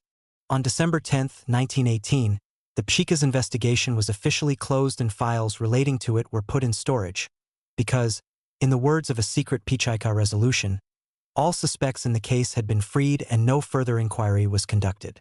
Nonetheless, the battle at the Pages School became an important element of the official myth surrounding the Left SR conspiracy against Soviet power nationally, and was used to justify the repression of the Left SRs. The July 9 resolutions of the Fifth Congress, not to speak of Petrovsky's harsher follow-up directive, obliged Bolshevik authorities in Petrograd to expel Left SRs who were unwilling to disavow their Central Committee from membership in Soviets. On July 10, by which time Zinoviev had returned from Moscow, the Petrograd Soviet endorsed this principle. In practice, however, the Petrograd Soviet limited itself to banning Left SRs who were unwilling to repudiate their Central Committee from its Executive Committee and, by extension, banning them from leadership posts in district Soviets. The removal of Left SRs from the Soviet altogether was left to recall elections. This restraint, which was characteristic of Bolshevik officials in the Petrograd Soviet amid continuing instability among workers, was belatedly endorsed by the Bolshevik Petersburg Committee on July 19, which was the first time the Left SR problem came up for discussion in that forum. At its meeting on July 10, the Petrograd Soviet had also resolved that the armed forces should be purged of Left SRs who did not disassociate themselves from the Left SR Central Committee. In this connection, the sailors of the nearby Kronstadt naval base were cause for special concern. In March 1918, the strong influence of Left SRs on Kronstadt's revolutionary politics had been reflected in the Kronstadt Soviet's fierce opposition to the Brest Peace. In May, at the time of the crisis over the fate of Fort Eno, the Kronstadt Soviet and its Executive Committee had adopted a spate of resolutions proclaiming the Brest breathing space all but over. Most recently, on the eve of the Fifth All-Russian Congress of Soviets, by which time the Left SRs, in alliance with SR Maximalists, had a majority in the Kronstadt Soviet, it had adopted a resolution expressing aversion to centralized dictatorial government as a violation of the principle all power to the Soviets and a throwback to bourgeois systems of government. In contrast to the situation prevailing in Petrograd, where Left SRs do not appear to have constituted a security risk during the July events in Moscow, the danger was very real that thousands of armed, independent-minded Kronstadters led by Left SRs might respond to news of the Left SR rebellion against the Bolsheviks in Moscow with a rising of their own. Bolshevik authorities in Petrograd were alert to this risk. Taking advantage of the momentary disorientation of the Kronstadt Left SR leadership, they formed a revolutionary committee at the naval base on July 7, composed of the entire Kronstadt Bolshevik Party committee that successfully assumed strict political control at the base. Bolshevik apprehensions were confirmed when Kronstadt Left SRs, to a man, refused to sign a pledge obligating them to obey the Revolutionary Committee. On July 9, Bolshevik officials in Petrograd responded by dissolving the Kronstadt Soviet and establishing a puppet committee in its place. This committee shut down Izvestia Kronstadtskogo Sovita, the voice of revolutionary Kronstadt ever since March 1917, ordered the disarmament of Kronstadt Left SRs and Maximalists, and banned political meetings of any kind at the base. The committee also decreed regulations for the election of a new Soviet that effectively excluded Left SRs. For practical purposes, the Left SRs were outlawed. The Bolsheviks justified all these moves on the basis of the Kronstadt Soviets' criminal indecisiveness and inability to defend Soviet power, and on the need for a strong revolutionary dictatorship in order to prevent the triumph of the schemes of imperialist agents. As for Petrograd Left SRs, on the first day or so after the announcement of the Left SR rebellion against Soviet power, some district-level Left SR leaders were so stunned by seemingly irrefutable evidence of their national leadership's effort to overthrow Soviet power that they repudiated their own leadership. At factories, Bolsheviks tried to take advantage of this disorientation to wean Left SR workers from the party. Subsequently, under the pressure of a continuing barrage of hostile Bolshevik propaganda, some Petrograd Left SRs remained alienated from their party leadership and either joined the Bolshevik Party or the Popular Communists, Narodniki Komunisti, a Left SR splinter group organized in September 1918. Desertions from the Left SRs were not the typical response, however. Images of the Left SR conspiracy against Soviet power in Petrograd, trumpeted in the local Bolshevik and Soviet press, differed so drastically from what Petrograd Left SRs knew to have occurred that most of them quickly became skeptical of the government's version of events in Moscow. These reservations hardened after protest leaflets from comrades in Moscow reached Petrograd. The leaflets provided compelling information on the fabrication of a Bolshevik majority at the Fifth Congress of Soviets, on the motivation behind Mirbach's assassination, on the scope of repressions of left SRs in Moscow, and on Bolshevik abuses of power generally. As a result, Petrograd left SRs increasingly resisted demands that they disavow the actions of their Central Committee as the price of keeping responsible positions, or even of retaining their elective seats in Soviets. Occasionally, they blamed the Bolsheviks for attacking them, rather than the other way around, and demanded an end to Bolshevik attacks. Miraculously, given the extreme harassment to which they were now subjected, Petrograd left SRs were able to convene the 10th City Conference of Petrograd left SRs in mid-July. There a resolution was adopted approving the actions of the Left SR Central Committee and demanding the immediate liberation of imprisoned Left SR leaders. Even earlier, at the meeting of the Petrograd Soviet on July 10, a majority of the Left SR fraction refused to condemn the actions of their Central Committee. The fraction stubbornly held its ground at a meeting of the Petrograd Soviet on July 16, when the Bolshevik leadership, in effect, gave the Left SRs a last chance to back down, and then formed a new executive committee without them. From then on, regardless of the gravity of the crisis, Left SRs were frozen out of the Central Soviet leadership. During policy discussions at Petrograd Soviet plenary meetings, Left SRs were treated as pariahs whether the issue was military mobilization, labor unrest, or even public health. The tendency of Petrograd Left SRs at the grassroots level to rally around their Central Committee and pay dearly for it is well reflected in their behavior in district Soviets. In the Peterhof District Soviet, for instance, the Executive Committee minus Left SRs on July 9 officially substituted Bolsheviks for Left SRs in leadership positions. At the same time, the Executive Committee also banned Left SRs from their offices and required them to relinquish their weapons. The full Soviet did not get around to discussing relationships with Left SRs until July 14. A couple of days earlier, hundreds of workers at the Putilov Wharf within the district had adopted and circulated a resolution protesting Bolshevik repression of the Left SRs, a party truly protective of workers and peasants. The resolution demanded the release of jailed Left SRs so that they would have an opportunity to explain themselves to workers, and the reopening of Znamia Truda and Znamia Borbai, as well as an impartial investigation of the matter. However, Bolsheviks in the Peterhof District Soviet ignored this resolution by an important segment of their constituency. At the meeting of the Soviet on the 14th, they demanded that Left SR deputies in attendance declare whether they were with the Bolsheviks or against them, and whether they approved of the actions of the SR Central Committee. If you approve, they stated, we will count you among our enemies. If you do not, our formerly friendly association can continue.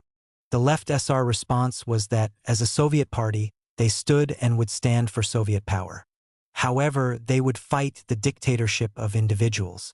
They did not condemn the action against Mirbach as such and would not break with their Central Committee until the Left SR press was reopened and there was definitive clarification of whether the Left SR Central Committee had attempted to overthrow Soviet power. The spokesman for the Left SR fraction rejected the accusation that Petrograd Left SRs had participated in a conspiracy.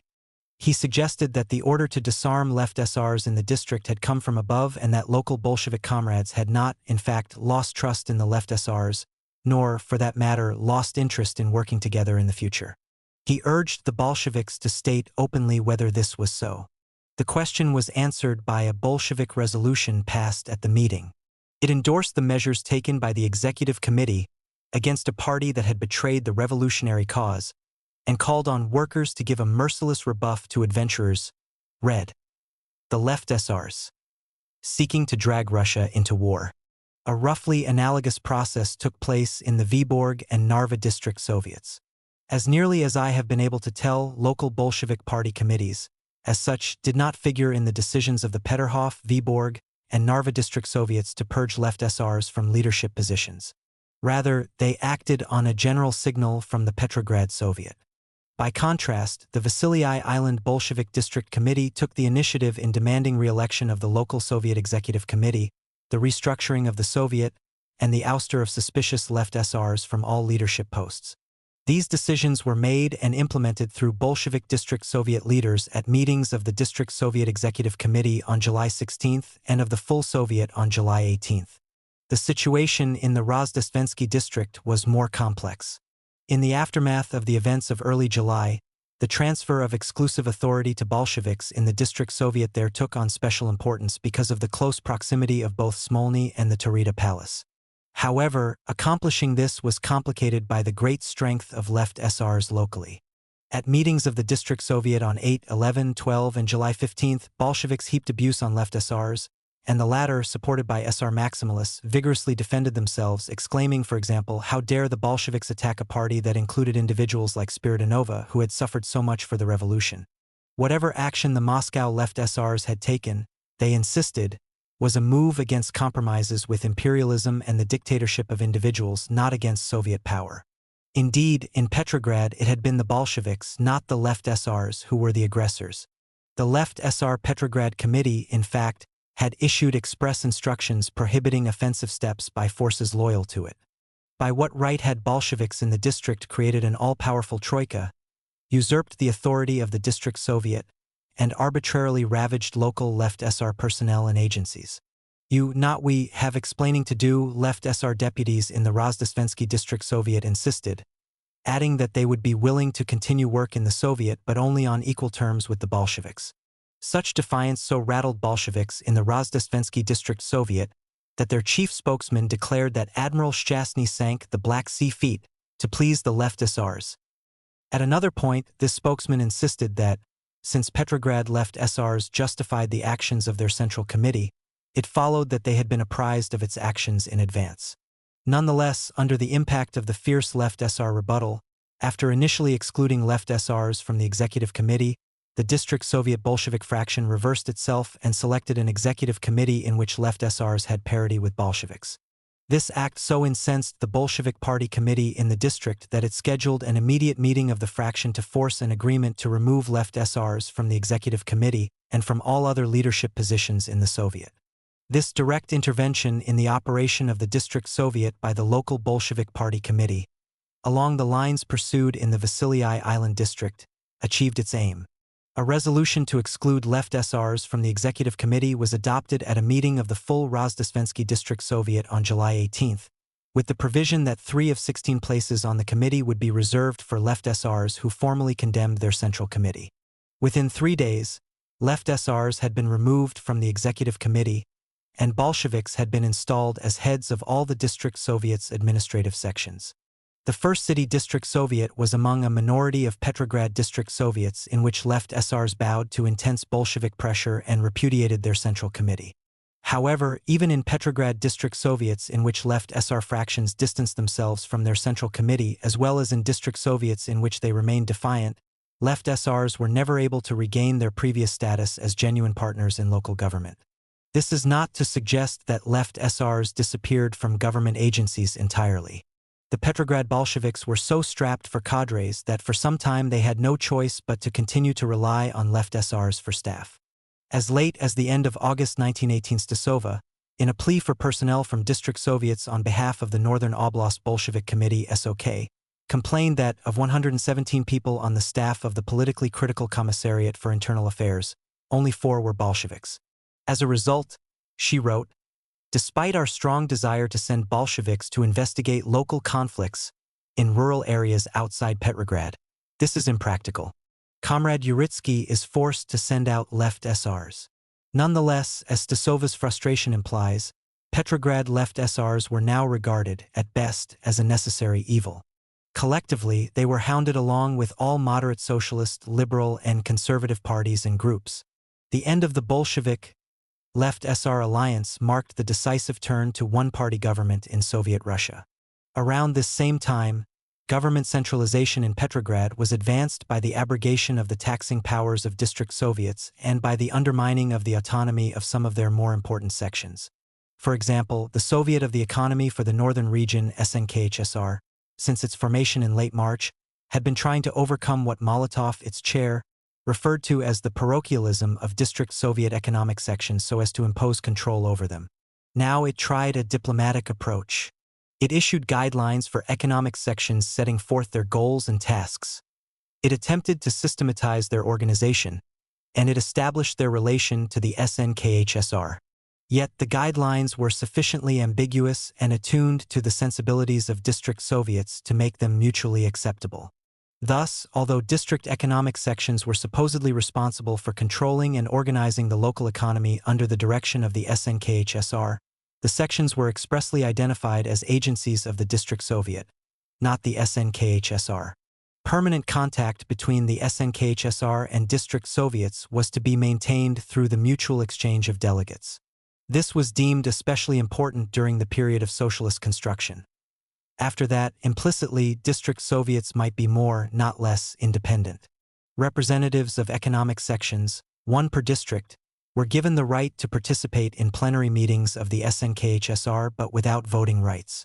Moreover, a specific role was identified for inter-district conferences of economic section representatives that were to be convened no less than twice a month to discuss and coordinate activities. These guidelines enabled the SNKHSR and district Soviet sections to develop a stable relationship in the short run, and provided a model for centralization in other areas that was more acceptable than the ultra-centralized dictatorships Lenin promoted. However, economic administration in Petrograd remained inefficient. Both city and districts maintained substantial bureaucracies with overlapping functions and responsibilities. Not until military emergencies in 1919 would district Soviets tacitly acknowledge the need for significantly more rigorous centralization. During the late summer of 1918, their modus vivendi with the SNKHSR notwithstanding, district Soviets remained fiercely protective of their prerogatives. The collapse of the Bolshevik, Left SR alliance in Petrograd should not hide its vital importance to the creation of a viable Soviet government in the Petrograd region after the Sovnarkom's flight to Moscow, and to the survival of Soviet power there during the severe economic, political, and military crises of late spring and early summer 1918. Nor should it obscure the immense historical significance of the alliance's destruction nationally. In view of this, the decision of the Left SR Central Committee to exercise the terror option, following its defeat in the struggle over credentials at the Fifth All-Russian Congress of Soviets, seems particularly unfortunate. At the Fourth All-Russian Left SR Party Congress in October 1918, Left SR leaders consoled themselves with the idea that, by assassinating Mirbach, they had served the long-term cause of international socialist revolution. That is debatable but, in any case, does not alter the fact that following Mirbach's killing, all the Left SR's plans and expectations went awry. The Left SR leadership had assumed that the assassination of Mirbach would provoke an immediate German military attack. But Lenin's government, aided by fortuitous developments on the Western Front, successfully averted that. The Left SRs also hoped that the left communists were still sympathetic to their concerns and would ultimately support their action. Together with this Bolshevik core, they would lead the revolutionary struggle. But with the Bolsheviks' hold on Soviet power hanging by a thread, even the most ardent left communists maintained party discipline. Worst of all, for the Left SRs, the Bolsheviks' successful fabrication of a large majority in the Fifth All-Russian Congress of Soviets had come as such a shock, and the July events had developed so quickly, that the Left SR Central Committee had not even begun to prepare the party as a whole for a possible radical change in tactics. With quixotic faith in the power of revolutionary spontaneity, Left SR leaders, belatedly charged with implementing the terror option, did not give this problem a second thought, leaving powerful Left SR organizations in Petrograd, Kronstadt, and elsewhere unprepared for a Bolshevik attack. Spiridonova, from her Kremlin cell, acknowledged this fatal error. In an anguished letter to the Fourth Left SR Party Congress, she tried to help her Central Committee colleagues fend off a relentless barrage of intra-party criticism. The Mirbach Act, she wrote, was the whole party's doing, the result of its Third Congress's resolution regarding abrogation of the Brest Treaty, of its mood, and of its international and revolutionary spirit. At the same time, she admitted, the Central Committee and I in particular are to blame for short-sightedness, for not having had the foresight to envision the possible consequences of our act and to neutralize them in advance. Our party's lack of preparation technically and psychologically was gigantic, she lamented. Our biggest mistake was hurrying too much. If only it were possible, I would quarter myself for my personal blame. 110. The Soviet government's first official announcement about Mirbach's assassination accused the Left SRs of giving the Germans the best possible excuse to attack Russia. But by the same token, the Left SRs act, however understandable framed against the fraudulent composition of the Fifth All-Russian Congress of Soviets and the ominous developments at the Congress's start, offered Lenin a better excuse than he could possibly have hoped for to eliminate the left SRs as a significant political rival. He took full advantage of the opportunity in Moscow and also pressed leaders in key political centers such as Petrograd, where the Bolshevik left SR partnership endured, to launch preemptive strikes against the left SRs and to neutralize them for good as a significant political force. Despite their skyrocketing strength in the countryside before Mirbach's assassination, the left SRs never recovered from the battering they received at the hands of the Bolsheviks following their impetuous act. Part 4. Celebration amid terror. The road to Red Terror. The summer of 1918 saw a hardening of policies toward real and potential counter-revolution in Petrograd. Volodarsky's assassination, the removal of the moderating influence of the left SRs on Petrograd government, an upsurge of anti-Bolshevik activity involving Allied secret agents, the increased danger of German occupation after Count Mirbach's assassination, and the constantly growing threat of famine and epidemic diseases all threatened the survival of Soviet power. In addition, Moscow stepped up its pressure on cadre-starved Petrograd for more and more personnel, from party leaders to unskilled workers, either to serve with armed detachments foraging for grain in the countryside or to join Red Army units on Soviet Russia's civil war fronts. These threats grew with astounding speed. In early May, Krasnov's Cossacks had begun to re-establish themselves as the predominant power in the Don region, which remained a hotbed of rebellion and opposition to Soviet rule through the summer. Further south, the volunteer army of Denikin and Alexeyev consolidated power in the Kuban and North Caucasus, while landings by Allied interventionist forces in the northwest, in Murmansk and Archangel, reawakened the danger of an early occupation of Petrograd, either by the Allies or the Germans. Perhaps the greatest threat to the survival of Soviet power came from the east, from rebelling elements of the Czech Legion, then collaborating with white anti-Soviet movements in vast expanses along the Trans-Siberian Railway. On June 8, the westernmost elements of the Legion bolstered military forces loyal to the SRs, the future People's Army, when they captured the Volga city of Samara. Their delegates to the Constituent Assembly led by SRs formed a rival national government, the Committee of Members of the Constituent Assembly, or Comic, which assumed the mantle of the Constituent Assembly. We need not be detained by the tangled, at times bloody battle for hegemony in the east during the rest of the summer and fall, primarily between SRs associated with Comic and conservative former SRs and white officers centered in the western Siberian city of Omsk, culminating in the establishment of a reactionary government headed by Admiral Alexander Kolchak in the winter. Suffice it simply to note that before the advance of the People's Army, supported by the Czechs, along the Volga was finally reversed in September 1918, it had captured Kazan, no more than 500 miles southeast of Moscow, that at the peak of its power, Comic controlled the provinces of Samara, Simbirsk, Kazan, and Ufa and part of Saratov province, and that, roughly concurrently, a link-up of Allied forces with the Czechs, and their simultaneous march on Moscow and Petrograd, appeared to be a real possibility.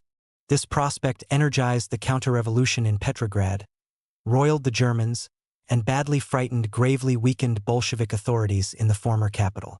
The drift to Red Terror in Petrograd and other Russian cities during the late summer of 1918 grew out of the insecurity caused by these ominous developments. Factors often cited for causing the terror, such as pressure from Lenin, the assassinations of Volodarsky and Uritsky, and the unsuccessful attempt to kill Lenin, played a less significant role. In the spring and early summer of 1918, Volodarsky had been commissar for the press, agitation, and propaganda in the SKPTK and later in the SKSO. In these posts, he directed repression of the opposition press. In mid-June, he was also the chief Bolshevik organizer of rigged elections to the Petrograd Soviet and editor of the Petrograd Soviet's radical popular tabloid, Krasnaya Gazeta.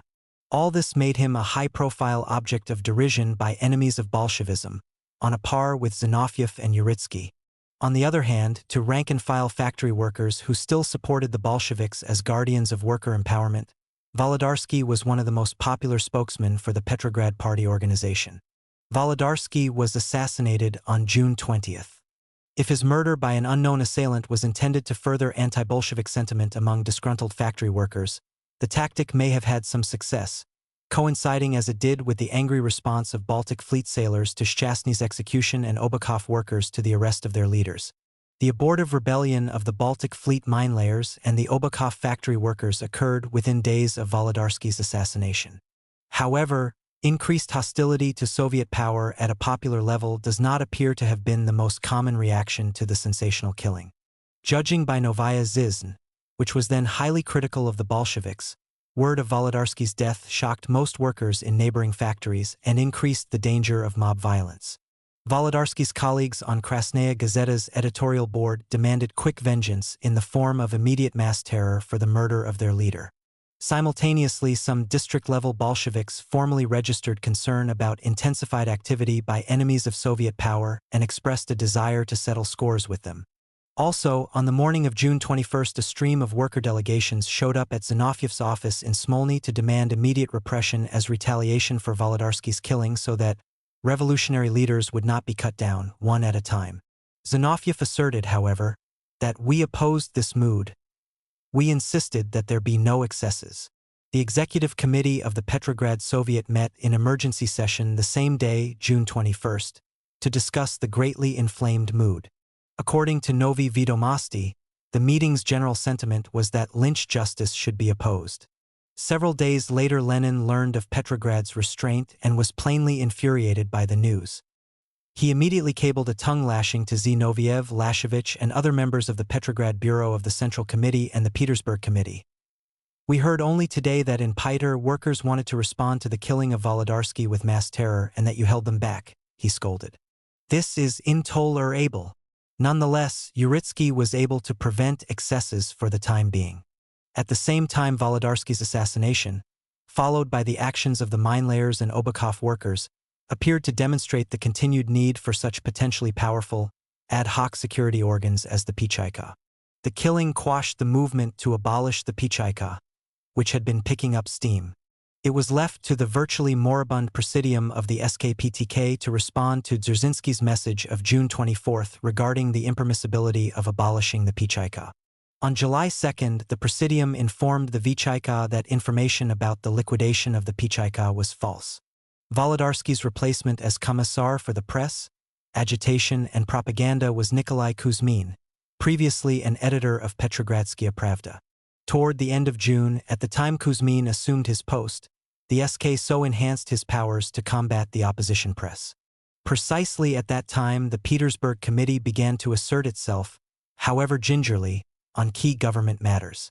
The committee had not been consulted about Kuzmin's appointment, was unhappy with Petrogradskaya Pravda during his tenure there, and was apparently fearful that he was not tough enough to fully utilize the prerogatives of his office. At a meeting on July 12, after discussing the work of the press commissariat, the Petersburg Committee passed a resolution declaring that, although the new press commissar had made hardline pronouncements, he had taken no concrete steps against hostile papers. The resolution demanded more energetic measures.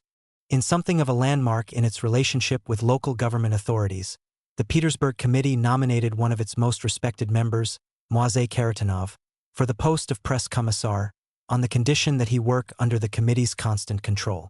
In this connection, the Petersburg Committee assigned Samoilova and Zalutsky to conduct negotiations with Zinoviev regarding Karatanov's appointment and to discuss the shutdown of bourgeois newspapers with Kuzmin.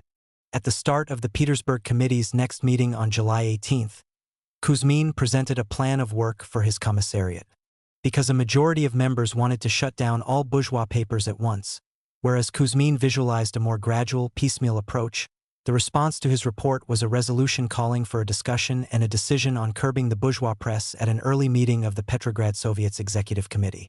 The resolution envisioned that, at this meeting, a representative of the Petersburg Committee would insist on the most decisive measures possible against the bourgeois press, as the voice of the most evil class enemy of the proletariat. At the same time, assemblies of party members in the districts would be convened to explain the necessity of suppressing the bourgeois press entirely and to demand that this be done. The Petersburg Committee's resolution included the unprecedented provision that Kuzmin could stay on as commissar, but that he would be obligated to make weekly reports to it and to change his tactics toward the bourgeois press. Kuzmin subsequently stiffened his policies. Following the murder of Wolodarsky, despite expanding arrests of suspected oppositionists, Uritsky successfully resisted pressure for Pichaika shootings, as well as the practice, instituted by the Vichaika in Moscow, of holding high-profile political prisoners as hostages to be shot in the event of further killings of prominent Soviet leaders. Among well-known figures arrested by the Pichaika at this time was Nikolai Cutler, a former Tsarist official, leading cadet, and deputy from Petersburg in the Second and Third State Dumas. Picked up on June 23, he was released 2 days later. Press reports suggest that intercepted letters he wrote to a colleague abroad had aroused the suspicions of Pichaika investigators. However, upon reviewing the letters, Uritsky found nothing incriminating in them and ordered Cutler's release. A week after Cutler's arrest, the former Russian Prime Minister Vladimir Kokovtsev was roused in the middle of the night, arrested, and hauled off to Gorokhovaya II, where he spent about a week. His arrest, like Cutler's, was triggered by suspicious mail intercepts in Kokovtsev's case, letters between counter-revolutionaries who, unbeknownst to him, had discussed the possibility of his becoming prime minister in a post-Soviet government. Uritsky's trip to Moscow for the Fifth Congress of Soviets delayed consideration of Kokovtsev's release. He deposed Kokovtsev on July 7 and let him go the same day. In his memoirs, Kokovtsev depicted his interrogation by Uritsky as a long and civil discussion that dealt as much with his resignation as prime minister in 1914 and his impressions of Nicholas II, as with questions relating to his arrest. Alexander Amphiteatrov, a prominent prose writer, literary critic, and fiercely anti-Bolshevik journalist who was arrested by the Pichaika on June 24, had a similar experience. Held at Gorokhovaya II, he was discharged 2 days later. In Novi Vedomosti, the paper he was then working for, he characterized his deposition by Uritsky as a political conversation rather than an interrogation. Uritsky was interested in such topics as his relations with Grigory Alexinsky and other Plekhanovites, whether his orientation was toward Germany or the Entente, his literary and newspaper work, and the source of Novi Vedomosti's funding. After they had discussed these subjects, Uritsky said Amphiteatrov was free to go. None of this is to suggest that detention at Gorokhovaya II in midsummer 1918 was not a demeaning and trying experience or that hundreds of other, often lower-profile political prisoners were as fortunate as Cutler, Kokovtsev, and Amphiteatrov. Their descriptions leave little doubt about that. And there is also no question that conditions in Petrograd's even more overcrowded and unsanitary prisons were far worse than in the makeshift cells at Gorokhovaya II. It is simply to say that Uritsky still resisted the extremist tide at a time when the Chaika in Moscow was already arbitrarily shooting class enemies and when, for practical purposes, unofficial Red Terror was in full sway there and in other Russian cities. To be sure, Petrograd authorities adopted various repressive measures to prevent the general strike scheduled by the EAD and to suppress the organization for good. However, I have found no evidence that the Pichaika arrested leaders of the EAD, as the Vichaika in Moscow had done in early June when it incarcerated several members of an EAD delegation in Moscow, and again on July 22 after its suppression of the Regional Workers' Congress.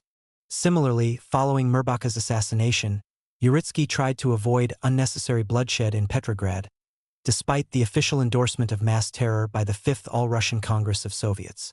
Rather, he focused on the suppression of specific counter-revolutionary conspiracies. This was the case with the anti-Soviet conspiracy in the Mikhailovsky Artillery Academy. Its leaders were left alone, under close watch, until July 11, when they intensified preparations for violent action against the government. Not until then were 12 of them arrested.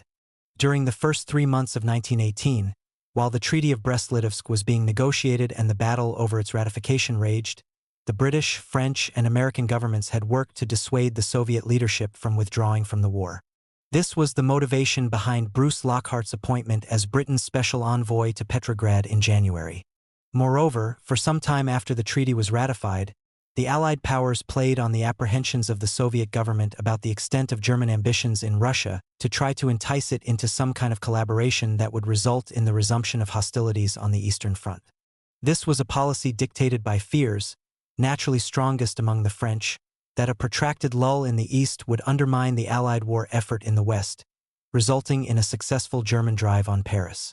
By the late spring of 1918, as Bolshevik concessions to Germany mounted, renewed Soviet resistance to the Germans was no longer a prospect. At this point, the Western Allies, especially the British and French, began to support various anti-Bolshevik movements friendly to the cause of pursuing the war against Germany to victory, at first primarily with large infusions of money. Lockhart, through an old friend, had opened a channel to Boris Savinkov, who, he knew, intended to murder the top Bolshevik leadership on the night of the planned Allied landing in Archangel, and to take advantage of popular discontent over famine conditions to establish a military dictatorship. By July, moreover, Lockhart had joined the French in funneling substantial funds to General Alexeyev, director of the Volunteer Army's political arm and a leading candidate to head a military dictatorship. Roughly 170 British Marines had landed in Murmansk in early March to guard Allied military supplies before ratification of the Brest Treaty and the hardening of Soviet attitudes toward the Allies. At the beginning of June, the Marines were augmented by an additional 600 British troops. Skirmishes soon broke out between the British and Red Army forces. Still, among the Allies, the issue of military intervention in Russia was complex and controversial. This was especially true in Washington, where, on principle, Woodrow Wilson opposed furnishing American troops for action in Russia. But even the French, desperate to repel Germany's offensive in the West, could ill afford to divert significant forces for a joint expeditionary force in Russia. Thus, the number of military personnel the Western Allies could commit to intervention in Russia was relatively very small.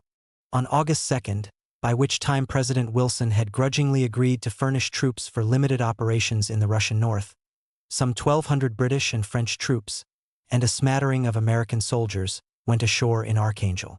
Richard Ullman, whose study of early Anglo-Soviet relations remains the most reliable on the subject, concluded that the occupation of Archangel on August 2nd marked the real beginning of Allied intervention in Russia.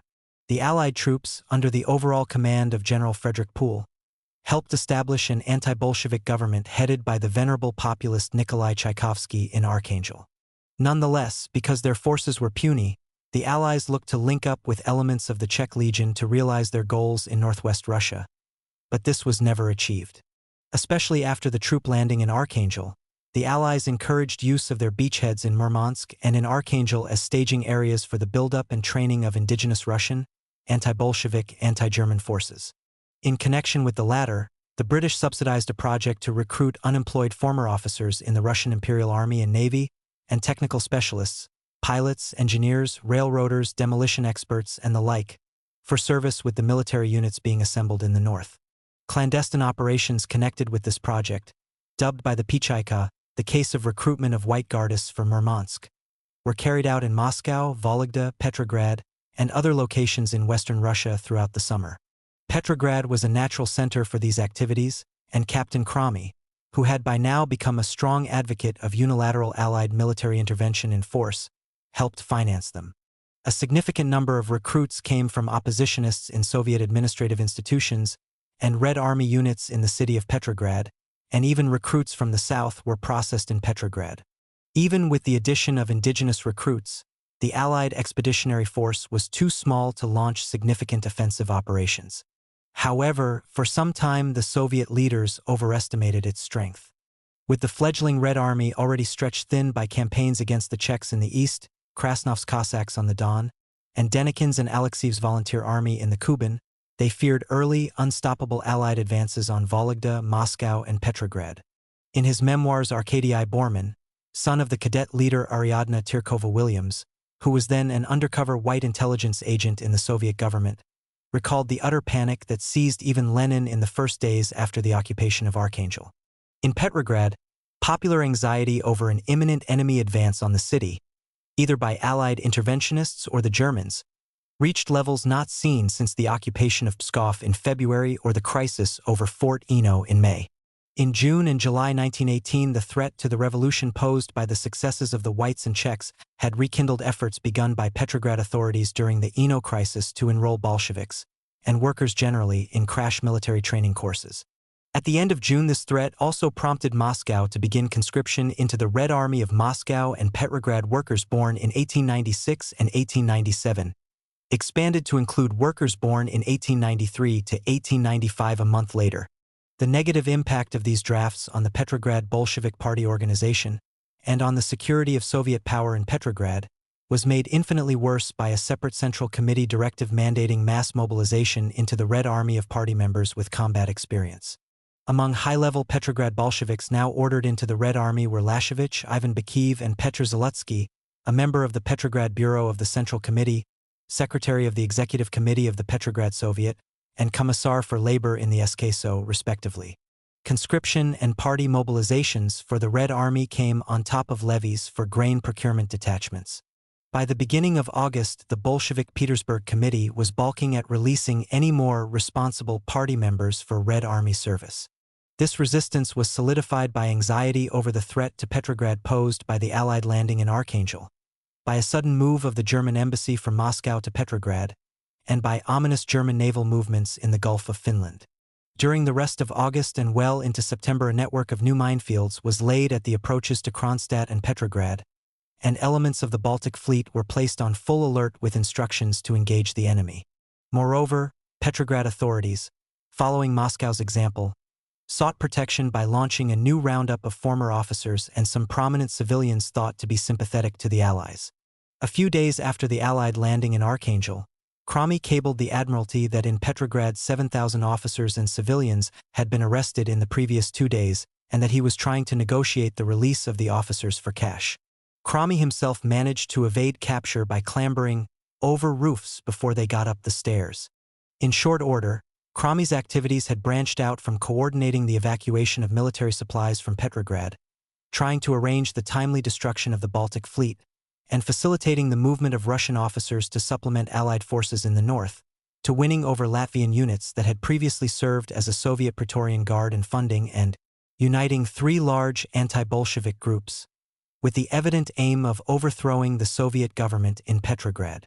After the killing of Mirbach, Cromy had destroyed his ciphers, thus disrupting the possibility of effective communications with London. He had assumed that General Poole, the overall commander of Allied interventionist forces, would provide him with some direction, but this did not happen. Making matters worse, the compartmentalization of covert activities by agents from different intelligence agencies represented in the British embassy meant that Cromy had to rely largely on his own devices and judgment. Soviet authorities had already demonstrated their disdain for the niceties of diplomatic immunity, so that Cromy now felt it necessary to lead a fugitive existence, moving from one safe house to another. His close association with members of the former nobility at this time may have strengthened his attraction to restoring the monarchy or to a military dictatorship in Russia. Other factors that might have pushed Cromy in a counter-revolutionary direction included his personal observations of the chaos associated with Bolshevik rule, his growing conviction not only that the Bolsheviks were controlled by the Germans but that the Hun would soon occupy Petrograd, and his constantly expanding interactions with active counter-revolutionaries generally. There is no reason to doubt, as others have noted, that he was primarily motivated by patriotism, in Richard Ullman's apt phrase, keeping Russia non-German. He was, after all, a dedicated professional military officer, and Britain was at war with Germany. In the conditions prevailing in Petrograd during the late summer of 1918, however, his patriotic goals came to include the overthrow of the Soviet government. By then, Cromy was intensifying his conspiratorial activities. Among white conspirators he appears to have been collaborating with in August were 2 undercover Cheka agents, Steckelmann and Sabir. Steckelmann had persuaded Cromy that he had 60,000 Finnish White Guards, plus 25,000 Latvian troops at his disposal, and that he had the means to control rail, telegraph, and telephone services for support of Allied expeditionary forces in the north, the neutralization of German forces in Finland, and, if desired, a powerful joint march on Petrograd.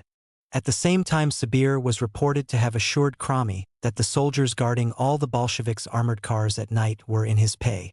With their help and the aid of a battalion of white officers loyal to him, he would be able to take responsibility for arrangements inside Petrograd, that is, for a coup time to coincide with an Allied advance from the north. Cromy was sufficiently satisfied that Steckelmann and Sabir were reliable that he attempted to arrange meetings between them and representatives of the other counter-revolutionary groups which he was subsidizing. Moreover, he made Sabir responsible for blowing up a key bridge over the Neva in the event of a German advance on Petrograd from Finland. Lockhart, who was then providing large sums of money to the infamous Sidney Riley, the top operative of the British Secret Intelligence Service (SIS), inside Russia, who was bent on single-handedly masterminding the liquidation of the Soviet national government, had at least a general sense of these activities.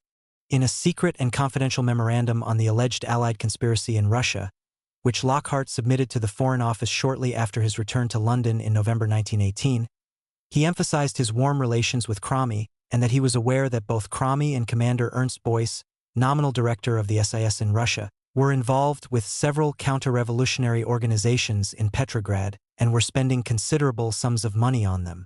In British Agent, Lockhart conceded that the Allied intervention was an indirect cause of the Red Terror.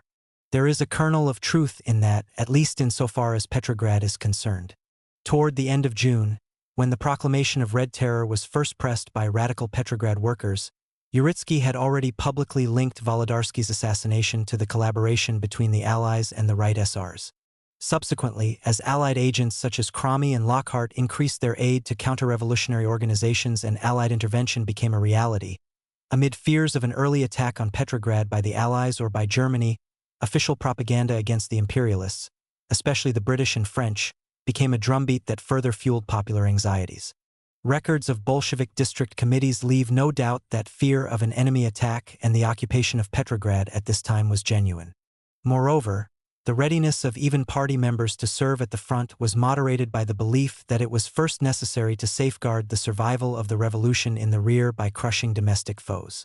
At its regular meeting on July 23, the Petersburg Committee had put its weight behind the significant expansion of political repression. Foreshadowed by its hardline position on treatment of the opposition press a week earlier, this move was triggered by an ominous warning of massive counter-revolutionary activity in the Vasily Island district reported by Alexander Sergeyev and Sergei Rapoport, chairman of the Vasily Island District Soviet and head of its trial and investigation section, respectively.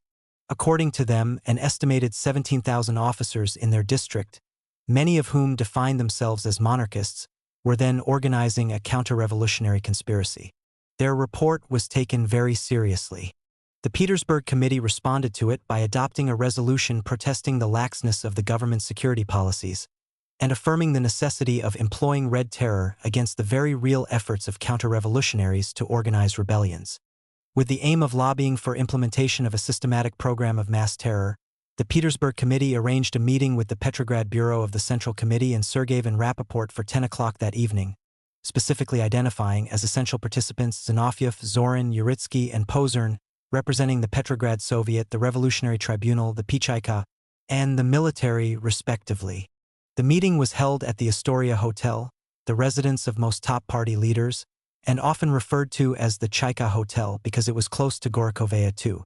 The Petersburg Committee seems to have been unsuccessful in persuading a majority of the necessity of implementing a program of Red Terror, or even of lifting the ban on summary shootings adopted by the SKPTK in April. However, arrests of suspected counter-revolutionaries, some of whom were soon designated as hostages, were now expanded. During the war scare of early August, signs increased that Uritsky was losing ground to advocates of Red Terror in the SKSO, as well as his colleagues in the Pichaika leadership. These signs included the detention, as hostages, of former officers and civilians, the class antagonism pressed by Bolshevik zealots, such as those on the editorial board of Krasnaya Gazeta, party members in the districts, and a majority of the Petersburg Committee, was also reflected at the Second Northern Oblast Congress of Soviets held in Smolny on 1–2 August. The contrast with the First Northern Oblast Congress of Soviets in late April is striking. The first Congress had been a relatively free forum where Bolsheviks and left SRs debated fundamental issues. The Second Northern Oblast Congress was less a meaningful dialogue on key issues than a political rally, similar to what plenary sessions of the Petrograd Soviet had become by then. Congress delegates were outnumbered by the entire Petrograd and Kronstadt Soviets, as well as delegates to district Soviet conferences, members of the Petrograd Trade Union Council, Red Army and Navy committees, and Central and District Railroad Worker committees. Whipped to fever pitch after rousing speeches by Sverdlov and Trotsky, who were in Petrograd at this time, Congress participants adopted a Bolshevik resolution on the current moment, which set the stage for a program of mass terror. Soviet power must ensure the safety of the rear by maintaining a close watch over the bourgeoisie and instituting a policy of mass terror toward it, read the resolution. Henceforth, our motto is mass armament of workers and the concentration of all forces for a life-or-death military attack on the counter-revolutionary bourgeoisie. Implicit in this resolution was the reintroduction of the summary shooting of counter-revolutionaries that had been practiced and encouraged by the Vichaika since February. At least some Petrograd district Soviets immediately endorsed this call for mass terror. By his own admission, Zinoviev, now referred to as boss of Petrograd, became an advocate of Red Terror in the wake of Volodarsky's killing, but was restrained from trying to put this new orientation into practice by Uritsky and, in all probability, by Proshian and Kristinsky as well. As noted earlier, the moderating influence of Proshian and of Petrograd left SRs generally was eliminated following the assassination of Count Mirbach in July.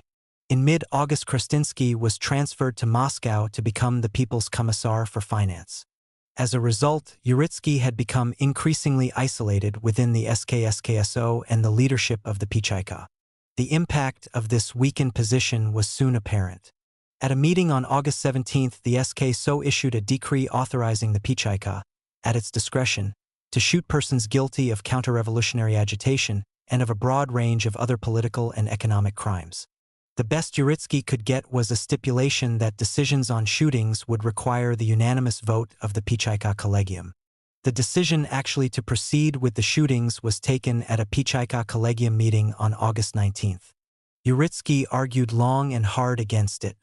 One of the most illuminating accounts of Uritsky's difficulties with his colleagues in the Pichaika leadership at this time was written by S. G. Urilov during the Khrushchev era. It is undocumented but purports to be based on the unpublished memoir of an unnamed younger Pichaika firebrand who was a member of the Pichaika Collegium. In his recollections, this firebrand alluded to continuing pressures on Uritsky to approve the shootings during the run-up to the August 19 Collegium meeting. With ever-increasing frequency, there was talk of the need for shootings. He is quoted as having written, "During official meetings and private conversations, several comrades persistently raised the issue of instituting Red Terror." According to his account, as conveyed by Urilov, after the SKSO's decision forced a vote on shootings in the Pichaika Collegium, only Uritsky opposed them. He did so on practical grounds. But after the Collegium soundly rejected his argument that shootings would be counterproductive, he abstained from a vote on the fate of 21 political prisoners and common criminals so that the will of the majority would prevail. 2 days later, August 21, the 21 prisoners were shot. The makeup of this first batch of Pichaika victims is instructive. 9 were shot for common crimes. 4 of the 9 were former Pichaika commissars. The remaining 12 were political prisoners, most of them alleged to have conducted counter-revolutionary agitation among Red Army soldiers. Included in the latter were 6 of 12 conspirators from the Mikhailovsky Artillery Academy arrested in July. Among them was the former officer Vladimir Perlzweig, whose execution was to have serious consequences, primarily for Uritsky. The night of the Pichaika's first shootings, August 21, the prevailing spirit of using violence against political opposition was captured in a resolution adopted by the 5th Petrograd Province Congress of Soviets. "In every village and county we must carry out a radical purge," the resolution declared. "Counter-revolutionary officers, and indeed all white Guardists who even think about returning power to the rich, must be mercilessly liquidated." A week later, August 28, a plenary meeting of the Petrograd Soviet moved the official proclamation of Red Terror a step closer in response to an alleged attempt on Zinoviev's life. Provoked by unsubstantiated rumors that an unidentified individual behaving suspiciously had sought out Zinoviev at the Astoria Hotel 2 nights earlier in order to kill him, the Soviet passed a resolution declaring its determination to liquidate all the white Guardists in our hands should a hair fall from the head of one of our leaders, and to annihilate all leaders of the counter-revolution to a man. This resolution was similar to the one passed by the Petrograd Soviet on June 22, following Volodarsky's killing. However, the resolution adopted by the Petrograd Soviet at that time was explicitly a warning, whereas in the conditions prevailing at the end of August 1918 there could be little doubt that it was a statement of policy. On the morning of August 30, 1918, Uritsky was shot and killed on the way to his office at the Commissariat for Internal Affairs on Palace Square. The details of his murder and the dramatic capture of his assassin emerge with clarity from voluminous Chaika files on the case. Uritsky was shot by Leonid Kanajusser, a 22-year-old former cadet in the Mikhailovsky Artillery Academy, who was a talented poet well known in Petrograd literary circles. Among his friends were Maria Tsvetiva and Sergei Yesenin. Although Kanajusser appears to have been a popular socialist and an enthusiastic supporter of Kerensky in 1917, in repeated interrogations by Pichaika investigators he refused to divulge his political affiliation, if indeed he had one, in 1918, and steadfastly insisted he had acted alone. The Pichaika established that following the October Revolution he had some connections to counter-revolutionary conspiratorial groups. However, its conclusion that Uritsky's killing was part of one grand domestic and international conspiracy against Soviet power is not substantiated by any evidence in the Pshika's hands. Perlzweig, who had been among those executed by the Pichaika on August 21, was Kanagisar's close friend. Kanagisar had no way of knowing that, in general, Uritsky had been steadfastly opposed to shootings, and, in particular, that he had made last-ditch efforts to stop the executions of Perlzweig and his comrades. Uritsky's name appeared on execution orders published in the press, and Kanagisar, by his own admission, had acted to avenge his friend's death. In Mark Aldanov's words, "The death of a friend turned him into a terrorist." Kanagisar was executed for his act. To the consternation of Pichaika investigators, 144 other individuals arrested in the case, including Kanagisar's mother, father, sisters, and a large number of his friends and acquaintances who were listed in his address book, somehow survived the Red Terror and were released. Informed promptly of Uritsky's assassination, Lenin responded by ordering Dzerzhinsky to go to Petrograd without delay to direct an investigation. Prior to Dzerzhinsky's departure, Lenin sent him documents relating to counter-revolutionary activity that were to be published the next day. In a cover note to them that has been published, Lenin asked whether Dzerzhinsky thought it would be wise to carry out arrests at a location specified in the documents. In this connection, he suggested that these arrests might enable the Pichaika to find the threads and links among counter-revolutionaries. Apparently referring to Uritsky's killing, he stressed that now, for possibly the first time, there is official confirmation of ties between those who did the shooting and the SR party. In two subsequent speeches to factory workers on August 30th, however, Lenin did not mention Uritsky's murder, the possible arrest of SRs, or official implementation of state terror. After the second speech at the Michelson Iron Foundry, machine building, and weapons plant, he narrowly escaped a second assassination attempt. The first had occurred the previous January. He was shot at several times. One bullet struck him in the chest, and another passed through his left arm and lodged in his neck. Lenin's condition appeared to be critical. While medical experts worked to stabilize him, his party held its collective breath. The Red Terror in Petrograd. The assassination of Moise Uritsky on the morning of August 30th and the attempt on Lenin's life that night have usually been viewed as the direct cause of the Red Terror. Actually, undeclared Red Terror in all its forms had been underway in Moscow and other Russian cities for months. In Petrograd, the practice of taking political hostages had begun in late July. Uritsky's ban on shootings had been reversed by the Pichaika on August 19th, after which the shootings of the 21 prisoners had been carried out, and Red Terror had been all but officially declared at a plenary session of the Petrograd Soviet on August 28th. However, it is certainly true that in the former capital the murder of Uritsky, coupled with the failed attempt on Lenin's life, unleashed a wave of arrests and an orgy of politically motivated seizures of hostages and shootings by the Pichaika, district security agencies, and worker and soldier bands that far exceeded anything that had come before, even in Moscow. The fundamental aim of the Red Terror in Petrograd, in the fall of 1918, was to ensure political stability at a time when the city was being stripped of security forces. Nonetheless, responsibility for its proclamation is murky. It does not appear to have originated from the top, as has been commonly assumed. The National Sovnarkom did not issue a green light for mass terror beyond what was contained in the resolution of the Fifth All-Russian Congress of Soviets until the second of two meetings on September 4th. By then, the Red Terror in Petrograd was already raging. Not until September 6th did the SKSO and an expanded plenary session of the Petrograd Soviet consider official responses to Uritsky's assassination. The SKSO reconfirmed its decree of August 17th, which authorized shootings by the Pichaika for various political crimes. Amid the wave of arrests and shootings then cresting in Petrograd, revalidation of this decree may well have been an attempt to reassert the Chaika's control over summary exe cut ions. Simultaneously, at a plenary meeting of the Petrograd Soviet that began with eulogies of Uritsky, the deputies adopted a resolution branding Right SRs, Mensheviks, Black Hundred officers, priests, and kulaks as outlaws, proclaiming martial law, and pledging to answer White Terror by bourgeois killers with Red Terror. Yet on this very day, a Pichaika progress report published in the government and party press revealed that, During the preceding week, 512 counter-revolutionaries had already been shot. The report also included the first of several lists of individuals arrested as hostages to be executed in the event of another terrorist attack on a Bolshevik leader. 120 hostages were on this list. Where, then, did official authorization for a program of mass terror in Petrograd originate? Less than 2 hours after Uritsky's assassination on August 30th, the Presidium of the Petrograd Soviet dispatched a highly urgent message to all district Soviets, district offices of the Red Army, and stations of the Committee for the Revolutionary Security of Petrograd.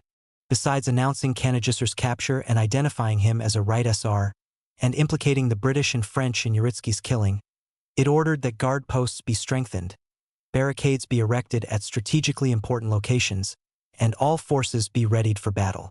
In the first hours after the killing of the Pichaika chief, the Petrograd Soviet leadership feared that this killing might be the start of the long-expected, full-scale domestic and allied attack on Soviet power in Petrograd. The message authorized immediate, unlimited searches and arrests of the bourgeoisie, imperial officers, suspicious elements among students, civil servants, and the British and French. Together with the Pshika's conditional authorization for shooting counter-revolutionaries that was adopted by the SKSO on August 19, the message can be properly viewed as another major step toward the proclamation of Red Terror in Petrograd. Upon careful examination, however, it is apparent that the initiative for implementing an official program of full-scale Red Terror in Petrograd, including mass summary executions, came from the Bolshevik Petersburg Committee. Immediately after the news of Uritsky's assassination was received, the committee convened a meeting of appropriate members of the SKSO and the party leadership that afternoon, August 30th. Again in the Astoria Hotel. Significantly, this took place before the attempt on Lenin's life that evening. Elena Stasova described this gathering in her memoirs. Early in the meeting, Zinoviev, harking back to the party's restraint following Volodarsky's killing, demanded that, this time, appropriate measures be adopted without delay. Among the measures he advocated was letting workers deal with the intelligentsia as they wished on the street. Stasova claims that participating comrades listened to Zinoviev's extreme pronouncements with embarrassment. After she took the floor to oppose him, he stormed out of the room in a rage. Among those siding with her was Gleb Boki, representing the Pichaika. Ultimately, the gathering agreed to form special troikas to go to the districts to hunt down counter-revolutionary elements. Other steps decided upon at this meeting or shortly after it included the immediate execution of the sizable number of political hostages already in the hands of the Pichaika, and the assignment of Stasova to the Pshika's Presidium to review lists of individuals to be executed. Slogans adopted at this meeting and published the next day in the name of the Bolshevik Petersburg Committee included, in response to the white terror of counter-revolutionaries, we respond with red revolutionary terror. White Guardists have gone unpunished too long. The hour for settling scores has arrived. A high percentage of Pichaika arrests and shootings during the Red Terror of 1918 in Petrograd occurred during the first few days after the decision by the expanded meeting of the Petersburg Committee on August 30th. The night of August 30th and 31st, in the Admiraltysky district alone, the Chaika arrested roughly 40 people in raids, most of them former officers and Right SRs. Contemporary newspaper reports suggest that particularly large numbers of counter-revolutionaries were shot the night of 31 August/1 September. Many of the initial victims had languished in prison for months. This was the case with Vasily Mukhin, a wealthy, by all accounts unusually benevolent former landowner who, according to Pichaika records, was arrested in May on hearsay evidence connected with the case of the Komora for the vengeance of the Russian people. Representatives of the EAD from Petrograd who had been arrested in Moscow in mid-July, during the government's raid on the Regional Workers' Congress, were more fortunate than Mukhin. As they were still incarcerated at the start of the Red Terror, their execution seemed certain. However, the Menshevik leadership had mobilized foreign socialists in their support. The Soviet government was leery of antagonizing them further, and Ryazanov, working through Sverdlov and Shishirin, was able to get several of them released into his custody. On September 2nd, in the Moscow Soviet, Deputy Voznesensky, who had just returned from Petrograd, reported that 500 representatives of the bourgeoisie had already been shot there. If accurate, this figure represents the number of political prisoners shot by the Pichaika the nights of August 30th and 31st and 31 August/1 September. This number also accounts for all but 12 of the executions announced in the press on September 6th and more than two-thirds of the up to 800 Pichaika shootings during the entire period of the Red Terror in Petrograd that Boki reported to a Northern Commune Chaika Congress in mid-October. The latter number also corresponds to the combined total of people shot during the Red Terror listed in comprehensive, year-end statistical tables for the Pichaika and the Petrograd Province Chaika that were prepared for internal use. Additionally, about 500 out of roughly 1,000 hostages were shot by the Kronstadt Chaika during the Red Terror. This said, the precise count of Red Terror victims in the Petrograd region will probably never be known, as available figures do not include executions carried out by district-level security agencies and roving worker bands, some of them loosely directed by the Pichaika. In an unpublished memoir written in the late 1920s or early 1930s, S.P. Petrov described the activities of one such worker band. In 1918, Petrov, a Bolshevik, was employed in the Novyi Lesner machine-building plant. He recalled that, right after the assassinations of Volodarsky and Uritsky, he and his comrades feared that they might be the next targets of bomb-throwing SRs. "We led all workers in our plant on anti-SR demonstrations," Petrov explained. "We also proclaimed and carried out responses in kind. We weren't shy then. We drowned inveterate enemies in barges off Lycii Nos. On the evening of an operation, the guys would gather and I would let them know what had to be done." Such lynch justice was fed by the Petrograd Party and government press, especially by Krasnaya Gazeta. From the time of Volodarsky's slaying, it had surpassed all other Petrograd papers in the virulence of its demands for immediate Red Terror. Thus, it is not surprising that its advocacy of vengeance in the aftermath of Uritsky's killing was also more strident and lasted longer than coverage in other papers. The lead editorial in Krasnaya Gazeta on August 31st, titled "Blood for Blood," captures the paper's tone throughout the terror. It called on workers to steel their hearts so they would not feel pity when their enemies were slaughtered and would not waver at the sight of oceans of their blood. The editorial ended, "Let the blood of the bourgeoisie and its servants flow, more blood." Another Krasnaya Gazeta editorial on the first day of Red Terror in Petrograd, this one entitled "To the Wall," drew a parallel between France during the Great Terror of 1793 and the situation prevailing in Russia. After the French people had rebelled against the power of the aristocracy, priests, and kings, victory had not come easily, contended the author of this editorial. The old order had put up stiff resistance, but through superhuman effort the French had overcome all obstacles. First, the French revolutionaries decided to deal with the internal enemy, and thus proclaimed the terror to be directed against all enemies of the revolution. Their slogan was "All aristocrats, to the lamp posts." In the course of dealing with counter-revolutionaries, the revolution gradually strengthened itself militarily and, ultimately, the French began to defeat their external enemies. "We are going through a phase that is similar to this moment in the Great French Revolution," the writer went on. "And now we, too, must first conquer the internal counter-revolution." French revolutionaries carried rebellious aristocrats to the lamp posts.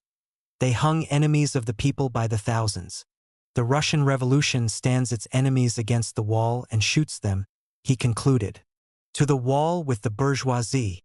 To the editors of Krasnaya Gazeta, the scale of shootings during the first days of Red Terror in Petrograd was a disappointment. Their featured opinion piece on the morning of September 4th acknowledged that executions since Uritsky's assassination and the attempt on Lenin's life were a start, but no more than that. The party had not yet rid itself of criminal softness. Instead of the several thousand shootings that had been promised, no more than a few hundred representatives of the bourgeoisie had actually been shot. The Red Terror in Petrograd was backed by a massive campaign aimed at bringing the workers' hostility toward domestic and foreign enemies to a boiling point, and at linking the two enemies together. During the first week of September 1918, news articles and editorials only slightly less inflammatory than those in Krasnaya Gazeta appeared in all Petrograd newspapers. Daily rallies in factories, worker clubs, and meeting halls throughout the city, featuring the party's most prominent figures speaking on the subject, "Who we are fighting against," were also used to reinforce popular support for the terror. By September 2nd, it was apparent that Lenin's medical condition was no longer life-threatening and that he was recovering. Nonetheless, the major Petrograd newspapers featured front-page medical bulletins detailing his condition well after that. The bulletins appeared alongside myriad resolutions from factories, labor organizations, and Red Army units expressing hope that Lenin would survive, condemning the attack on him and demanding vengeance. Essays describing Lenin's seminal importance to the Russian and international labor movements, and descriptions of Uritsky's killing, updates on the Pshika's investigation of it, and eulogies of Uritsky as the ideal party leader. The centerpiece of the concerted effort to link domestic and foreign enemies revolved around the so-called Lockhart plot, allegedly a joint Allied conspiracy directed by Bruce Lockhart, underway in both capitals, to overthrow Soviet power. At the beginning of August, a member of the Vychaika leadership in Moscow, Varvara Yakovleva, had been assigned to coordinate the investigation of the case in Petrograd.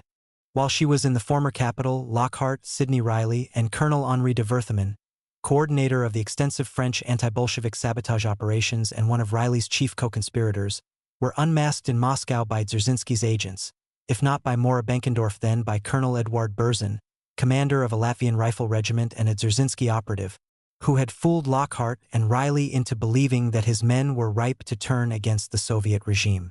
Evidence in the Pshika's hands indicated that the British embassy in Petrograd was at the center of Allied planning to overthrow Soviet power there.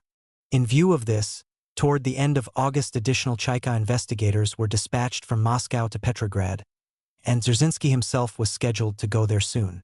Lenin's first action upon learning of Uritsky's killing, as we have seen, was to send Dzerzhinsky to Petrograd. In Soviet accounts, an assault on the British embassy by the Pshika the evening of August 31st is pictured as a magnificently successful operation to capture participants in the Lockhart plot, a domestic and international conspiracy against Soviet power that included the murder of Uritsky. Although British archival sources indicate that there were solid grounds for linking the embassy with domestic counter-revolutionary conspiracies, there is no evidence that the subversive activities of Lockhart and Cromy were coordinated. In a debriefing shortly afterward, Harold Trevenant Hall, a civilian SIS employee who worked closely with Cromy in Petrograd, concluded that the two undercover agents Sabir and Steckelman, who had been collaborating with Cromy in August, were agents provocateurs. He testified that, around midday on August 31st, he met with them at their request. Sabir and Steckelman maintained that the time for action had come, and they proposed a planning meeting at the nearby Hotel France as soon as possible with them and other representatives of anti-Bolshevik organizations working with Cromy. On August 31st, the Red Terror was already in high gear. On the night of August 30th and 31st, the British consul, Arthur Woodhouse, as well Cromy's closest associate, LePage, had been arrested. So Sabir's and Steckelman's impatience did not arouse Hall's suspicions. It was Hall's idea to schedule the meeting later that very afternoon, and to hold it at the embassy rather than the Hotel France. If Sabir and Steckelman had their way, the trap they were setting for Cromy and his fellow conspirators would have been sprung at the Hotel France, not the embassy. After hearing from Hall about what Sabir and Steckelman had to say, Cromy began arranging the requested meeting. The only counter-revolutionary leader Hall mentioned by name was General Yudenich, and a car was sent to fetch him. Subsequently, the Soviet press reported that Savinkov and Maximilian Filinenko, a close associate of Savinkov's and one of Lockhart's counter-revolutionary contacts, were among prominent enemies of the revolution that the Pshika had expected to be at the embassy meeting. Whatever the case, it turned out that Yudenich was hiding out at the Dutch embassy, and none of Cromy's other Russian contacts except for Sabir and Steckelman showed up at the appointed hour. Meanwhile, Dzerzhinsky had arrived in Petrograd toward evening on August 31st, where he learned of the attempt to assassinate Lenin in Moscow and, presumably, of the trap set by Sabir and Steckelman. Before hurrying back to Moscow to take charge of the emergency there, he approved the raid on the British embassy. Seaman Geller of the Pshika was assigned to lead it. Participants in the early evening raid were Geller's deputy, I.A. Shinkman, one of the investigators from Moscow, Bronislav Bortnovsky, and several other Chaika commissars and intelligence agents. In his debriefing, Hall indicated that shortly before the raid began, Sabir went downstairs to the street level of the embassy, explaining that he was going to order his detectives to keep a sharp lookout. In retrospect, Hall assumed Sabir's purpose was to issue a go-ahead for the ensuing attack. Because the expected counter-revolutionary leaders of interest to the Pshika were absent, it may have been that Sabir tried and failed to abort it. Minutes after Sabir returned, Geller and his comrades, pistols drawn, broke into the embassy. They were making their way toward LePage's office on the second floor, where Cromie, Hall, Sabir, Steckelman, and perhaps others were gathered, when shooting erupted. In the confused gun battle at close quarters that followed, a Chayka intelligence specialist, Robert Ionson, and Cromie, pistol blazing, were killed. Shinkman and Bortnovsky were seriously wounded. Geller later admitted to having fired the shot that hit Bortnovsky. Approximately 40 people in the embassy at the time of the attack were arrested and led off to Gorokhovaya too. Apart from Sabir, Steckelman, and one Prince Tchaikovsky, the captured were Russian or British embassy employees. It was payday, and most were caught in paymaster Ernst Boyce's office. That Sabir and Steckelman were seized but, unlike Tchaikovsky, not listed among those arrested supports Hall's retrospective conclusion that they were agents provocateurs. News reports in all the Petrograd newspapers during the days immediately following the incident proclaimed that compromising material gathered in the raid, combined with knowledge provided by unnamed informants, indicated that the Pichayka had successfully liquidated a grandiose conspiracy involving domestic party organizations and foreign agents of Anglo-French capital. The embassy attack probably was a success insofar as it linked Anglo-French capital to domestic conspiracies against Soviet power in the popular mind. The image of the arrested British officials as a dangerous threat was enhanced by the fact that they were held in the infamous Trubetskoy bastion of the fortress of Peter and Paul, in cells that had been reserved for particularly dangerous political prisoners during the Tsarist era. Yet, in important ways, the raid was a failure. The most likely primary architect of the Lockhart plot, Sidney Riley, who actually was in Petrograd on August 31st, was not caught. Also, John Merritt, a British businessman turned clandestine agent who had worked closely with Cromie during the preceding summer, kept up the flow of money to at least some anti-Bolshevik individuals and groups he had been subsidizing. Merritt became so adept at spiriting British officials who were not swept up in the embassy raid, as well as compromised Russian contacts, across the border to Finland that he became known as a modern-day Scarlet Pimpernel.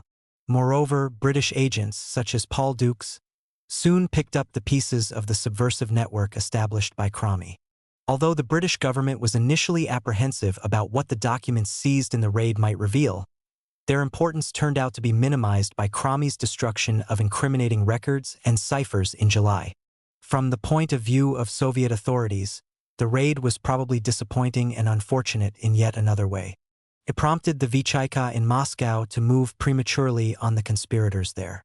Mass arrests of British and French consular personnel in Moscow were conducted the night of 31 August/1 September. Among those caught in this roundup were Lockhart, his mistress Maura Benkendorf, the likely Chayka informer, Captain W.L. Hicks, Lockhart's closest associate, and Xenophon Kalamatiano, head of an American espionage ring in Russia, and many of his key Russian agents. Escaping, along with Sidney Riley, was de Wertheim, the leading French collaborator in Riley's schemes. Lockhart and his British and French partners incarcerated in Moscow, as well as Cromie's associates imprisoned in Petrograd, were released after several weeks in exchange for Maxim Litvinov, the Soviet Union's future People's Commissar for Foreign Affairs, and his entourage. Litvinov, the Soviet government's provisional plenipotentiary to Great Britain, had been interned in London's Brixton prison following Lockhart's arrest. Thus Kalamatiano was the lone Allied defendant present for the public Lockhart trial, heard by the Supreme Revolutionary Tribunal from November 28 to December 3, 1918. Along with Kalamatiano and roughly 15 alleged members of his spy network and 5 of Riley's, Allied defendants in the case, all tried in absentia, were Lockhart, the French Consul General Colonel Ferdinand Grenade, and de Wertheim. None of the Petrograd-based Allied secret agents was among the accused, perhaps because the most important of them, Cromie, had been killed. Under the circumstances, dredging up what was known about Cromie's subversive activities and trying his colleagues would only have further inflamed anti-Soviet passions in London. Nor was any significant effort made to link anti-Soviet conspiracies in Petrograd with those in Moscow. Among Russian defendants tried, only Colonel Alexander Fried, found guilty of being Kalamatiano's chief agent, was sentenced to death and shot. Several of Kalamatiano's operatives received relatively light prison sentences. Try as he might, chairman of the Supreme Revolutionary Tribunal Krylenko, was unable to demonstrate that Russian defendants connected to Allied agents other than Kalamachiano were more than minor figures. Charges against some of them were dropped. Other defendants were acquitted or received very light sentences. Kalamachiano was sentenced to death, but the execution was delayed, and he was released in August 1921 as a condition of emergency food deliveries to Soviet Russia by the American Relief Administration. Lockhart, Riley, Grenade, and de Wertheim were declared enemies of labor and outlaws, and were to be shot if ever found on Russian territory. The Pshika's storming of the British embassy and the shooting of Kromy, coupled with the brutality of the Red Terror in Petrograd, triggered an international outcry. Dzerzhinsky and authorities in Petrograd tried as best they could to mute this criticism and especially its impact on workers internationally. In a radio broadcast abroad on September 2nd, they charged that Anglo-French agents and domestic counter-revolutionaries had joined together to reverse the revolution and restore the Tsarist regime, which was at least partly true, and that these agents were personally and directly responsible for the murders of Volodarsky and Uritsky and the attempted assassinations of Lenin and Zinoviev, which was not true. Significantly, this accusation was not leveled at the Lockhart trial. The September broadcast, the text of which was published, had this to say about the results of the embassy raid. On August 31st at 6 p.m., our Commission for Struggle Against Counter-Revolution was able to catch one of the main English conspiratorial groups red-handed in the British embassy. A huge amount of correspondence was seized, which will be published. It incriminates the English conspirators completely. The eyewitness testimony of some of those detained has established that Allied agents planned to arrest the Soviet of People's Commissars. In normal circumstances, we would never have resorted to a search of a foreign embassy. But we cannot be silent when one is transformed into a conspiratorial headquarters for plotters and killers. The response of the British Foreign Office to these accusations, and more generally to the embassy raid, Kromy's death, and the arrest of its personnel in Petrograd and Moscow, was remarkably restrained, probably because the British knew that some of the charges were valid and were uneasy that hard evidence relating to these might come to light. In reality, the huge amount of incriminating evidence supposedly seized in the British embassy was never published, suggesting that Geller and his men came away from their raid empty-handed. On September 2nd, when the indiscriminate character and broad scope of arrests and shootings in Petrograd were already clear, local representatives of Ukraine, Poland, Georgia, and Lithuania sent a joint letter to Zinoviev asserting the unacceptability of applying such measures to their countrymen who were then in Petrograd. The response to their appeal reflected the chaotic nature of the Red Terror of 1918 in the city. Predictably, large numbers of individuals from these countries, then under German occupation, were arrested. The German consul in Petrograd reacted by bombarding Boki with letters demanding the release of most of them on the grounds that they were under German protection. Attached to each letter was a list of persons arrested since the previous letter, their nationalities, and their places of detention, all told, almost 1,000 individuals. On September 10th, Boki sent the German consul the text of a message he had dispatched to district Soviets ordering that they release all imprisoned citizens of nations under German protection against whom they had no specific evidence to support charges of counter-revolution or speculation. Boki also ordered that individuals of these nations against whom specific charges could not be lodged not be arrested in the future. Subsequent letters and lists from the German consul to Boki reveal that these orders were ignored. Arrests of citizens of nations under German protection continued. By the end of September, only about 200 had been released out of the roughly 1,000 prisoners identified on the German consul's lists. In mid-September, the Bolshevik-led Petrograd Trade Union Council became alarmed by the indiscriminate character of the Red Terror. On September 14th, in order to avoid fatal and irreparable errors, the council appealed to Zinoviev and Boki to institute strict controls and safeguards on shootings generally, on arrests and searches at trade union offices, and on arrests of trade union officials. At the same council meeting that issued the appeal, Ryazanov proposed an amendment calling for an end to outlawing entire parties and taking political hostages. However, it was defeated. Ironically, during the Red Terror, even Zinoviev, who, as we have seen, advocated allowing workers free rein to deal with the bourgeoisie as they wished, became exasperated by the difficulty he encountered in getting information about Pichaika prisoners. After repeated failed attempts to find out the status of this or that individual purportedly in the Pshika's hands, in a memo to Yakovleva, he directed the Pshika to immediately form an information bureau. However, evidently realizing the futility of this demand in the prevailing circumstances, he ended his message by pleading that, if nothing else, the Pshika should respond to his queries about individuals as quickly as possible. Zinoviev, as head of the SKSO and the Petrograd Soviet, seems to have been at least temporarily concerned about inadvertent arrests and shootings of Bolsheviks, Bolshevik sympathizers, or unaffiliated individuals of special importance to the government. S.P. Petrov, the Novyi Lesnar plant worker who described his nocturnal forays to hunt down political enemies, recalled saving the lives of honest revolutionaries on the brink of execution. Stasova, in her memoirs, indicated that there was good reason to worry about fatal and irreparable errors. She recalled checking arrest lists and freeing those who were accidentally on the list. Arrests were frequently incorrect because they were based on incidental information, she remembered. Among those arrested were people who were sympathetic to us, who worked with us, and so forth. During these frightening days, large numbers of professionals identified as popular representatives of the bourgeoisie were arrested, among them prominent figures in theater and music. Also netted were individuals of importance to Petrograd's survival, such as technical specialists in Soviets and on ships of the Baltic Fleet, further crippling them, and physicians, who were attempting to cope with epidemic diseases not only in the northern commune but nationally. The People's Commissariat for Health alerted the People's Commissariat for Internal Affairs to this problem toward the end of September, and Petrovsky, who had earlier strongly advocated the blanket roundup of hostages from among the bourgeoisie and officers, hurriedly dispatched a letter to Soviets around the country prohibiting the arrest of doctors and other health personnel, only because they were popular. At the beginning of October, Petrovsky broadened his caution, complaining that according to his data not enough had been done to assure the security of the rear, primarily because some Soviets had directed red terror at the petty bourgeoisie and the intelligentsia generally rather than at politically influential representatives of the grande bourgeoisie and the old regime. This was plainly the case in Petrograd. Petrovsky ordered that hostage lists be reviewed with an eye to releasing prisoners unsuitable as hostages because of their low political visibility.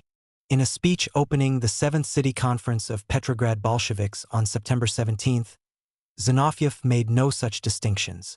Contradicting his earlier concern about groundless, potentially debilitating shootings, he now interpreted unwavering red terror as a necessary response to white terror at a moment when, according to him, civil war in Russia was nearing its apogee.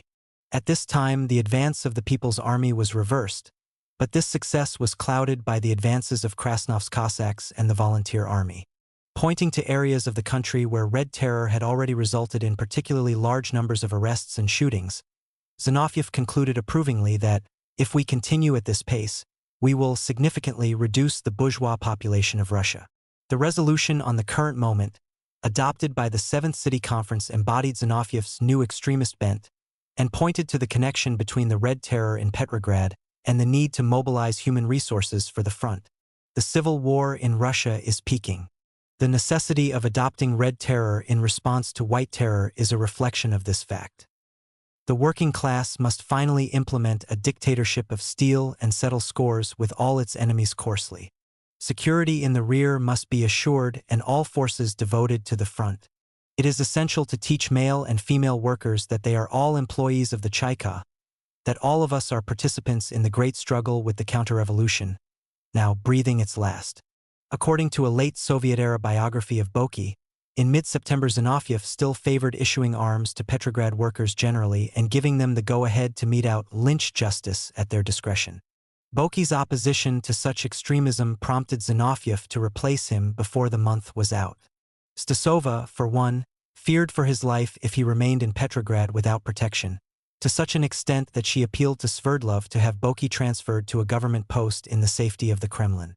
Additional insights into Zinoviev's attitude toward red terror generally and to the importance of the Chayka in particular are provided by the stenographic record of a plenary session of the Petrograd Soviet on September 24, one of the purposes of which was to mobilize workers for participation in preparations for a triumphal celebration of the first anniversary of October.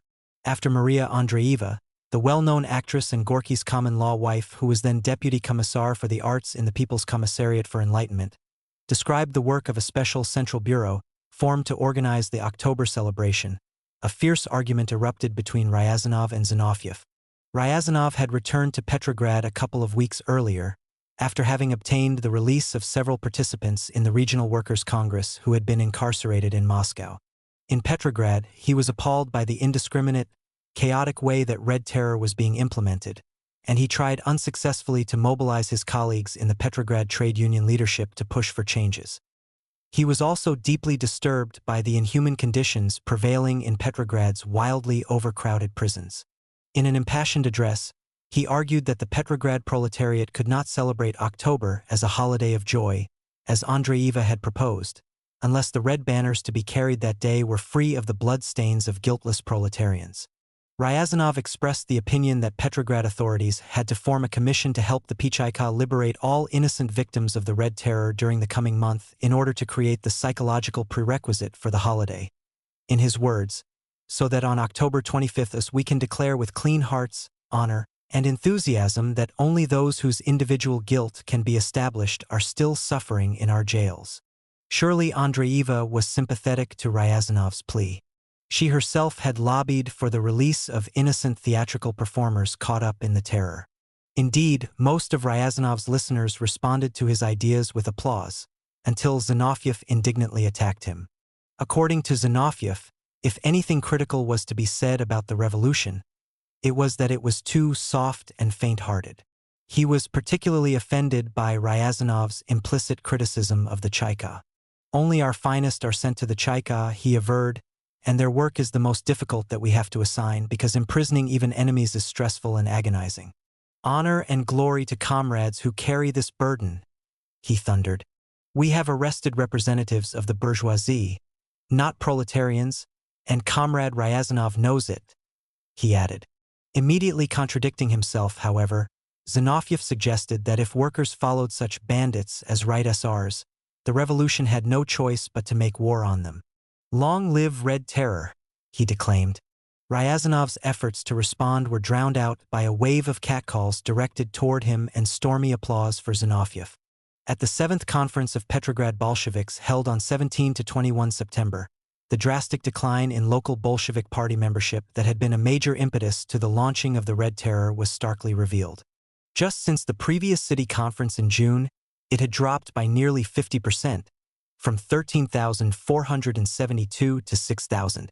This figure amounted to less than 2% of organized factory workers in the city. Declining membership was not the only problem the party faced. A detailed questionnaire that the Petersburg Committee circulated to its members at the end of August reveals the dramatic change in the complexion and competence of the local party. The Petersburg Committee received 3,559 responses to its questionnaire, or better than 60% of those sent. Tabulated by the leading Soviet economist and statistician Stanislav Strumelin, the questionnaires provide a valuable picture of the Petrograd Party organization in the fall of 1918. They reveal, for example, that 40% of the current members had joined the party after the October Revolution, 1,419 respondents. Indeed, that the vast majority of these Green October Bolsheviks had come into the party during the preceding 8 months. Clearly, then, mobilization of experienced Bolsheviks for positions in the Red Army and food procurement detachments, following earlier outflows, had drastically altered the proportion of party veterans to newcomers to the detriment of the party organization.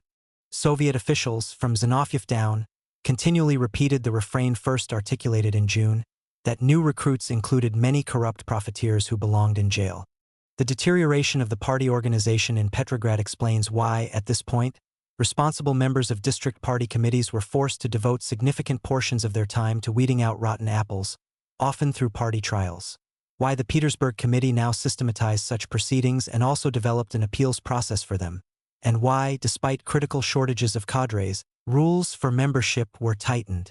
A second trend that emerges from Strumelin's tabulations is the high percentage of Petrograd Bolsheviks working full-time in Petrograd Soviets, municipal agencies, educational or other cultural bodies, trade unions, cooperatives, the Red Army, and domestic security agencies compared to those working in party organizations, 58%, or 2,071 of 3,559. Indeed, Even these figures do not give a true picture of the party's declining fortunes, inasmuch as only a small proportion of those still working in party organizations were qualified to hold responsible positions. For one thing, a high proportion of university-educated Bolsheviks took advantage of opportunities to move to Moscow in mid-March or soon after. The result was that only 87 of the 3,559 respondents had university degrees or some form of higher education. It is likely that a high proportion of this group were not engaged in party work. Nor were the Bolsheviks successful in recruiting Petrograd women into the party. Despite initiatives to attract female workers such as Krasnaya Gazeta's weekly Rabotnitsa columns and the efforts of women's sections now attached to the Petersburg Committee and district party committees, less than 10% of the Petrograd Bolshevik membership, or roughly 700 members, were women. Of this already small percentage of women, only 7%, or around 50, were factory workers. This at a time when 39% of Petrograd's employed factory workers were women, 44,629 of 113,346 employed workers. Strumelin attributed this low percentage of female worker Bolsheviks to the fact that factory women belonged to relatively backward elements of the worker masses, culturally and politically, that were primarily prevalent among textile workers, workers in tobacco and candy factories, housemaids, and the like. To help compensate for the dearth of a critical mass of personnel serving in party organizations, the 7th City Conference elected to follow Moscow's lead and create a special category of Bolshevik sympathizers. Factory workers who would actively support the party, especially in times of crisis, but who would not be subject to the admission requirements, often burdensome responsibilities, and susceptibility to mandatory transfer out of Petrograd of full-fledged party members.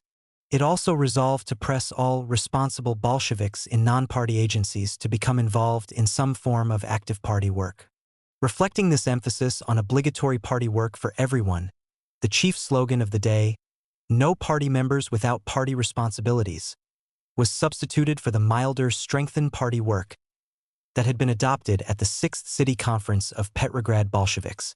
In spite of the weaknesses of party organizations compared to Soviets, as well as the often contentious relations between them, the 7th Conference's resolution on the work of the Petersburg Committee emphasized the need to strengthen control of the Petrograd Soviet and its agencies.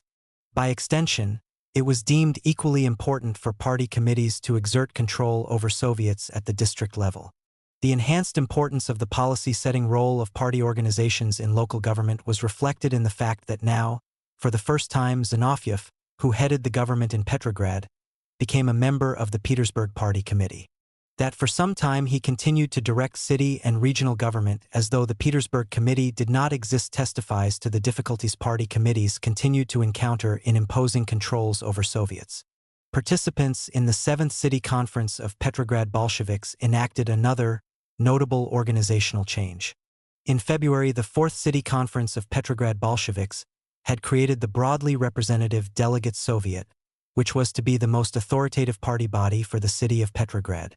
The Delegate Soviet was supposed to counterbalance a diminished Petersburg Committee. Because of the limited availability of experienced leaders for party work, the Petersburg Committee had been reduced from 40 or more representatives elected by district committees to 9 members picked at large. In practice, however, the Delegate Soviet did not replace the Petersburg Committee as the party's top local leadership body. Never more than a sounding board, it was rarely convened, and even so, its meetings were poorly attended, especially during the late spring and early summer, as the shortage of local party veterans became progressively more acute. In fact, virtually from the start, the Assembly of Organizers, although not even mentioned in the party statutes, played a more important practical role than the Delegate Soviet in the Petrograd Party organization. The Assembly of Organizers, an appointive body, developed into the chief citywide conduit through which the Petersburg Committee learned about problems facing the districts and its primary forum for discussion and dissemination of new organizational policies. The Delegate Soviet seems to have met for the last time on July 6. It was formally abolished by the 7th Conference of Petrograd Bolsheviks in September. In this haphazard way, the drastic shortage of experienced cadres led to the failure of the effort by the 4th City Conference of Petrograd Bolsheviks to retain the party organization's relatively democratic operation. During the Red Terror, the powers of the Cheka were inevitably enhanced. To be sure, in Moscow Bolshevik leaders such as Mikhail Olminsky, an editor of Social Democrat and a member of the Bolshevik Moscow Committee, publicly attacked the Chaika for the indiscriminate manner in which the terror was conducted, for its lack of accountability, and for its exalted pretensions vis-a-vis other Soviet institutions. Olminsky took special aim at the Vchika's official periodical, as Henedlnik Kresvichenik Komisii po Borbies Kontrrevolucji I Spekulactii, Chaika Weekly, which glorified Chaikas and their excesses throughout Russia. His salvo was the tip of a bitter intra-party debate over the operations of Chaikas during the terror. Although the Chaika Weekly was shut down at the end of October after only 6 issues were published, this was less the result of criticism by moderates such as Olminsky than because its extreme fanaticism was unacceptable even for Lenin. For practical purposes, the Vchaika emerged from the attacks against it essentially unscathed precisely because of the support of Lenin, Trotsky, and a majority of the Party Central Committee in Moscow, and of Zinoviev and the Bolshevik Petersburg Committee in Petrograd. Beginning a few days after Uritsky's killing and the attempt on Lenin's life, the leadership of the Vchaika had made use of the prevailing crisis atmosphere to speed up formation of identically structured local Chaikas responsible for combating counter-revolution and speculation throughout the country. One of the main purposes of the Chaika Weekly was to propagate the ideas and methods promoted by the Vchaika so that, in the words of its opening issue, Chaikas everywhere in the country would conduct their work of liquidating the ideologues, organizers, and leaders of hostile classes in an identical, well-planned, and methodical manner. In this spirit, the purpose of a mid-October Congress of Chaika representatives from the Northern Commune was to develop a common plan of work and establish effective communications and relationships among them, and also assess the results of the Red Terror. The Chaika Congress of the Northern Commune opened in Smolny on October 15 with 72 delegates representing all 8 provinces. It began with local reports revealing that most district and even province Chaikas had been created by party committees after the events of late August, not so much in response to instructions from above than as a means of implementing Red Terror on the ground. Judging by these reports, many district and province Chaikas, some of them working in tandem with committees of the village poor, had arrested significant numbers of hostages. A few Chaikas had already conducted shootings, but most of those that had pronounced death sentences were waiting for sanction from the center before carrying them out. Boki, by now no longer head of the Pichaika, summarized its work during the preceding 7 months. He announced that the Pichaika had made a total of 6,229 arrests. Between August 15 and October 15, the Pichaika had begun to process 1,101 cases of counter-revolution, of which 364 were completed, and during the Red Terror it had shot as many as 800 prisoners. Presumably those executed included the 512 Boki announced in the press on September 6, and an additional 288 or so shot between September 6 and October 15. Zinoviev was the keynote speaker for the Congress's discussion of the role of Chaikas in the prevailing situation. Concerning domestic issues, his long address adhered closely to his speech at the recent 7th City Conference of Petrograd Bolsheviks and his rebuttal to Ryazanov's plea for the liberation of innocent hostages before the first anniversary of the October Revolution in the Petrograd Soviet. After first praising the Chaika as the vanguard of worker collectives recruited to defend the revolution, he warned that, although the bourgeoisie had been badly beaten and reduced, and here and there even liquidated, it could recover. The rebellion of the 2nd Fleet Detachment 3 days earlier, about which more is said below, demonstrated that the revolution was still threatened and that only the Communist Party could be tolerated. Lauding Red Terror as it had been implemented in Petrograd, he cautioned against any slackening of the squeeze on political opposition. Toward the close of his speech, he criticized objectionable discussions within the Chaika about who was supreme. The Chaika, like the Red Army, was an arm of the Bolshevik Party, and discussions about seniority ignored the principle of internal discipline that was its foundation. Not long after Zinoviev finished, a debate erupted at the Congress over the seniority question, or, more precisely, over the hotly contested structural issue of whether local Chaikas would be responsible to the Chaika hierarchy or to administrative sections of corresponding Soviets. The issue had first become the focus of controversy in the late spring and summer, when a network of regional and local Chaikas accountable solely to the Vchaika began to emerge, and as the Vchika's pretensions vis-a-vis all other government institutions escalated. The response of local Soviets to these pretensions had come at the first Congress of Representatives of Province Soviets and Chairs of Province Soviet Administrative Sections, which was convened in Moscow by the People's Commissariat for Internal Affairs at the end of July. Attended by 59 delegates, all of them Bolsheviks, the Congress firmly and unanimously rejected Chaika autonomy. In a resolution on Chaikas, delegates declared that the unification of administration was the primary organizational task of local government, and that the previous practice of isolation and separatism on the part of Chaikas, which had led to constant tensions and conflicts with the otherwise unified elements of local administration, had demonstrated that the situation was abnormal. Therefore, it was essential to restructure local Chaikas into subsections of the administrative sections of corresponding local Soviets. Coincidentally, a Congress of Administrative Section representatives from Soviets in the Northern Commune was meeting in Petrograd at the time of the Regional Chaika Congress. The Congress of Administrative Sections representatives was chaired by Sarah Ravich, Uritsky's replacement as Commissar for Internal Affairs in the SKSO, who happened to be a strong supporter of Chaika independence. However, her position on the issue was not shared by most Congress delegates. On October 17, just before a scheduled discussion of the organizational status of local Chaikas that appeared certain to end in the endorsement of the plan to make Chaikas subordinate agencies of Soviets, she announced that the Chaika Conference had agreed to discuss the issue together.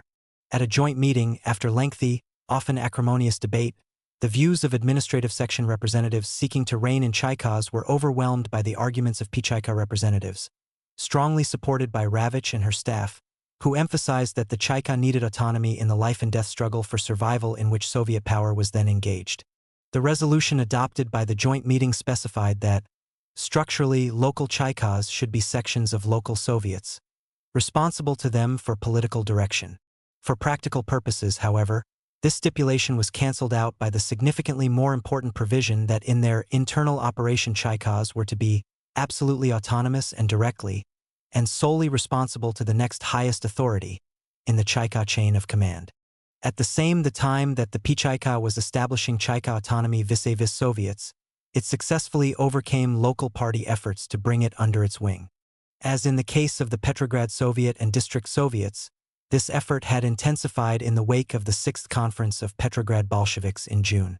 At the end of July, some 45 Bolsheviks in the P-Chaika organized themselves into a collective headed by an activist leadership bureau, which aspired to a meaningful voice in all matters involving the P-Chaika.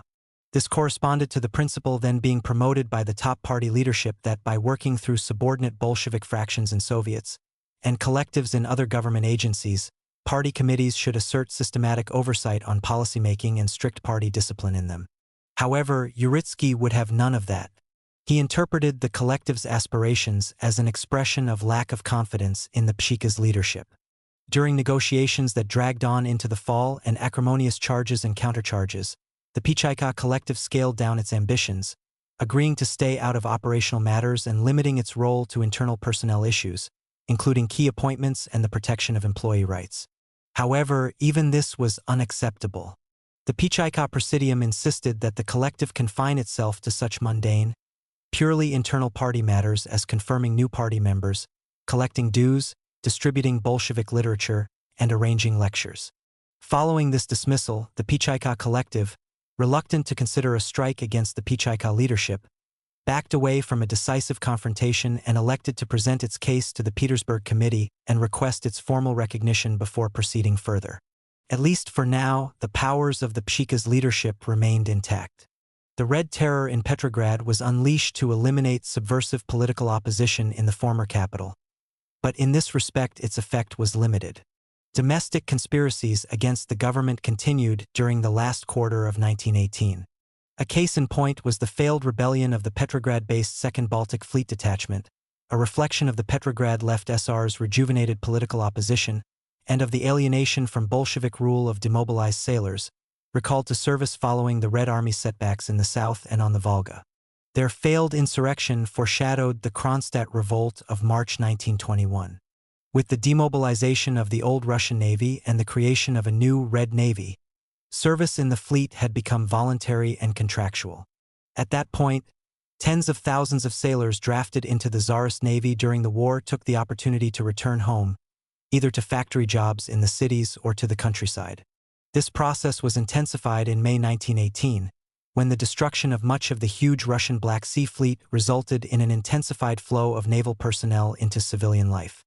However, the voluntary principle governing naval service proved unworkable largely because a high percentage of technically qualified, veteran sailors loyal to the revolution were transferred to Civil War fronts, and because many experienced specialists were unwilling to serve for the low pay specified in contracts.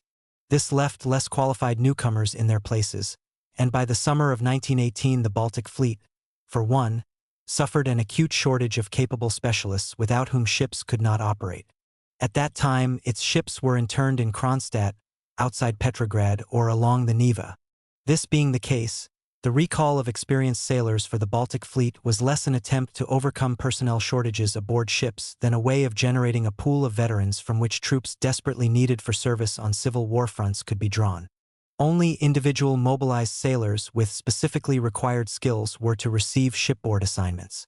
In September 1918, demobilized sailors conscripted in 1915, 1916, and 1917 were recalled. Authorities in Moscow and Petrograd were divided as to how they should be deployed.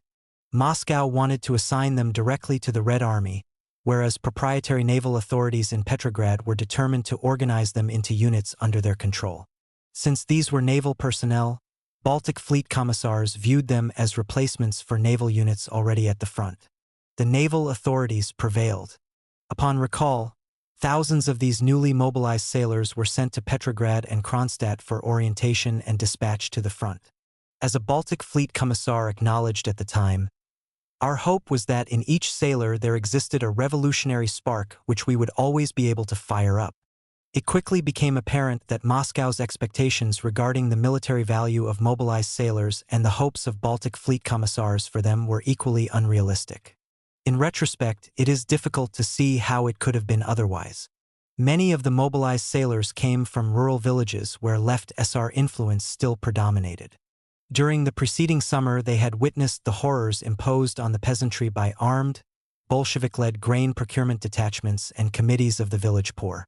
Other sailors came from industrial centers, where they had found their factories shut down and had observed the misery inflicted on workers by unemployment, hunger, and epidemic disease. Moreover, arrangements for the settlement of mobilized sailors were chaotic.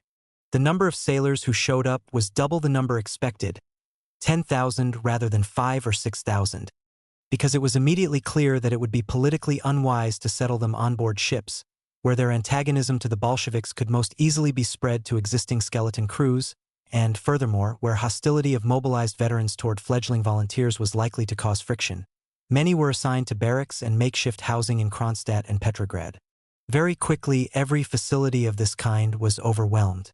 Living conditions in all of them were uniformly horrid, none more so than in the ramshackle barracks of the 2nd Baltic Fleet Detachment, where a few thousand mobilized sailors were settled.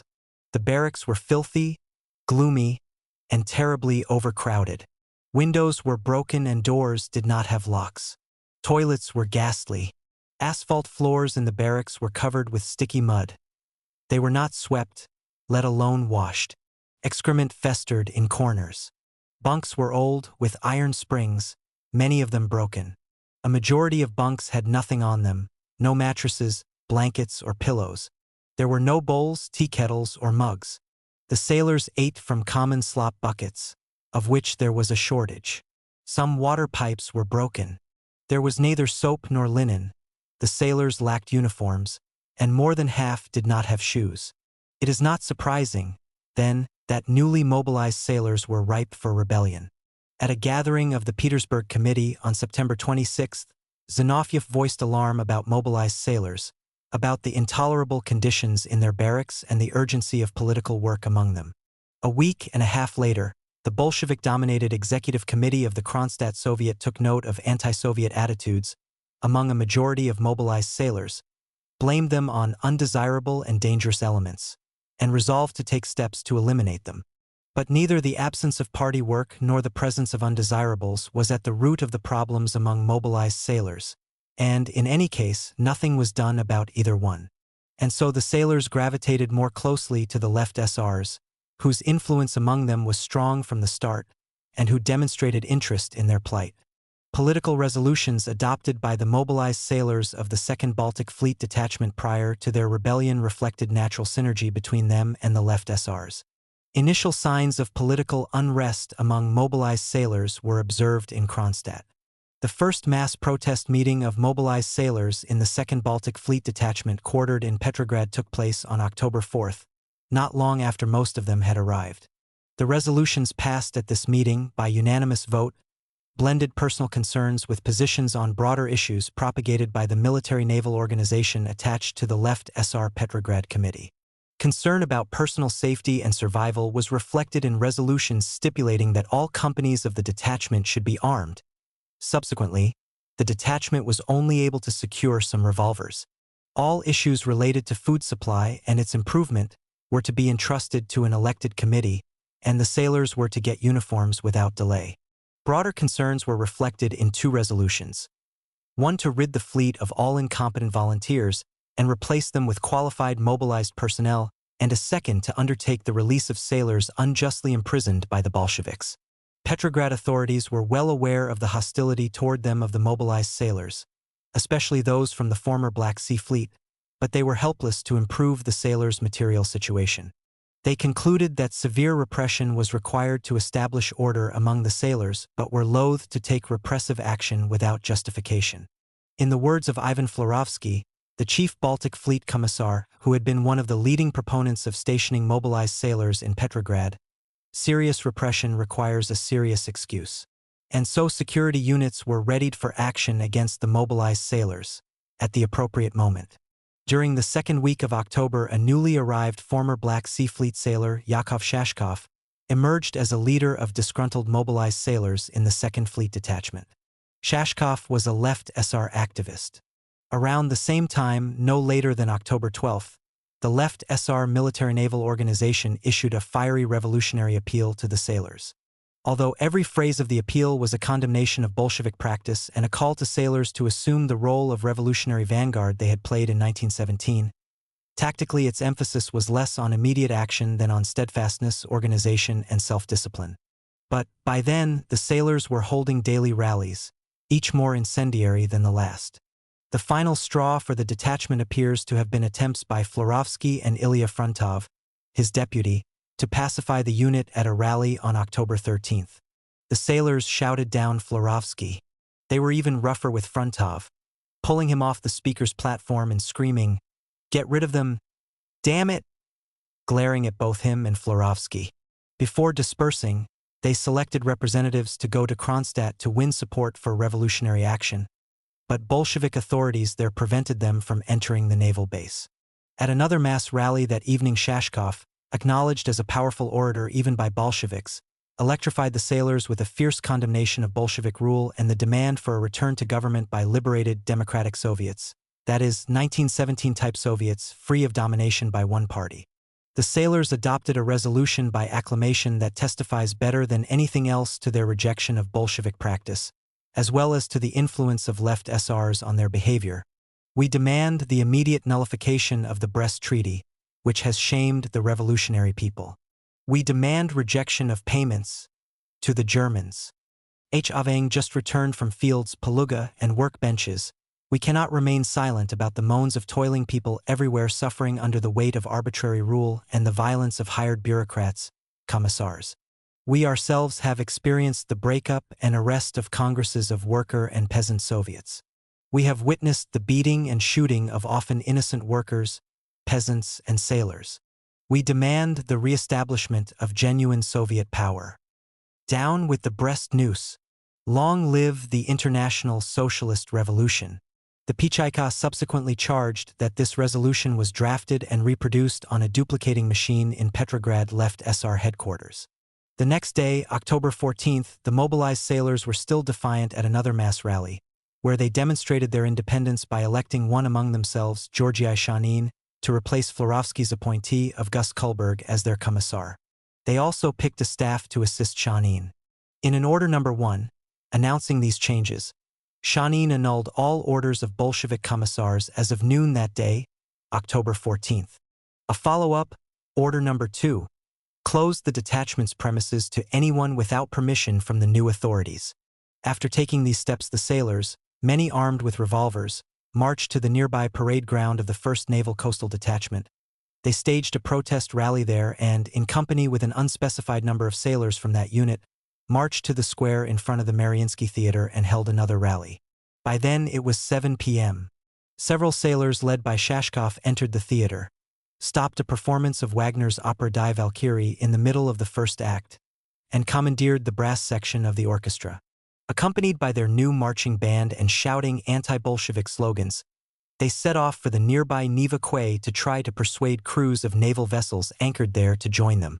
Simultaneously, Florovsky tried to round up forces on these same vessels to suppress the increasingly embarrassing and potentially threatening rebellion of the 2nd Baltic Fleet Detachment. Riding in an automobile along an embankment, he suddenly found his way blocked by the marchers. He was immediately recognized, pulled out of the car, and forced to accompany them.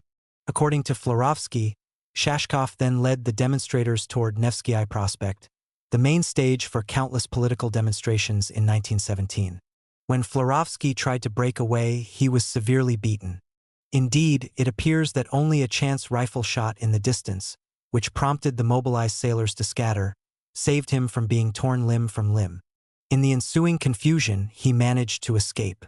The rebellion of the 2nd Fleet Detachment ended a few hours later, when the mobilized sailors, tired and frustrated by their largely unsuccessful efforts to attract support from ships' crews, straggled back to their barracks.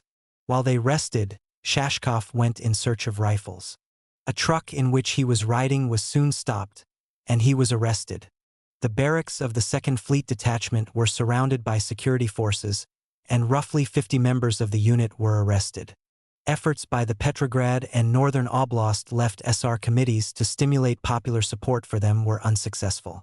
Meanwhile, Zinoviev viewed the failed rebellion as an excellent opportunity to rid Petrograd of left SRs, once and for all.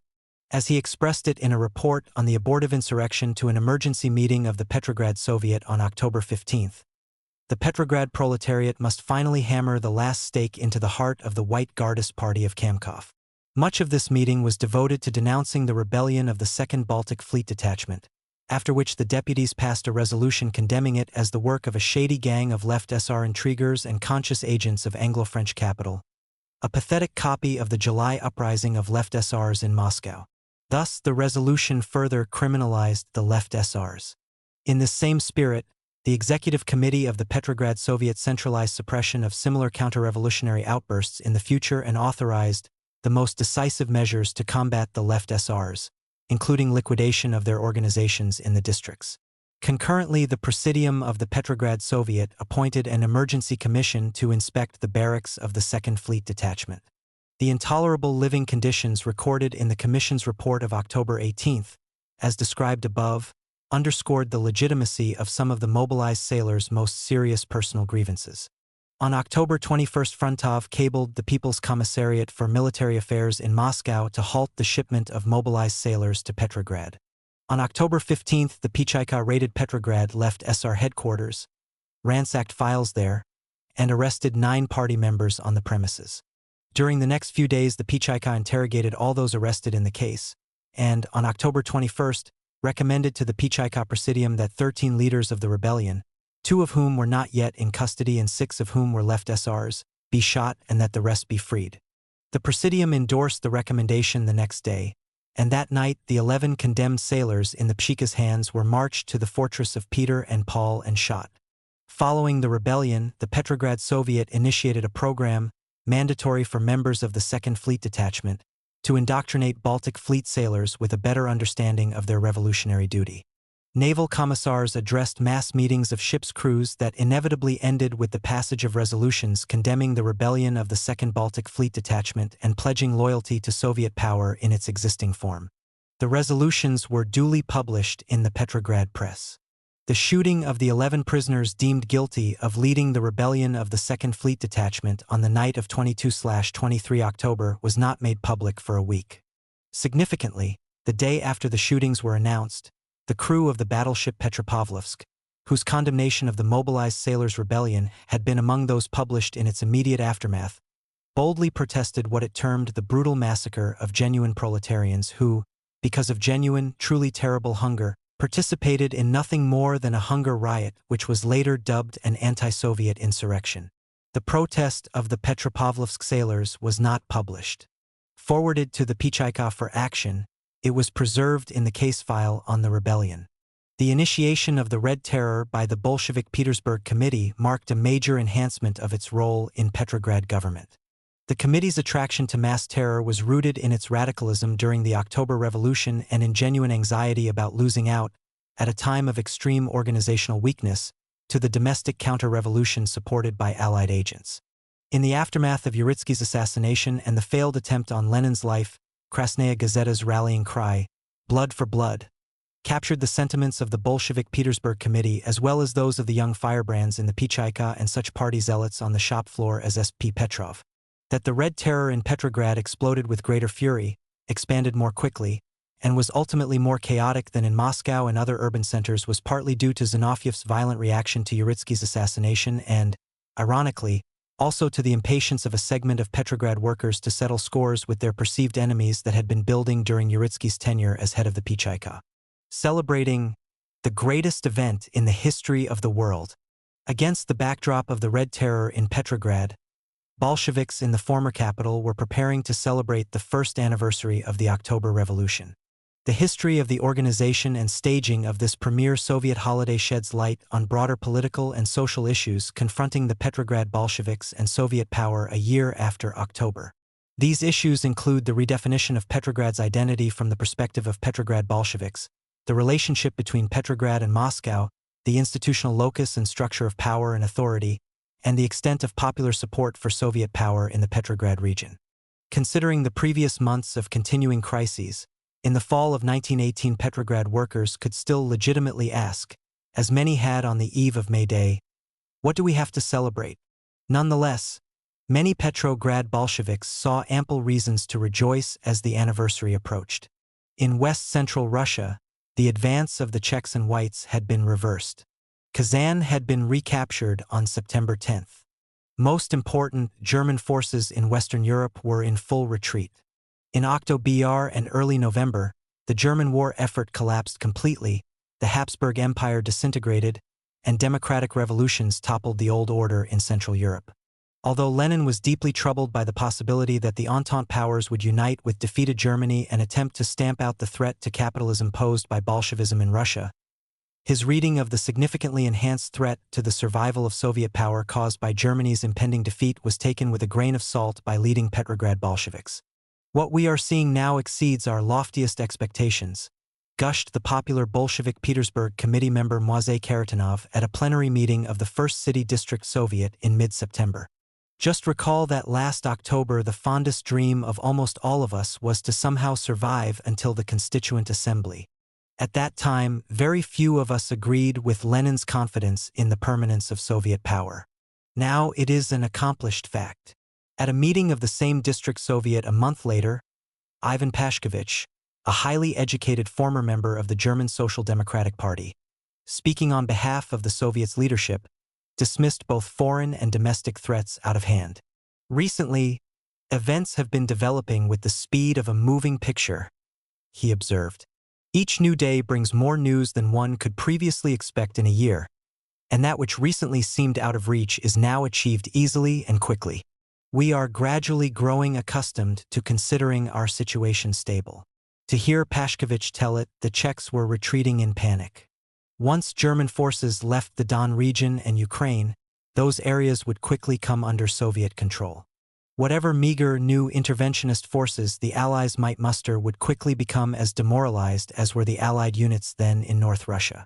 Dismissing Lenin's concerns, Pashkovich insisted that fear of further foreign intervention is unjustified. In the fall of 1918, euphoria over revolutionary triumphs on the Volga and in Central Europe was reflected in the Petrograd press, in reports and resolutions at Petrograd Soviet meetings, as well as in speeches by Petrograd Bolshevik leaders at weekly Sunday rallies, and in the proceedings of the 7th City Conference of Petrograd Bolsheviks and the 1st Petrograd Province Bolshevik Conference, 7 to 11 October. To be sure, in these forums Petrograd Bolshevik leaders echoed Lenin's call for continued sacrifice and the building of a 3 million-man army. But, in contrast to Lenin, they considered a huge military buildup, universal military training, and the like, necessary not so much to defend Soviet Russia from white forces and an inevitable attack by a coalition of imperialist powers as to prepare for the Red Army's role in bringing about the triumph of socialist revolutions in Central Europe. They drew strength from the fact that Soviet power in Russia had survived for a full year, significantly longer than the legendary Paris Commune, and from the firm belief that they were the vanguard at the dawn of the global socialist millennium. This, in broadest outline, was the mood among Petrograd Bolsheviks as they prepared for a grand festival to mark what the future prominent Soviet historian Vadim Bystriansky referred to at the time as the greatest event in the history of the world. Early planning for the October holiday in Petrograd was begun by the Commissariat for Enlightenment of the SKSO in August 1918. At the beginning of September, the leadership of the Petrograd Soviet assumed direction of holiday preparations. Despite steps taken to enhance the political power of party organs vis-a-vis Soviets, the party's enduring weakness ensured that the Petrograd Soviet would need to take the lead in organizing a massive oblast-wide celebration to do justice to the seminal, global significance of the October Revolution and to Petrograd as its source. The Bolshevik Petersburg Committee does not appear to have played a particularly significant role in organizing the holiday, and district party committees mostly coordinated their own participation in holiday events. A 10-member Central Bureau for Organization of the October festivities, the ad hoc agency designated to direct arrangements for the holiday, was formed at a conference convened by the Presidium of the Petrograd Soviet on September 15. Initially headed by Maria Andreeva and later by Naum Anselovic, a trade union leader and member of the Executive Committee of the Petrograd Soviet, the Central Bureau reported to the Presidium of the Petrograd Soviet. It was empowered to issue mandatory decrees and requisition supplies at will, and each of its nearly dozen sections had similar authority. The authority of the Central Bureau was strongly buttressed by the fact that its multi-million ruble budget, extraordinarily large for the time, was intended to provide not only for its own expenditures but for district Soviet holiday commissions which had few other funding sources. This top-down administrative structure, which conformed to the centralized institutional models that Moscow had pressed on national, regional, and local governments for months with only marginal success, gave the Central Bureau control over spending on most activities connected with the holiday. During the second half of September, the Central Bureau developed its internal structure and hired personnel, forming separate, largely autonomous sections for arts and decoration, theater, music, cinema, construction, economic matters, route of march, lighting, and auto transport. It also established a front section to deliver gifts and entertainment to Red Army troops on the northwestern fronts during the holiday. The preliminary design for the Grand Holiday in Petrograd was developed by the Central Bureau at meetings on the 17th and the 19th of September. The commemoration was initially envisioned as a day-long memorial to fallen revolutionary heroes and a celebration of October. F. Oxias, secretary of the Central Bureau, was delegated to prepare a report on the character and organization of the holiday, as a basis for launching arrangements for it. The Central Bureau's meeting on the 19th was chaired by Lunacharsky himself. At the beginning of the meeting, Oxias summarized his report. The holiday's start would be signaled by a salute from cannons at the fortress of Peter and Paul. Later, celebrants would assemble in their districts and proceed to the Field of Mars in a carnivalesque manner. Mobile side shows along the way would foster the desired gaiety. The separate processions would meet at the communal graves of fallen revolutionary heroes, which would be decorated with palm fronds. There the columns of marchers would be met by a mighty state orchestra playing the Internationale. Platforms would be erected alongside the graves from which orators would address the crowds. At dusk, the columns would reassemble for a torchlight parade through the city. All Petrograd would be ablaze with fire and lights. At set intervals, spectacular fireworks would be set off from rooftops. Simultaneously, revelers would be entertained by a variety of nighttime spectacles. All theaters would be open and would stage free plays and concerts throughout the night. Lunacharsky suggested dividing the festival into 3 distinct parts and enhancing the joyous atmosphere by creating non-stop noise by youth equipped with whistles, rattles, metal pipes, and the like. In a plan for the October festivities that he had submitted to the Moscow Soviet, he proposed repeating the emotional experience of the October Revolution. The festival would be split into 3 parts: struggle, victory, the intoxication of victory. Initially, the mood culminates then attains its high point, and ends in general gaiety. Very likely, this is what Lunacharsky also had in mind for Petrograd. Following Lunacharsky's remarks, Ancelovic proposed extending the October festivities to 2 days. The first day would be taken up by political rallies and a show of the proletariat's military strength. He suggested that the central focus of this first day be Smolny, as the main symbol of the proletarian revolution in the consciousness of the popular masses.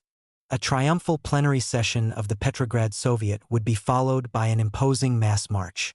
Festive, universal gaiety would be the hallmark of the second day. The population would be awakened by loud bells and trumpets. Warships, big and small, would ply the Neva.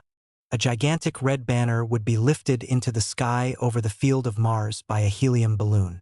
Revelers in the streets would be showered by revolutionary literature tossed from automobiles. Ancelovic suggested that either the headquarters of the Proletarian Cultural Association, Prolacult, or the Palace of Labor should be the central focus on the second day, and that, for this occasion, a celebration of labor, all trade unions should be called upon to prepare fancy banners. Unlike the conceptions of Oxias and Lunacharsky, Ancelovic's plan eliminated the field of Mars as a central focus of festivities.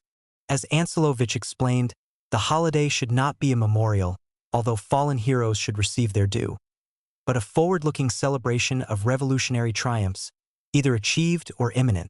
Toward the end of this meeting, it was agreed that the main event on the first day, November 7th, would be a political demonstration, and that the center of events would be Smolny.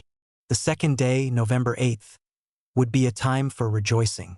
On that day, monuments to revolutionary heroes would be unveiled, and a festive ceremony would be organized to mark the official opening of the Palace of Labor, originally the Nikolaevsky Palace and later the Kshechinsky Institute, primarily for daughters of the nobility. Because Moscow had by then decreed a 3-day holiday, Thursday through Saturday, 7 to 9 November, and participants in the meeting felt overwhelmed by the task of organizing such a long program, it was agreed that, on the 9th, citizens would be free to do as they wished. On September 24th, Andreeva delivered a progress report to a plenary meeting of the Petrograd Soviet, revealing that the Central Bureau had drawn on Lunacharsky's structural scheme within a conceptual framework combining ideas put forth on the 19th by him, Oxias, and Ancelovic. At the outset, Andreeva stressed that, although a major purpose of celebrating the anniversary was to instill the proletariat with confidence in the ultimate success of its cause, a bloody struggle for the triumph of the revolution was still in progress, and therefore the October festivities had to have a serious and solemn aspect. The theme of the first day of the holiday would be to assess and demonstrate the strength and power of the revolution. The Petrograd masses would be awakened by the thunderous and joyous sounds of music, either from orchestras or choruses, or maybe even bells, though definitely not church bells. Processions of workers and Red Army troops, organized by district, would march to the field of Mars, participate in a brief tribute to fallen heroes buried there, and continue on to Smolny. As the preeminent center and symbol of the October Revolution, Smolny was to be the focus of events on that day. A commemorative session of the Petrograd Soviet would be held there, and a new monument to our great teacher Marx, mounted on a pedestal in front of the building, would be unveiled and dedicated. The remainder of the afternoon would be reserved for rallies throughout the city. In the evening, all theaters would be open. The theme of the second day of festivities would be the celebration of workers. The government would officially present the Palace of Labor to the city's workers, and commemorative meetings would be held in its spacious halls. A highlight of the events, there would be the unveiling of a mammoth statue of a metalworker, standing tall and mighty before the entryway into the palace. This would be followed by public merrymaking along the Neva and other open spaces along Petrograd's many waterways. Newly created monuments to revolutionary heroes would be unveiled in the city's parks and squares. In the evening, special lighting effects, theater programs, and other popular spectacles would carry through the central themes of the day. Subsequently, the elements of the October festivities that Andreeva outlined would be refined and juggled. Some new elements would be added, but much of Andreeva's basic concept would endure. During the second half of September, commissions for the October holiday, attached to district Soviets, were organized at the instigation of the Central Bureau. District Bolshevik Party committees were allowed to elect one representative each to serve on these commissions. For district Soviets, A magnificent holiday celebration would be not only a means of celebrating the triumph of the Russian people, but also a way of highlighting their own achievements and restoring connections with workers. The response of the Rozdestvensky District Soviet to the idea of a grand celebration was typical. On September 30th, it accepted with alacrity a proposal by its commission for the October festivities to develop a plan for the holiday together with representatives of neighboring factories, with the proviso that the plan should be ready no later than the next week. The District Soviet specified that workers should be encouraged to organize festivities in their places of work and that 3 workers from each factory should be elected to help develop a district-wide plan for the holiday. 3 days later, in a similarly enthusiastic and populist spirit, the Executive Committee of the Peterhof District Soviet formed a 3-person commission to familiarize itself with the plan for the holiday developed by the Center and to design a plan of its own for consideration at the next Soviet plenary meeting. At this meeting, on October 6th, a member of the commission complained that, in their district, the Central Bureau was only planning to decorate the Narva gates and the headquarters of the District Soviet. Plainly unimpressed by the Central Bureau's plans, he declared that the historical significance of the first anniversary of October simply had to leave a significant mark in the hearts of the revolutionary proletariat. Sharing his misgivings, a commission colleague insisted that the entire district be decorated so that, at least on this one great day, the unsightliness of our living conditions will be completely obscured. He urged that decorating be put in the hands of proletarians who, he felt, could easily handle the task with but 500,000 of the 10 million rubles that he alleged had been allocated to the Central Bureau. His recommendation was approved, as was that of another deputy who asked that workers be furnished free meals during the holiday. For this purpose, an official of the Soviet was empowered to requisition food from a local market and to hoard provisions confiscated from speculators. Among district Soviets and workers generally, a penchant for decorating everything, and for broad worker involvement in the development and staging of holiday events, was widely shared. District Soviets undoubtedly recognized that their independence on matters relating to holiday planning would clash with the predilections of the Central Bureau. The position of the Central Bureau had been articulated in the earliest published bulletins of its sections. Thus, a proclamation from the music section published on October 9th informed all government institutions, district Soviets, party organizations, educational institutions, and musicians that the arrangement of all festival concerts and musical shows belonged exclusively to it. On October 14th, after the holiday planning of some district Soviets was well advanced, the Central Bureau convened a conference with district Soviet representatives. The chairman of the Rozdestvensky District Soviet suggested, at a plenary meeting of his Soviet later the same day, that the Central Bureau had deluged the district Soviet representatives with the originality and colossal variety of holiday events it had planned, the imposing numbers of experts and other resources it already had at its disposal, and, at least implicitly, the enormous advantages that would accrue to district Soviets if they worked in accordance with the holiday arrangement. Procedures it had established. The message that these opportunities would be closed to district Soviets if they did not accede to the Central Bureau's control appears, at the very least, to have been understood. All the district Soviet representatives who participated in this conference, including those from the Rozdestvensky and Peterhof districts, voted to accept procedures presented by the Central Bureau which gave it the final say in all critical matters pertaining to the holiday arrangements. Under these procedures, direction of all aspects of organizing the holiday was to be transferred to the Central Bureau. Unapproved, separate projects by individual districts were prohibited. District Soviets were also forbidden to produce placards or to issue slogans without clearance from the Central Bureau, and all decorating projects in districts had to be conducted under the Central Bureau's supervision. Individual factories, other places of work, and civic organizations were required to submit cost estimates for holiday projects to their district Soviet. District Soviets, in turn, were obligated to prepare comprehensive district-wide budget estimates for the Central Bureau's approval. Nobody at the meeting of the Rozdestvensky District Soviet on October 14th raised questions about accepting these strictures, and the chairman closed by urging his colleagues to press district factories to submit their project designs and budgets as quickly as possible. Although the formal mandate of the Central Bureau, as an agency of the Petrograd Soviet, did not extend outside Petrograd, it was budgeted to support the celebration of the first anniversary of October in all northern Commune provinces and among Red Army troops facing the Germans. In practice, its main effort outside Petrograd was focused on preparations for festivities at the front. After Oxias, on behalf of the Central Bureau, described the Central Bureau's design for the holiday at a meeting of the Petrograd Province Commission for preparation of the October festivities attended by representatives of rural Soviets on October 5th, the representatives presented plans that seemed to satisfy him. They envisioned a 4-day celebration. During the first 2 days, delegates from local Soviets would come to Petrograd to participate in festivities there. On the next 2 days, all active forces in Petrograd would fan out into the province to take part in celebrations in even the smallest villages. Between October 5th and a follow-up meeting on October 11th, the Commission for Preparation of the October holiday in Petrograd province scaled down to 1 day, November 9th, the holiday festivities among peasants in which Petrograders would participate. At the meeting on the 11th, a commission member explained that celebrants in Petrograd would be on their own on the 9th because on that day, all active forces in Petrograd would go into the countryside to clarify the momentous meaning of the holiday to peasants and to demonstrate the strength of the revolution to political enemies.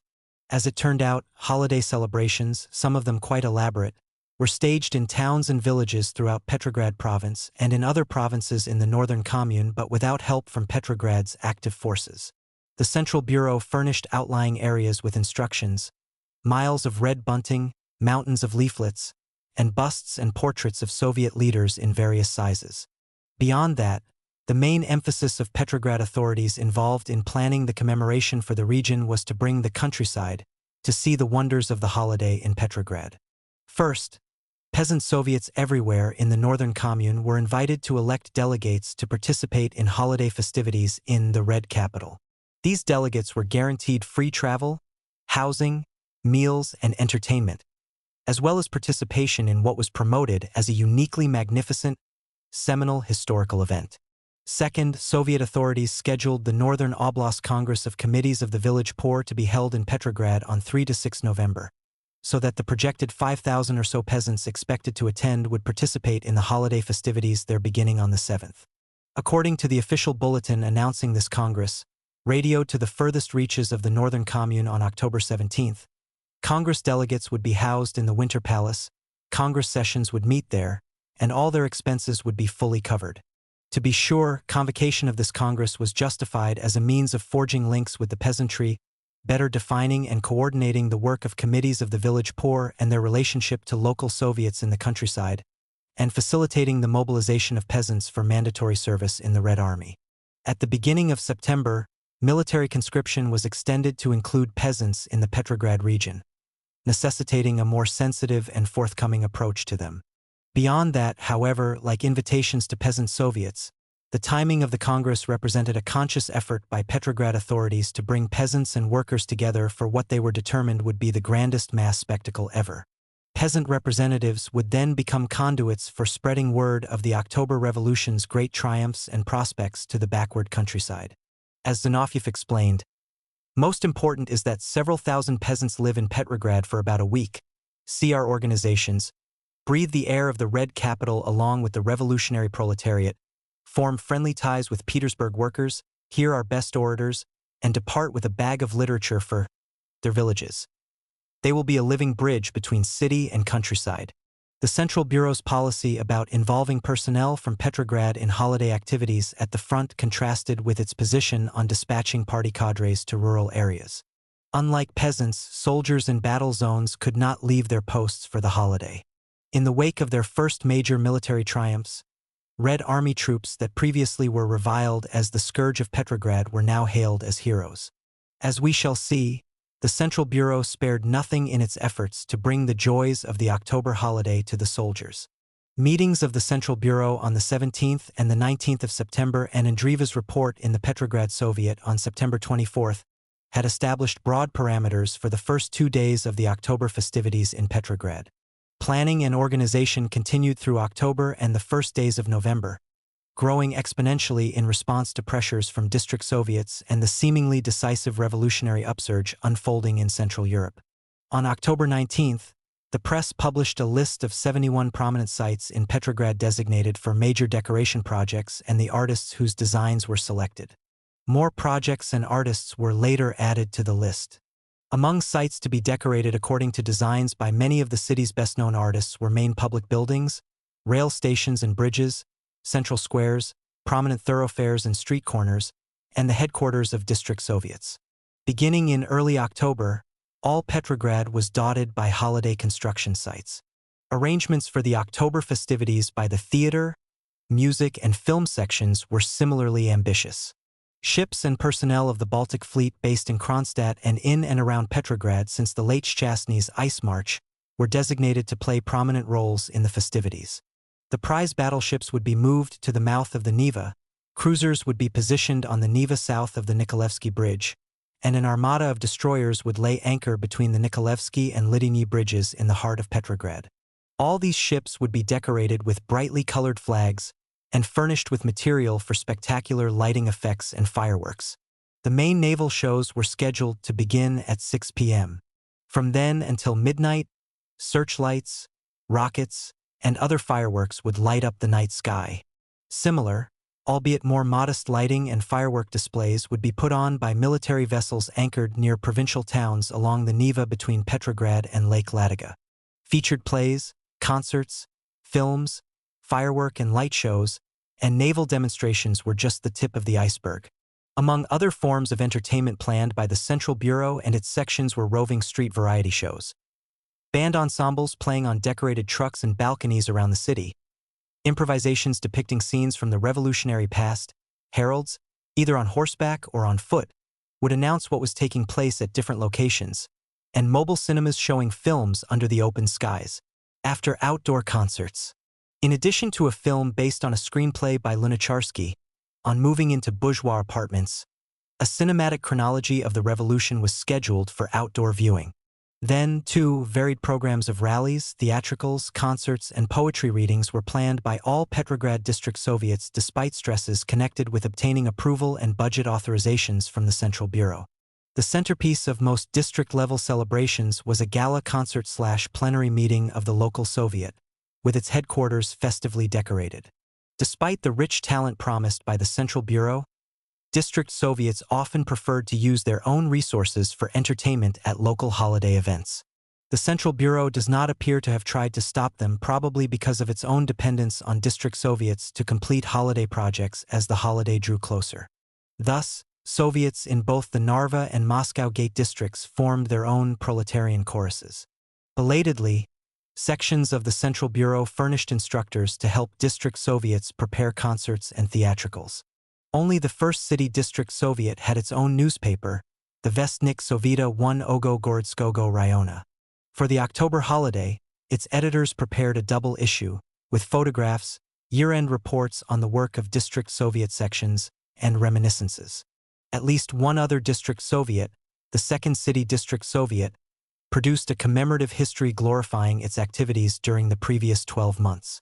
In order to bring the October holiday to Red Army troops at the front, the Central Bureau's section for holiday celebrations in battle zones coordinated the collection of gifts for soldiers, formed delegations to deliver them, and recruited and organized groups of entertainers for holiday performances among frontline soldiers. On the road, however, these traveling ensembles had to fend for themselves. One of the first groups to leave was the so-called First People's Great Russian Orchestra. It departed Petrograd for a 2-week tour of the Northern Front on November 2nd. The next day, a group of entertainers, including a 24-man brass band, left for the Karelian Front. Its tour began inauspiciously in Petrozavodsk, where it was given accommodations in train carriages, only to be thrown out during the night by hostile railway administrators. On November 7th, the group led a holiday demonstration in Petrozavodsk, and between the 8th and the 24th, traveling by train, boat, sleigh, and horseback, it put on variety shows for soldiers in garrison towns in central Karelia. Both Lunacharsky and Zinoviev attached special importance to the October festivities and played energetic roles in holiday preparations. One of Zinoviev's major concerns was to promote Red Petrograd, where the first and decisive battles of the October Revolution were played out, as the center of the worldwide revolutionary socialist movement. He outlined an ambitious publications program aimed at furthering this objective. A key work in this program was to be a compendium of memoirs by participants in the October seizure of power who had remained in Petrograd when the national government fled to Moscow and who could illuminate the city's leading role in the first socialist revolution. Zinoviev urged that the model set by the bourgeoisie of revolutionary Paris be followed. Just look at how the French bourgeoisie managed to learn about and sing praises to its revolution, and how every corner of Paris in which events of any consequence took place has been immortalized. We must not forget that, in Petrograd, every stone also belongs to history. We also walk on hallowed ground. An essential element of the holiday, according to Zinoviev, was to record revolutionary events everywhere in Petrograd, so that they will be preserved for our brothers and for future generations. The 100 to 200 stories in this book, he concluded, will become the golden book of worldwide socialism. Most citywide holiday activities were initiated by Lunacharsky, Zinoviev, the Central Bureau, or one of its sections. A significant exception was a program for children of the poor, which became a last-minute feature of the third day of festivities. During the second half of October, a number of separate projects aimed at involving children in the Jubilee had begun to be organized, several of them initiated at the neighborhood level. The Children's Department of the Central Bureau's Theater Section planned a children's march and special theatrical presentations for November 9th. Concurrently, the Music Section, in collaboration with the Theater Section, put together variety shows for children. The Petrograd District Soviet planned a grandiose children's parade, accompanied by a marching band. A group of employees in the Commissariat for Enlightenment was involved in organizing choruses in schools and teaching them revolutionary songs. The Iranovsky Railway organized an outing for children featuring rides on brightly decorated trains, holiday refreshments, and children's shows, and railway workers in the Nevsky district prepared to offer a production of Sleeping Beauty for their children. On November 2nd, the Social Welfare Section of the Spassky District Soviet announced that it was organizing the first proletarian holiday for children of the district's poor and invited other institutions to contact it and join forces to organize a broader children's festival. Each of these activities was developed independently. Not until the very eve of the October celebrations were they combined. It is notable that nothing had been said about events for children at an expanded plenary meeting of the Petrograd Soviet on November 1st, at which Ansilovic gave a comprehensive final report on the program for the October festivities that had been developed by the Central Bureau. There was no mention of children's events, even in holiday programs published in the Petrograd Daily Press as late as November 6th. The first public announcement that during the third day of the holiday, everything had to be put at the disposal of children, including orchestras, automobiles, flowers, performers, managers, etc., appeared in instructions for holiday organizers published and circulated late in the day of November 6. The instructions included a detailed plan for a children's march, a rally and concert for children on Palace Square, and concerts and film showings in the Winter Palace.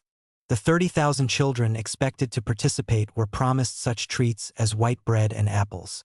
Apparently, the all-day children's festival was among the few citywide elements of the holiday generated largely from below. The plenary meeting of the Petrograd Soviet on November 1st had begun with effusive comments by Zinoviev on the huge number of peasant delegates streaming into Petrograd for the Regional Congress of Committees of the Village Poor, which Zinoviev interpreted as a clear sign that the Bolshevik campaign to win the support of the peasantry was making headway, and on popular eruptions in Central Europe, which Zinoviev viewed as decisive steps toward the triumph of socialist revolution on the Russian model on a global scale. In general, the scheme presented by Ansilovic conformed to the broad plan for a two-day celebration set forth by Andreeva in the Petrograd Soviet on September 24th. Better than any other source, Ansilovic's presentation conveys the significance the Central Bureau attached to the holiday as a whole and to its separate elements.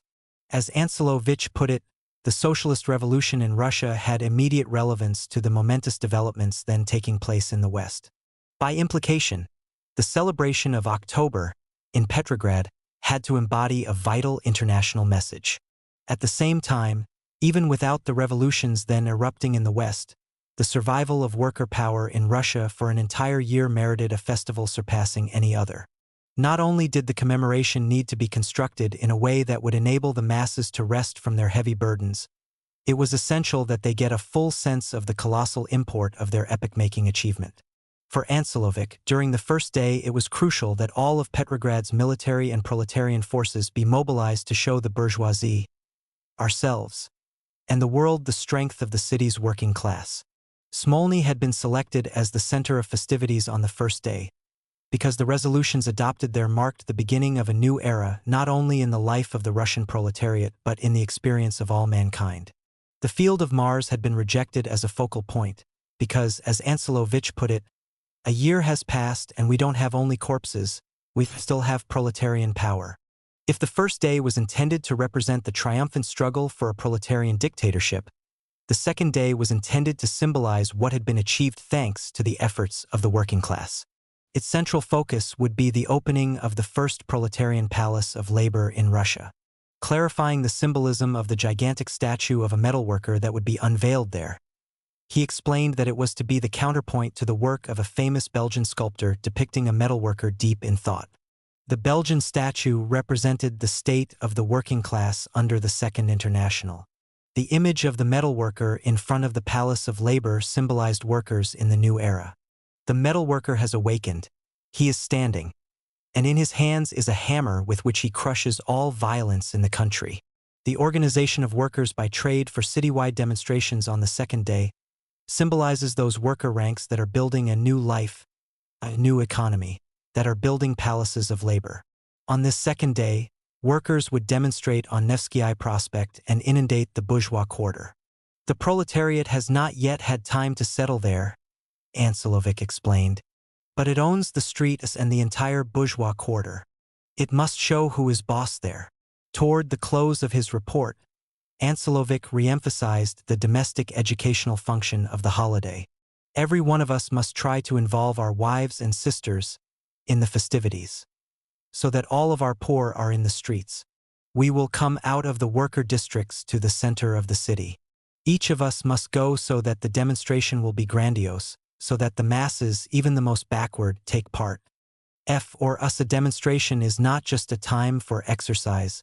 It is a great school that educates and gives birth to communists.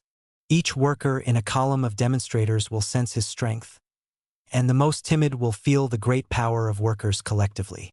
Zinoviev, paraphrasing the comment of a peasant who had referred to the October Revolution as the Easter of the working class and poorer peasantry, expressed the hope that the celebration of Red Easter would be glorious and, declaring that Ancelovich's report was only informational, cut off discussion of it. Participation in the October holiday in Petrograd was by invitation.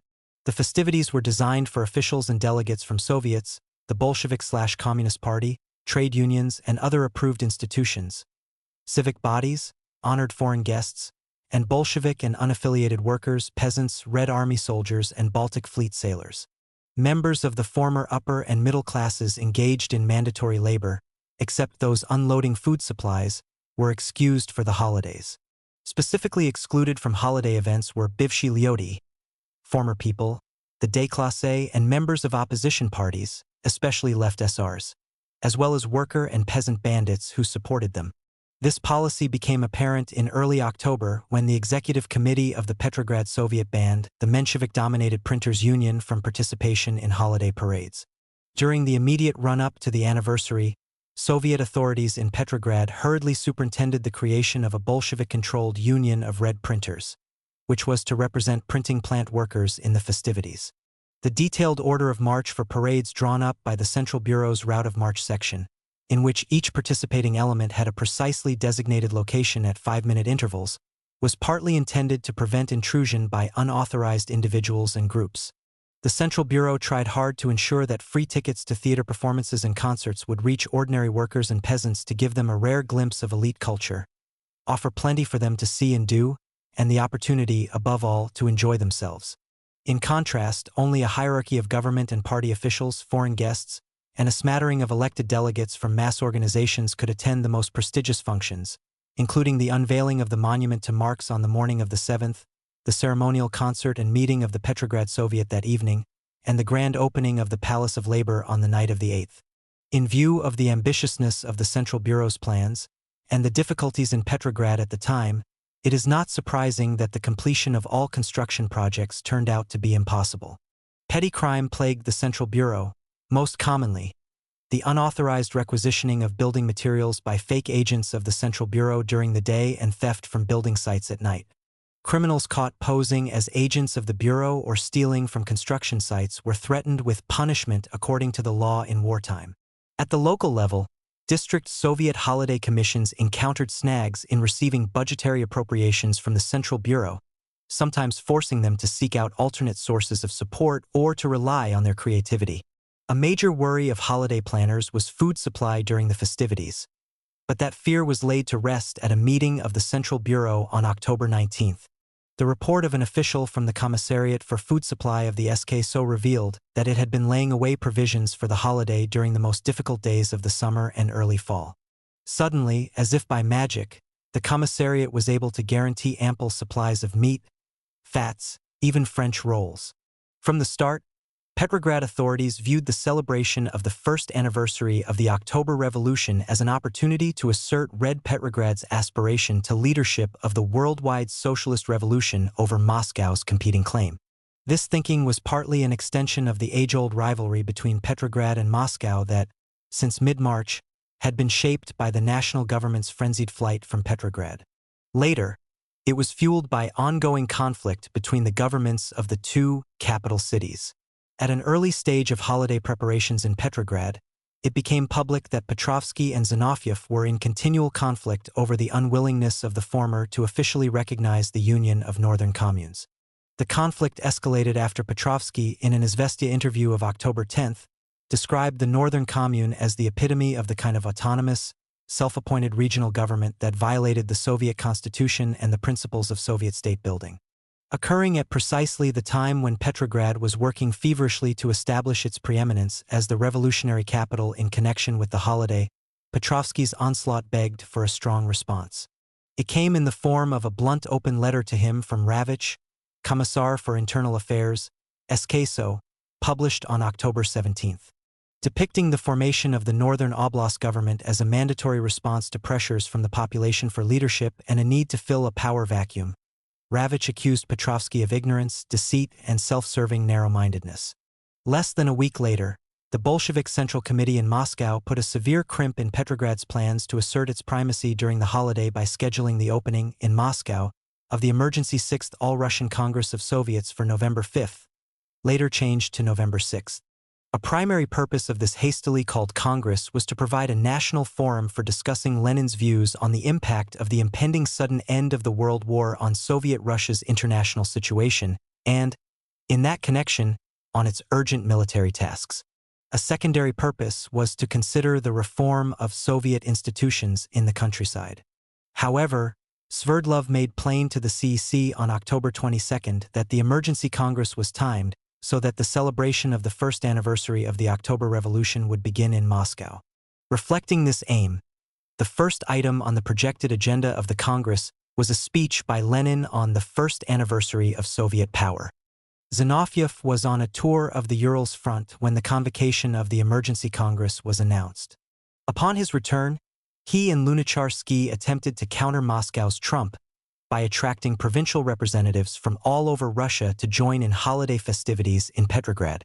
Their invitation, published on the front page of 3 successive issues of Severnaya Kommuna, read, "The Petrograd Soviet and the SKSO invite the Moscow Soviet and all city, province, county, and village Soviets around the country to send their delegates to the celebration of the October Revolution in Petrograd. The revolution of October 25th, November 7th, took place in Petrograd. The leading role in our entire socialist revolution belonged to the proletariat of Petrograd. And the victims of our October battles are buried in Petrograd. The holiday in Petrograd must have a Russian-wide character. Therefore, we ask that our Soviets send 1 or 2 people for the 2 to 3 days of the holiday at the same time they send delegates to the All-Russian Congress of Soviets." Zinoviev, Lunacharsky. As the October holiday drew closer, the primary concerns of all Soviet authorities in Petrograd were focused on completing major construction projects, hiding or eliminating symbols of the old regime, maximizing popular participation in holiday events, and ensuring that Bolshevik opponents would not disrupt them. The biggest impediment to finishing the enormous number of decorating projects was the difficulty in recruiting enough construction workers for the task even after large numbers of laborers were brought in from the provinces. At the beginning of November, Supervisors of all building and renovation projects in the city of Petrograd unrelated to the holiday were ordered to immediately release all carpenters, joiners, painters, and unskilled laborers in their employ and send them to the Central Bureau for assignment.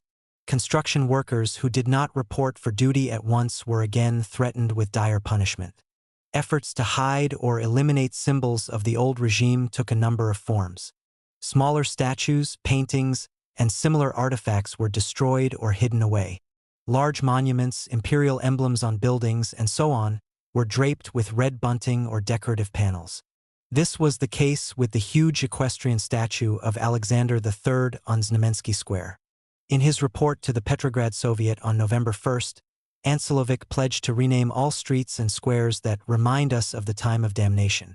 Most new names of streets and squares, as well as bridges and buildings, honored revolutionary heroes, events, or institutions.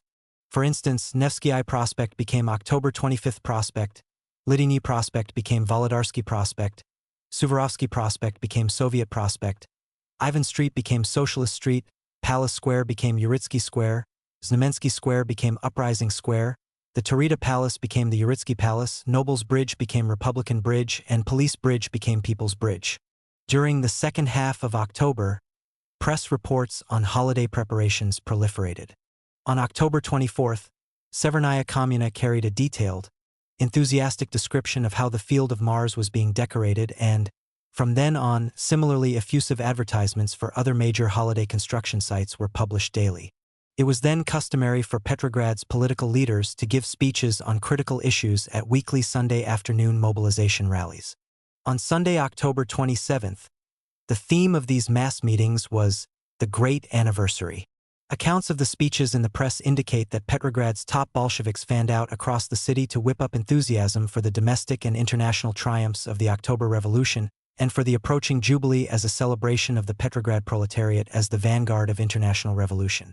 Daily press bulletins informed Petrograders of unusually large supplies of grain and even delicacies being shipped from distant food-producing regions to the revolutionary capital, as gifts to Red Petrograd for the October festivities. Thus, on November 1st, it was announced that in Orlovsky province 10,000 geese were being shipped to Petrograd for the holiday tables of the revolutionary proletariat. It was also reported that unusually large quantities of grain had already been received by the city's bakeries, and half-pound loaves of bread were to be baked the night of 5 to 6 November for distribution to shops on the night of the 6th. What better news to put a starving city into a festive spirit? A major issue with implications for the popular mood during the October festivities was settled on November 2nd, when the Executive Committee of the Petrograd Soviet responded to workers' anxieties by publishing a decree that factory workers and white-collar employees would be paid in full during the holidays. According to this decree, all those who could not be given the holidays off were to receive double pay. Attitudes of female workers were of particular concern to holiday planners, as factory women often seemed cool, if not openly hostile, to the celebration. A Krasnaya Gazeta editorial on October 20th declared that it was high time for factory women to come to their senses and finally rid themselves of their habitual political passivity. In an adjacent article, Why the Working Class Celebrates the October Revolution, Samoilova singled out women employed in textile mills and tobacco factories for special criticism. Clearly, however, the fundamental problem she voiced, namely the unwillingness of factory women to support Bolshevism, was in fact widespread. After enumerating the epoch-making gains wrought by the October Revolution, Samoilova criticized female workers who, she wrote, were refusing to participate in celebrating October, and, worse yet, were insisting on working during the festivities because they considered the celebration a Jewish holiday. The face of every conscious female worker is covered with shame when she reads these words, Samoilova lamented. To undermine attempts by their opponents to disrupt the holidays, the Bolsheviks in Petrograd arrested hundreds of prominent and middle-level potential troublemakers still at liberty. This new crackdown began the night of November 4th and 5th. Two of the jailed were the Obukhov plant SRs Grigory and Alexei Eremiev. The former had been arrested and briefly detained the previous June, following Volodarsky's assassination. Also rounded up was Alexander Izgoev, a member of the Cadet Central Committee, who had been marked for arrest as a hostage at the start of the Red Terror but had been among opposition political leaders who were overlooked in the frenzied waves of arrests back then. He recalled in his memoirs that, on the night of November 4th and 5th, a group of soldiers and sailors conducted a lengthy search of his apartment, seized heaps of his writings, and hauled him off to the local police station. There he was held in a makeshift basement cell with 40 other victims of the pre-holiday roundup. It soon became clear that the only common thread uniting Izgoev and his cellmates was that they had all been on candidate lists for elections to District Dumas in the spring of 1917. These lists for the first truly democratic elections in Russian history were thus used to determine the identities and addresses of those subject to arrest. On November 6th, the Central Bureau issued instructions governing speeches at post-parade rallies and other public events aimed at preventing them from being turned into forums for free discussion.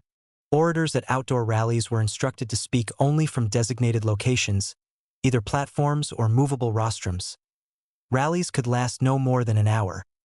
Opening greetings had to be delivered by agitators selected by district soviets, and all speakers had to be accredited. Each district soviet was responsible for providing agitators at local theatrical and musical performances, who were restricted to short greetings, conforming to guidelines furnished by the Central Bureau. Similarly, designated representatives of the Petrograd Soviet were to deliver brief, scripted greetings at large communal theaters. At the same time, the military commissar for Petrograd and Petrograd province put all locally based Red Army forces on full alert. Leaves for Red Army personnel were cancelled. 50-man cavalry units were ordered to patrol central areas of the city nightly, and all suspicious elements on the streets, not to mention anybody agitating against Soviet power, were to be arrested at once. Security was tightened at government buildings, the State Bank, the Fortress of Peter and Paul, key bridges, telephone and telegraph stations, and post offices. Combat-ready security forces were ordered to duty at police stations.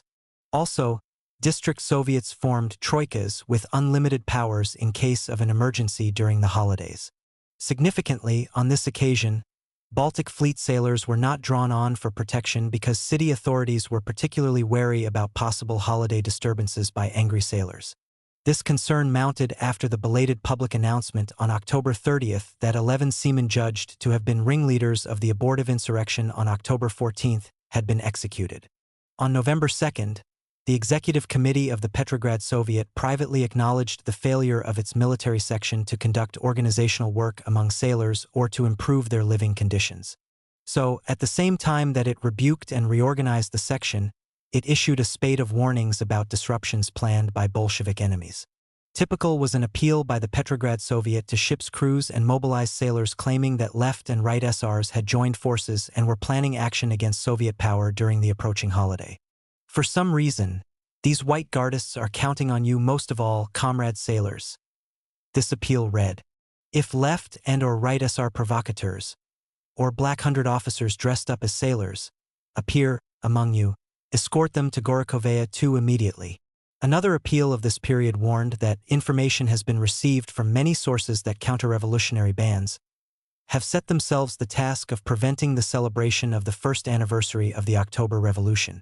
The proletariat of the entire world, led by Russian workers and peasants, is engaged in the final decisive battle against the bourgeoisie, and therefore our holiday is being transformed into a great worldwide celebration of the triumph of revolutionary socialism, concluded the appeal. We cannot allow these days to be clouded by any acts hostile to worker-peasant power. The primary themes of the October holiday were vividly reflected in editorials and reports in the only newspaper that appeared in Petrograd on 7 to 9 November, God Proletarskoy Revolutsiai, A Year of Proletarian Revolution, a combined publication of Petrogradskia Pravda, Severnaya Komuna, Krasnaya Gazeta, Vorozhennyi Narod, and Petrograd news agencies. Perhaps the most important of these themes was that, largely as a result of the revolutionary fire started in Petrograd in October 1917, all Europe was on the edge or already in the throes of decisive revolutionary explosions, and that the anniversary coincided with a decisive turning point in the struggle for survival of Soviet power in Russia. The agonizing wait for the eruption of world revolution, during which revolutionary Russia was forced to battle for survival alone, was all but over. In speeches on November 7th, both Lunacharsky and Zinoviev pointed to Petrograd and Smolny as the cradle of the worldwide socialist revolution, and A. Naglovsky, in the November 7th issue of A Year of Proletarian Revolution, concluded confidently that the most difficult moments and stages, in the consolidation of the October Revolution have been overcome. In an essay, The Great Anniversary, which appeared in his journal Plamia that same day, Lunacharsky expressed certainty that all Europe would celebrate the second anniversary of the October Revolution in 1919. Nonetheless, nowhere would it be fated as it would in Petrograd, because Petrograd would retain its place as the capital of the worldwide socialist revolution and be the natural meeting place of congresses of Soviets of workers and peasants' deputies from all over the globe. This Petrograd-centered, exhilarated mood was typical of most Petrograd officials at this juncture. Our predecessors, the Paris Communards, held power for only a few weeks. Russian workers have held it for a year, crowed Zinoviev in a lead editorial, also in the first issue of A Year of Proletarian Revolution. Paris workers succumbed because, he continued, unlike us, they were not supported by the rest of the country. Conceding that the triumph of the October Revolution would not be stable if the working class in the rest of the world remained aloof from Russia's struggle, he expressed absolute certainty that that would not happen. In this editorial, Zinoviev forecast the course of revolutionary events around the world in the near term. Republics in Austria and Hungary will be established in the next few days. In Vienna, Budapest, and Prague, state power will be transferred to Soviets of workers and soldiers' deputies. Shortly, the revolution will pass from Austria to Italy. The moment when we will see Soviets in Milan and Rome is close. The early triumph of the German working class is inevitable, and when a red flag is permanently raised over Berlin, it will signify that the hour when that same red flag is raised over Paris is not far off. It is possible that English capital will survive for a few years alongside socialist regimes in the rest of Europe. But from the moment when socialism in Russia, Austria, Germany, France, and Italy becomes a fact, English capitalism will have reached its end. Another primary holiday theme was the growing invincibility of Red Army troops. Already, they had begun to replace Baltic Fleet sailors as the Praetorian Guard and pride of the revolution. A prominently featured essay by 1L. Vyborgskaya in A Year of Proletarian Revolution on November 8 put the matter this way. Anybody who was in the street and squares of Peter today, November 7, would have to concede that all the beauty of the decorations and floats notwithstanding, the most gorgeous sight of the day was surely our Red Army. A year ago, all we had was a small group of courageous worker Red Guards. Now we have an army that even Imperial Europe would have to praise.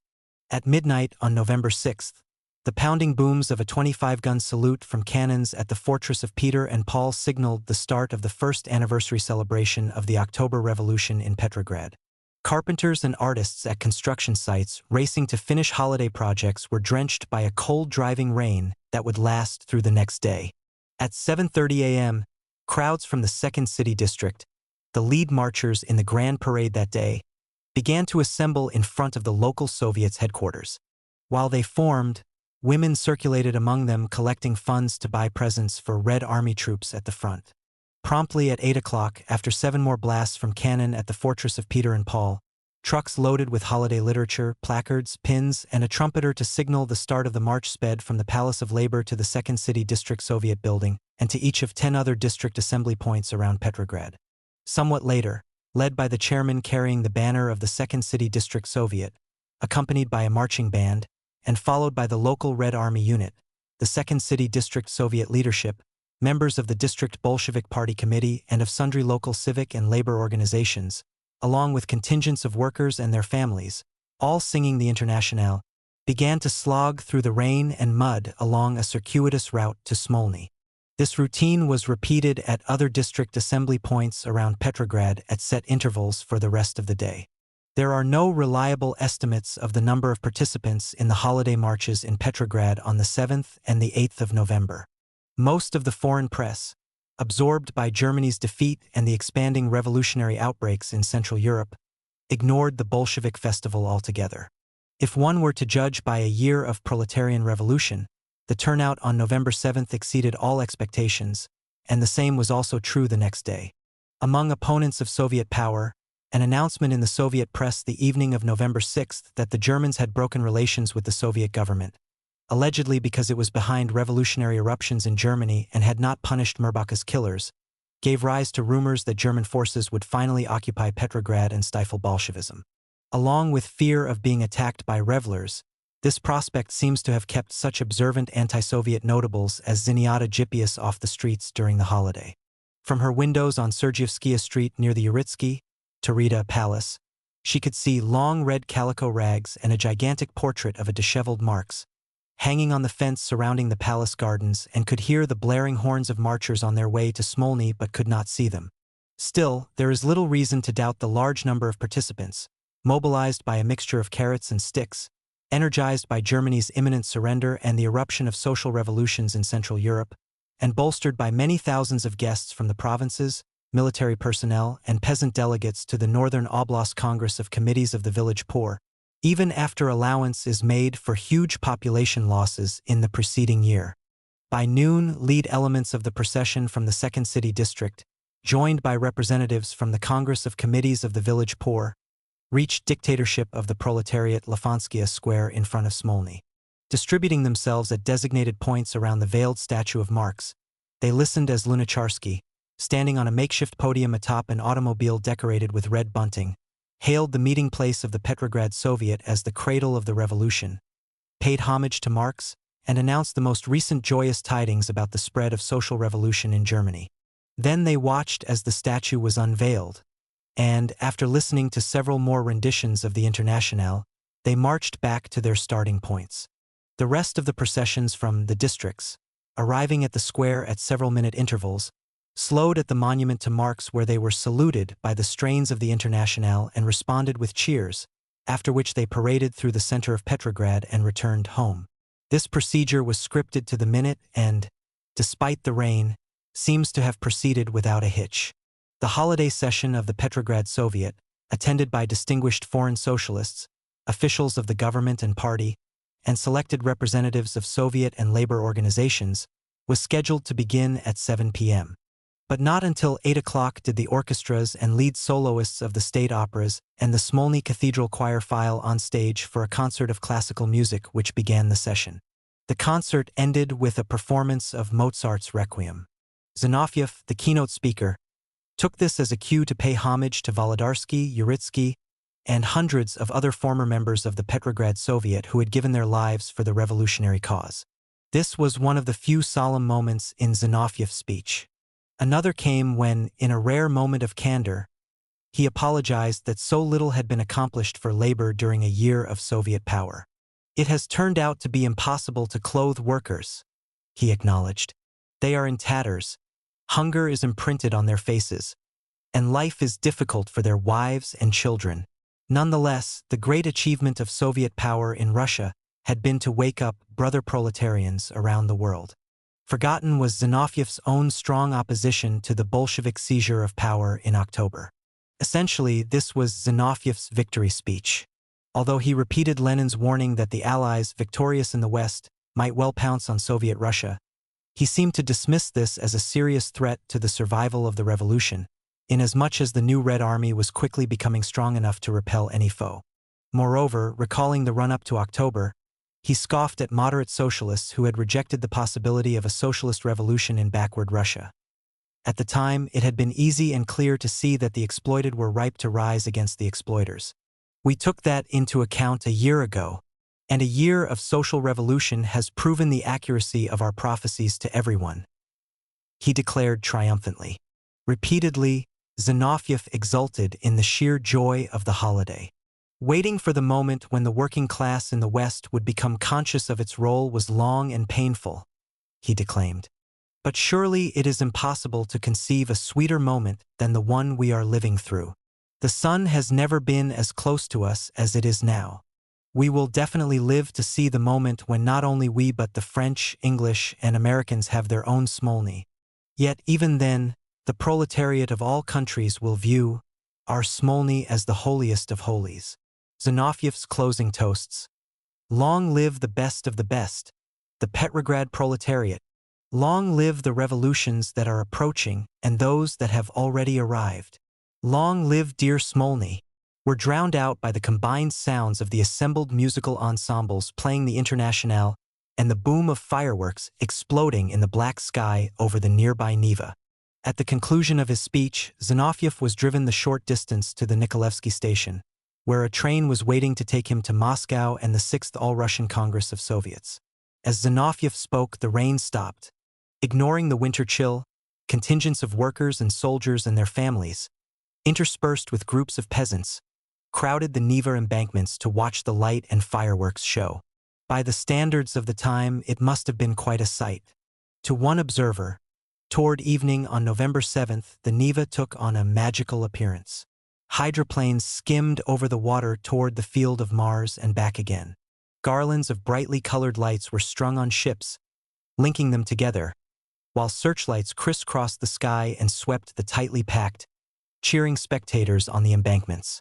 On cue, a rocket on one of the ships shot into the heavens and dissolved into a huge waterfall of sparks, after which rockets and blue signal flares from all the ships let loose a barrage that lasted several hours. The spectacular light show continued well into the night, while free film showings, Under the Skies, and musical and theatrical performances attracted large crowds of ordinary people all over the city. Richard Steitz, a leading American historian of Russian and Soviet culture, vividly described the elaborate decorations that formed the setting for these activities. Tihi decor for November 7th in Petrograd was brilliant, having been executed by major artists such as Mstislav Dobuzinski, Natan Altman, K.S. Petrovodkin, and Boris Kustadev. Dobuzinski retained the classical beauties of Zakharin's Admiralty, augmenting its thematic with maritime pennants, flaglets, and anchors, and hiding the ugly structures along the Neva River. Altman, on the other hand, sought to destroy utterly the monumentality of autocratic architecture in Palace Square, behind modernist designs. The result was festive richness, but also a diminution of Petrograd's appearance as a center of unambiguous power. By all accounts, it was a mass festival unlike any Petrograd had ever witnessed. The next day's celebration of labor was no less spectacular, as the central focus shifted from Smolny to the Palace of Labor. Participants in mass marches that day were deliberately routed through the elite neighborhoods adjacent to Nevsky Prospect, effectively occupying them for several hours. The starting point for the most prominent marchers, top trade union officials, members of the government, high-ranking Bolsheviks, and officials from the Commissariat for Labor and from the SNKHSR, was at the foot of October 25th Nevsky Prospect at the corner of Bolshemorskaya Street. They were followed by more than 100,000 workers, many of them unemployed, grouped by trade union. Led by metal workers, the trade unionists, joined by sundry bands and choruses, stretched past Uprising Znamensky Square at the end of October 25th Prospect and spilled over into every side street adjoining it. At noon, following another cannon salute, thousands of marchers began moving toward the Admiralty and the Palace of Labor. A podium had been erected across from the palace and the veiled statue of the metal worker. After about an hour, by which time the open space in front of the palace was crammed with notables and ordinary citizens, Lunacharsky climbed to the podium and dedicated the statue. The main event of the second day of the October holiday in Petrograd was the ceremonial opening of the Palace of Labor itself. Anselovic began this proceeding with a pledge that in the future all of Petrograd's palaces would be palaces of labor, because, as he put it, "We are strong and can do anything we wish." Lunacharsky, filling in for Zinoviev, was the featured speaker. He began with some platitudes about the evolution of trade unions and the modern workers' movement, and ended with similarly bland comments on the role of labor and labor unions during the transition to socialism as reflected in Russia's experience during the preceding year. Following Lunacharsky, Ryazanov, representing the Petrograd Trade Union Council, was given the floor. Earlier, as the oldest revolutionary present, he had been invited to join the Presidium. The festival organizers undoubtedly were wary about what he might say, and his remarks were given only passing mention in a year of proletarian revolution. The stenographic account reveals that he was as independent-minded as ever. Rejecting Lunacharsky's hyperbole, he attempted to moderate what seemed to him to be wildly misplaced optimism regarding the development of revolutions abroad, declaring that it was necessary to look truth in the eye, even during the celebration of October. He insisted that, just as left communists had predicted, the capitulation at Brest had delayed eruption of a real international revolution. Thanks to Germany's defeat, the shameful peace had been annulled. However, the triumph of Allied imperialism had created more dangerous conditions than ever. With as much certainty as Lenin, Ryazanov took it for granted that the victorious Allies would soon seek to stifle the Russian Revolution. For Red Petrograd, there was no alternative to resistance at any price. On the other hand, if the cradle of the revolution found the will to defend itself, in tandem with the Austrian and German proletariat, it would ultimately survive until the outbreak of decisive socialist revolutions in Western Europe. In the prevailing atmosphere, Ryazanov's wet blanket was coolly received. Much more popular were the messages of Vyacheslav Molotov for the SNKHSR and Sergei Zorin on behalf of the SKSO. Molotov confidently predicted that the Palace of Labor would become the center for the Petrograd proletariat's final suppression of the bourgeoisie, and Zorin expressed hope that the October holiday and the opening of the Palace of Labor would become worldwide symbols of the great power of the working class. Zorin exhorted, "We are saying to them, workers of the world, look, we are stifling our bourgeoisie, stifle yours." The program was crafted to mimic the previous day's adult marches. Participants, now projected to number 50,000, all children of workers or, in any case, of the poor, were drawn from factory children's organizations, public primary schools, and orphanages. Beginning at 10 a.m., carrying red banners, flags, and placards, some obviously of their own creation, the little proletarians gathered at assembly points all over Petrograd at 2-hour intervals under the watchful eyes of their teachers and volunteer coordinators from trade unions. The children then clambered aboard decorated streetcars, the youngest ones riding the entire way to the headquarters of the General Staff adjoining Uritsky Palace Square, across from the Winter Palace. Older children alighted several blocks away, formed columns led by girls in red kerchiefs carrying white chrysanthemums or multicolored flags, and paraded down October 25th Prospect to Uritsky Square singing the Internationale. To a Petrogradskaya Pravda reporter, the sound of their anthem coming from the mouths of youthful proletarians warmed the hearts of workers lining the streets and watching with delight as the younger, developing generation of future citizens and builders of socialism on earth moved past. The crowds of children formed a giant quadrangle on the vast square before the Winter Palace. The day was blustery, but the sky was a clear blue.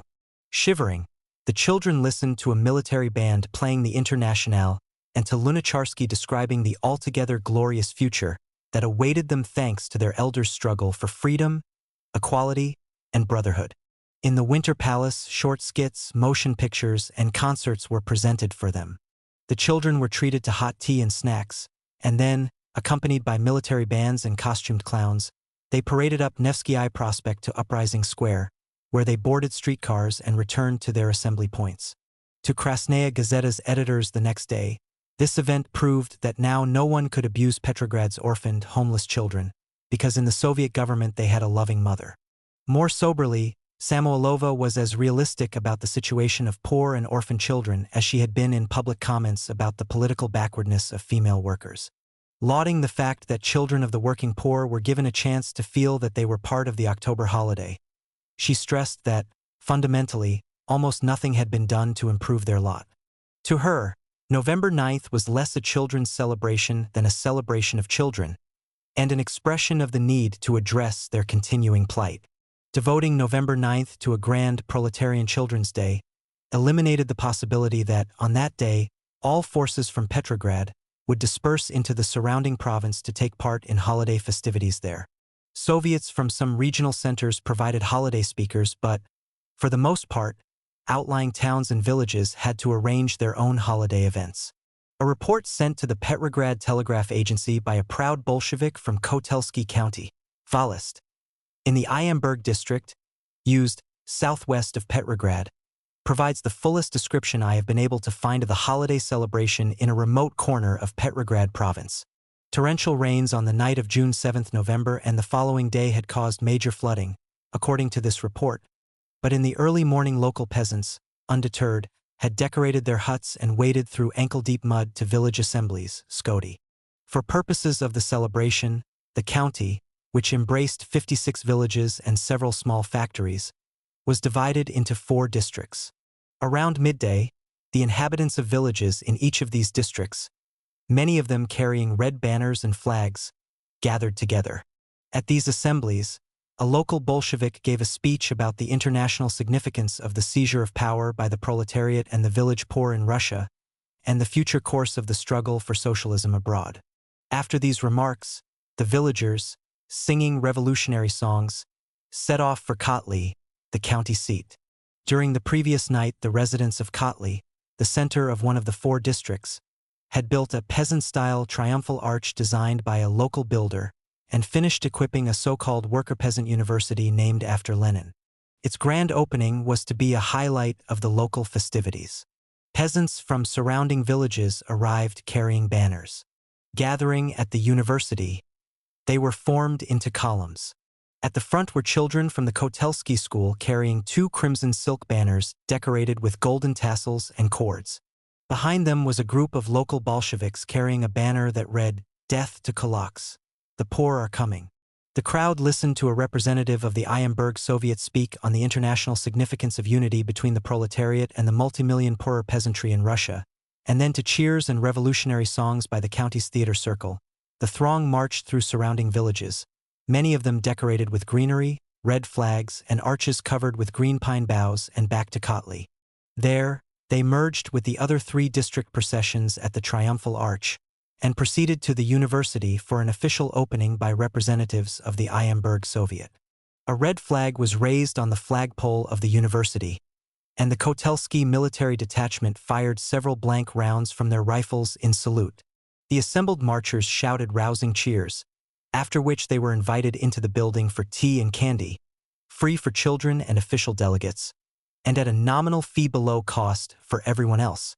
In the early evening, the crowd gathered around a bonfire of the revolution to witness the burning of effigies of tormentors and servants of the old regime, including Albert, an especially hated local former landowner.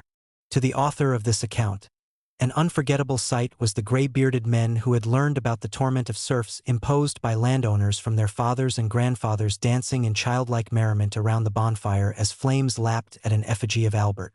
At that moment, he wrote, "It seemed as if everybody was welded together by the complete destruction of the old system and the blaze of world revolution that was spreading socialism to Europe." Following the celebration around the bonfire, a dance for young people was held at the university. Rooms were also set aside for those who wanted to sing. The gaiety lasted well into the night, and space was found for inhabitants of distant villages who wanted to spend the night. The organization of the commemoration of the first anniversary of the October Revolution in Petrograd sheds light on several key questions relating to the Bolsheviks and Soviet power in the former capital a year after October. First is the issue of the institutional locus of power and authority at that time. Putting aside for a moment the relationship between Bolshevik party committees and local Soviets, the position of higher Soviet authorities in Petrograd with respect to district Soviets had changed significantly since the midsummer. To be sure, district Soviets still jealously guarded their independence, but, in practice, it was now clear that they were fighting a losing battle. Testifying to this reality was the dominating role in festival arrangements of the Central Bureau for Organization of the October festivities, formed under the aegis of the Presidium of the Petrograd Soviet, and the strictly subordinate position of organizing commissions attached to district Soviets in preparations at the local level. Especially at the start, district Soviets had strong, independent ideas about the organization of the holiday in their neighborhoods, including concern for involving representatives of local factories in holiday planning as a way of re-establishing connections with workers generally.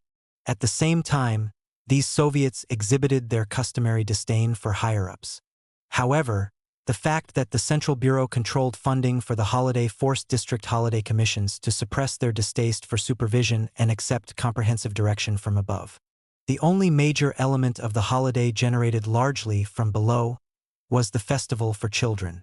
Although still a long way from realization, by the fall of 1918 the kind of centralized, strict, exclusively Bolshevik hierarchical power structure fostered by the Central Bureau and its separate sections was already being aggressively promoted as the model for all government institutions, from the SKSO and its commissariats, as well as the Petrograd Soviet, down to district Soviets and their sections. Concurrently, in district Soviets to a greater extent than in the SKSO and the Petrograd Soviet, not to speak of the Pichaika, the direct influence of party agencies was no longer limited to token representation, as it had been for much of the year. The modest involvement of party agencies in organizing the holiday was less a measure of relative power than of utility. More commonly, in ways that differed significantly from district to district, The party's influence was now exerted through nominations to Soviet leadership posts, mandatory periodic reports by Soviet officials and criticism of them at local party meetings, and organized district Soviet Bolshevik fractions. Yet, even in districts where these mechanisms were best developed, they indicated growing influence rather than control over district Soviet policies. As a result, acrimony between district party committees and Soviets, as well as between district Soviets and city-level government agencies, was still the norm. The structural relationship of party bodies to Soviets remained unsettled. Price of survival. During the culminating stage of the October Revolution in Petrograd, Lenin's demand that power be seized at once won out over the Bolshevik moderates' more patient and cautious plan of undermining the provisional government gradually and linking its formal removal to the action of the Second All-Russian Congress of Soviets. Yet, despite this initial, seemingly decisive setback, the moderates continued to fight for their goals which, it should be re-emphasized, were enshrined in the Bolsheviks' pre-October political program.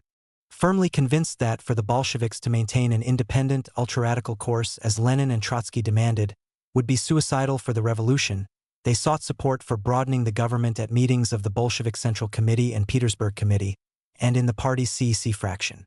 Moreover, together with the left SRs, the Menshevik Internationalists, and smaller left socialist parties, they stood firmly for the preservation of civil liberties and for the accountability of the Sovnarkom to the more broadly representative CEC, as stipulated by the Soviet Congress at CEC plenary sessions and, most important, at the emergency talks on the formation of a broad socialist coalition government sponsored by Vikshel.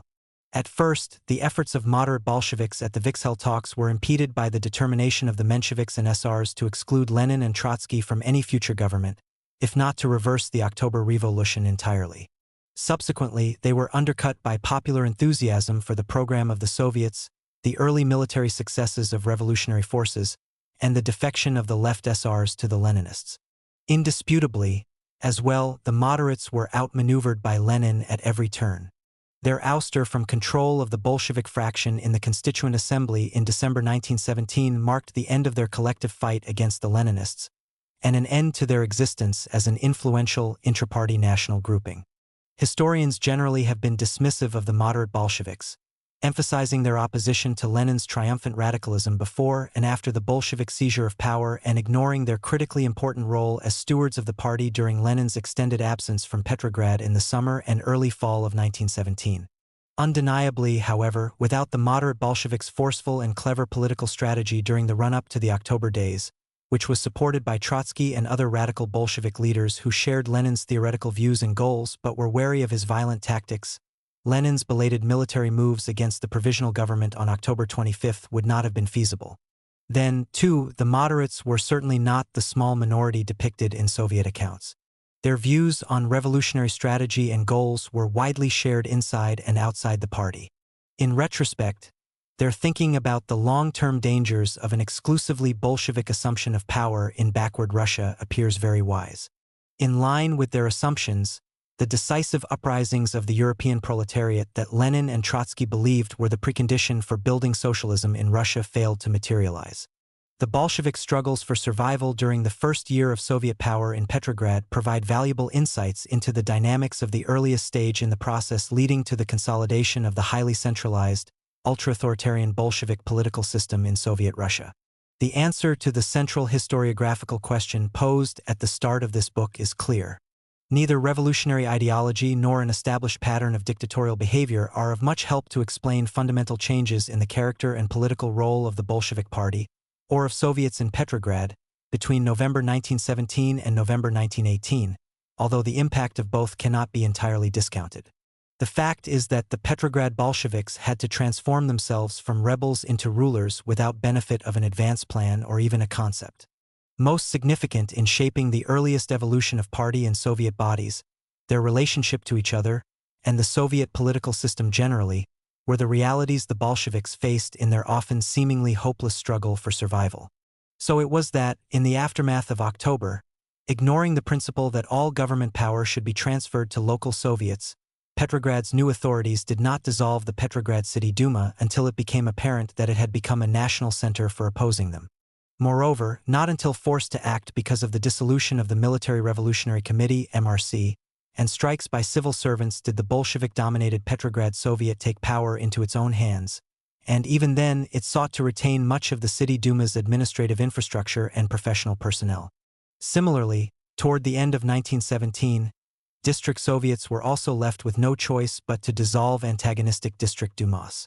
Although foregoing the election of new ones, district Soviet leaders tried their best to staff newly created administrative sections with experienced personnel from corresponding Duma boards. Precisely because all this was done without any plan or central direction, the structure of local Soviets and the locus of power within them varied significantly. They tended to operate on their own and, in large measure, to define their constantly expanding roles in response to emerging needs and concerns.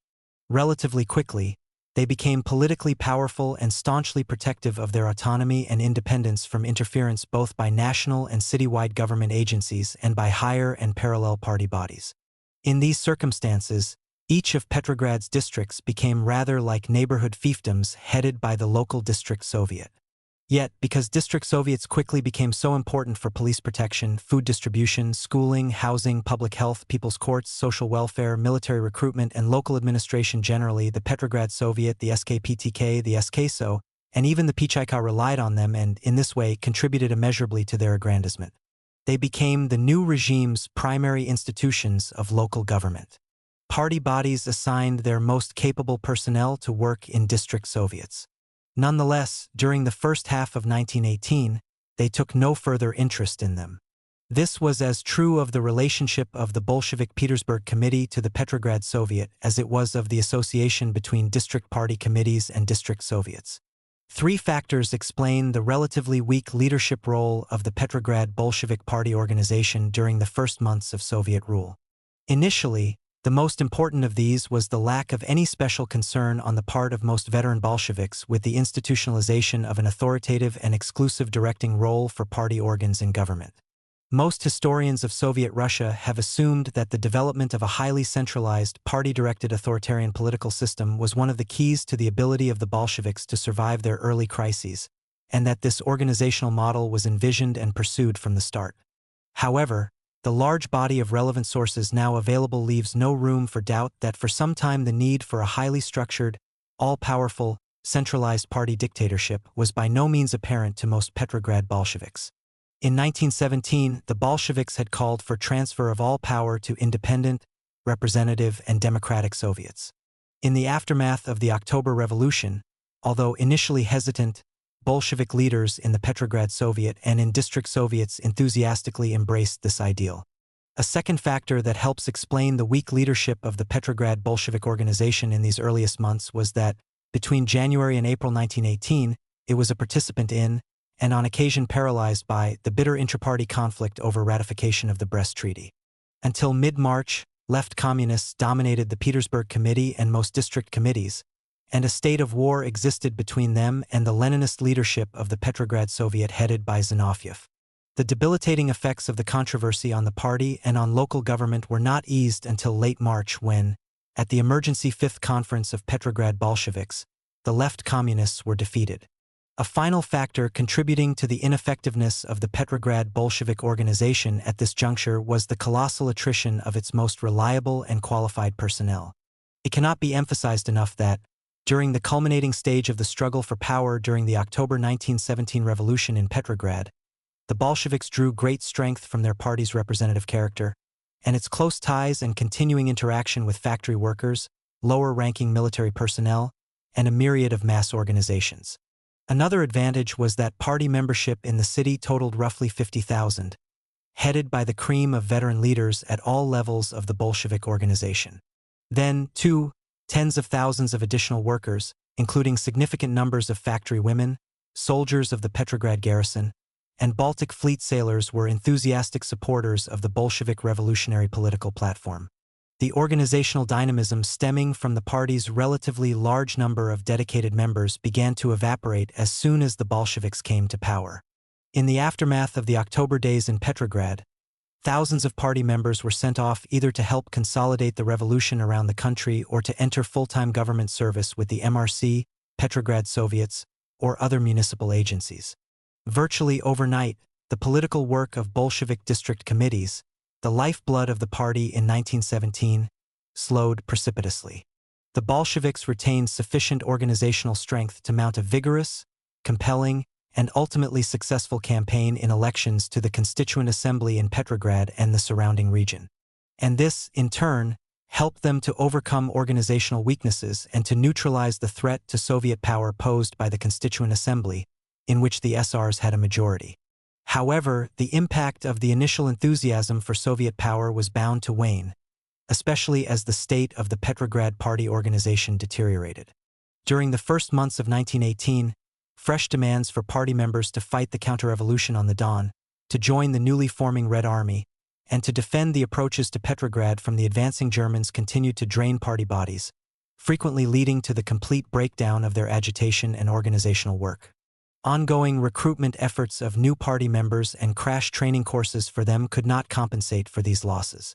The close, interactive linkages between the Petrograd Party organization and factory workers, soldiers, and sailors that had been key to the development of popular political programs and successful military strategies in 1917 were shattered. Despite the Bolsheviks' efforts, district Soviets were crippled by personnel shortages just as their responsibilities for municipal government escalated. Participatory democracy in district Soviets fell victim to this pinch. In the late winter and spring, drastic food shortages, expanding unemployment, and general disenchantment with the results of the October Revolution accelerated these processes and significantly reduced the Bolsheviks' social base, as hungry and jobless workers fled Petrograd in search of food and employment. By mid-February, Bolshevik party membership in the capital had dropped from the estimated 50,000 in October 1917 to around 36,000. Yet even these figures are deceptive, as a high percentage of the party's finest were engaged in full-time government, security, or military service and were completely divorced from party work. Moreover, large numbers of Bolsheviks nominally involved in the party and local Soviets as well were inexperienced new recruits, and, even worse, many of the newcomers were outright criminals or simply self-serving individuals with no commitment to the party. Political partnership with the left SRs helped ease the difficulties caused by the early attrition of experienced Bolshevik personnel in terms of defending and deepening the revolution in Petrograd. Along with educated, intellectually lively, seasoned, independent-minded revolutionary leaders, the left SRs were a source of dedicated rank-and-file cadres who were often more capable and reliable than hastily, indiscriminately recruited new Bolsheviks. Then, too, the Fourth City Conference of Petrograd Bolsheviks in mid-February 1918 took steps to ease intra-party leadership problems arising from the loss of their most effective personnel. The size of the Petersburg Committee was drastically reduced, and it was replaced as the party's primary policymaking body for the city of Petrograd by the new, authoritative, and representative Delegates Soviet. The creation of the Delegates Soviet was an attempt to offset the potential blow to informed decision-making caused by the shrinking of the Petersburg Committee. However, the Delegates Soviet was plagued by the same exhausting pressures on party leaders that had prompted the restructuring of the Petersburg Committee, and it ceased to function during the endless crises of midsummer. The result was that, instead of helping retain the Petrograd Bolshevik organization's democratic norms and practices, the structural reforms undertaken by the Fourth City Conference of Petrograd Bolsheviks appear in retrospect to have been a major step toward their elimination. At the time of the German advance toward Petrograd in the second half of February, the Bolshevik organization was battered by the loss of party members to the Red Army or irregular forces, and by the policy of encouraging government work over party work that was officially declared at that time and not rescinded for more than a month. The flight of the national government to Moscow in mid-March to escape German forces dealt another major blow to Soviet power in Petrograd. The problem was not simply that the chief heroes of October slunk off to Moscow in apparent panic, naturally demoralizing factory workers. Equally important is that Lenin seems to have considered Petrograd doomed long after the immediate threat of occupation had eased. This helps explain his enduring tendency to ignore Petrograd's personnel needs and to treat the former capital as an unlimited source of manpower for service elsewhere. In the spring of 1918, the Petrograd Bolsheviks were also weakened by the attraction of the extraordinary assembly of delegates from Petrograd factories and plants to suffering factory workers. The history of the EAD has been of interest to historians primarily as the most important organized worker opposition movement outside the Bolshevik Party to emerge in Russia during the Soviet era. But in the context of the critical problems that spawned the movement, as well as the depleted state of the Bolshevik Party and the Soviets, the history of the EAD merits attention as a gauge of the weakness and instability of Soviet power in the Northwest. The need of top Petrograd Bolshevik leaders to manipulate elections to the Petrograd Soviet to assure their dominance of it is another measure of this weakness. Following the elections, government authorities in Petrograd took long-delayed steps against the EAD. Yet, if anything, the extraordinary measures they took to prevent the EAD's general strike of July 2 revealed a lack of confidence rather than newfound strength. By the time of the 6th City Conference of Petrograd Bolsheviks in mid-June, party membership had dropped another 63% to 13,472.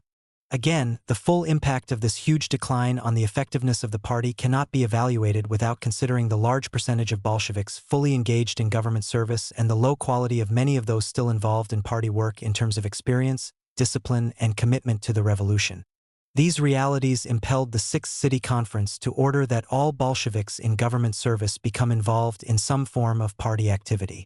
This admonition fell on deaf ears because of the impossibly heavy, unfamiliar burdens Bolsheviks carried in local government and because of the Bolsheviks' tendency, when engaged in Soviets, to wholly dismiss the significance of party work and the authority of party bodies. At the same time, Moscow's insistent demands for party members to serve with food procurement detachments in grain-producing regions and to serve in the Red Army continued apace. The impact of Bolshevik cadre shortages on attempts to revitalize party work, and on Soviets, was also weakened immeasurably by the Soviet national government's treatment of the left SRs. Between November 1917 and March 1918, Bolsheviks and left SRs managed to collaborate productively despite fundamental differences on key issues. By the spring of 1918, however, the constructive stage in the Bolshevik-left-SR relationship at the national level was derailed by unbridgeable differences over the Brest Treaty at the same time that the growing strength of the left SRs in rural Russia threatened the Bolsheviks' continued hegemony over the revolution. For a majority of left SRs, ratification of the Brest Treaty was the last straw. In mid-March, they withdrew from the Sovnarkom, and, from then on, the deterioration of their relationship with the Bolsheviks nationally accelerated.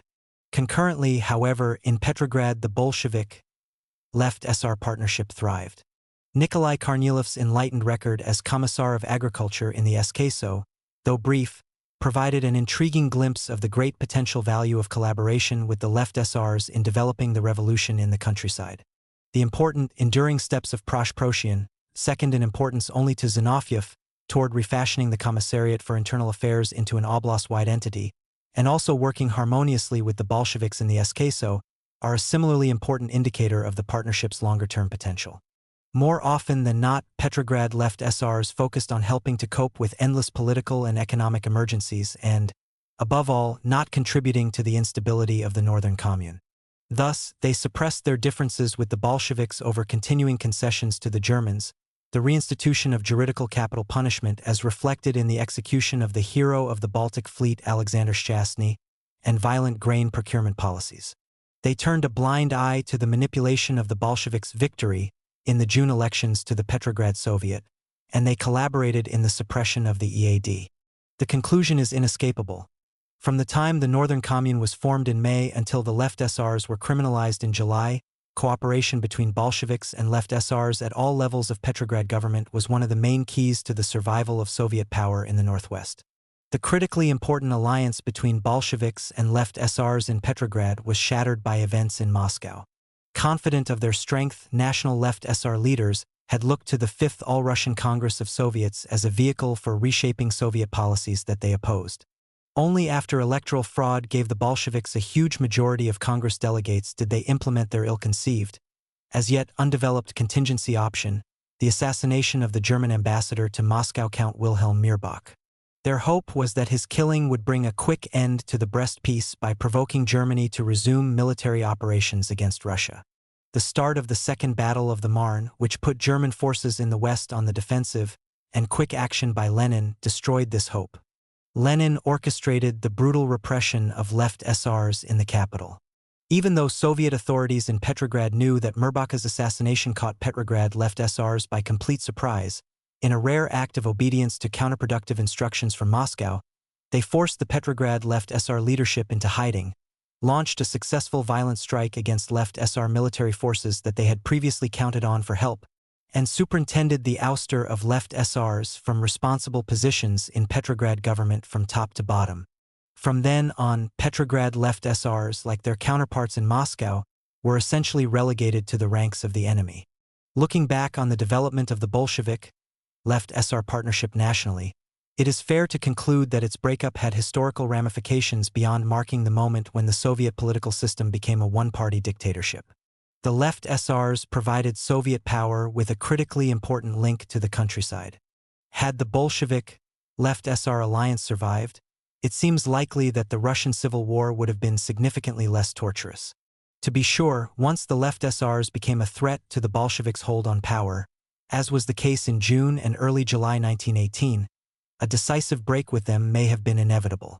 It is also true, however, that in Petrograd the Bolshevik left SR alliance at all levels of city and regional government operated reasonably well and had not exhausted its potential when it was shattered by events in Moscow. With respect to the structural evolution of the Soviet system, the political and economic crises of the late spring and early summer of 1918 in Petrograd reflected the continued primacy of Soviets and the evolving role of party organizations in government.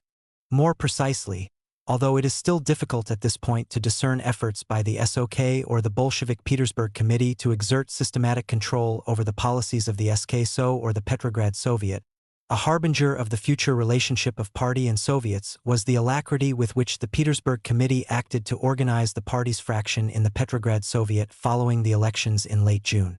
At the same time, the events of this period showed that the relationship between the Petrograd Soviet and district Soviets was then still fluid. From time to time, the Petrograd Soviet and its leadership bodies attempted to direct district Soviets. But, for the most part, district Soviets successfully guarded their independence and retained the possibility of accepting or rejecting directives from above and creating institutions and pursuing policies of their own making. Not until the fall of 1918, amid preparations to celebrate the first anniversary of the October Revolution, did this situation begin to change. Despite the negative effects of the Petrograd Bolsheviks' break with the left SRs, during the rest of the summer Lenin's demands for the participation of party members and unaffiliated workers in food procurement detachments not only continued but significantly increased.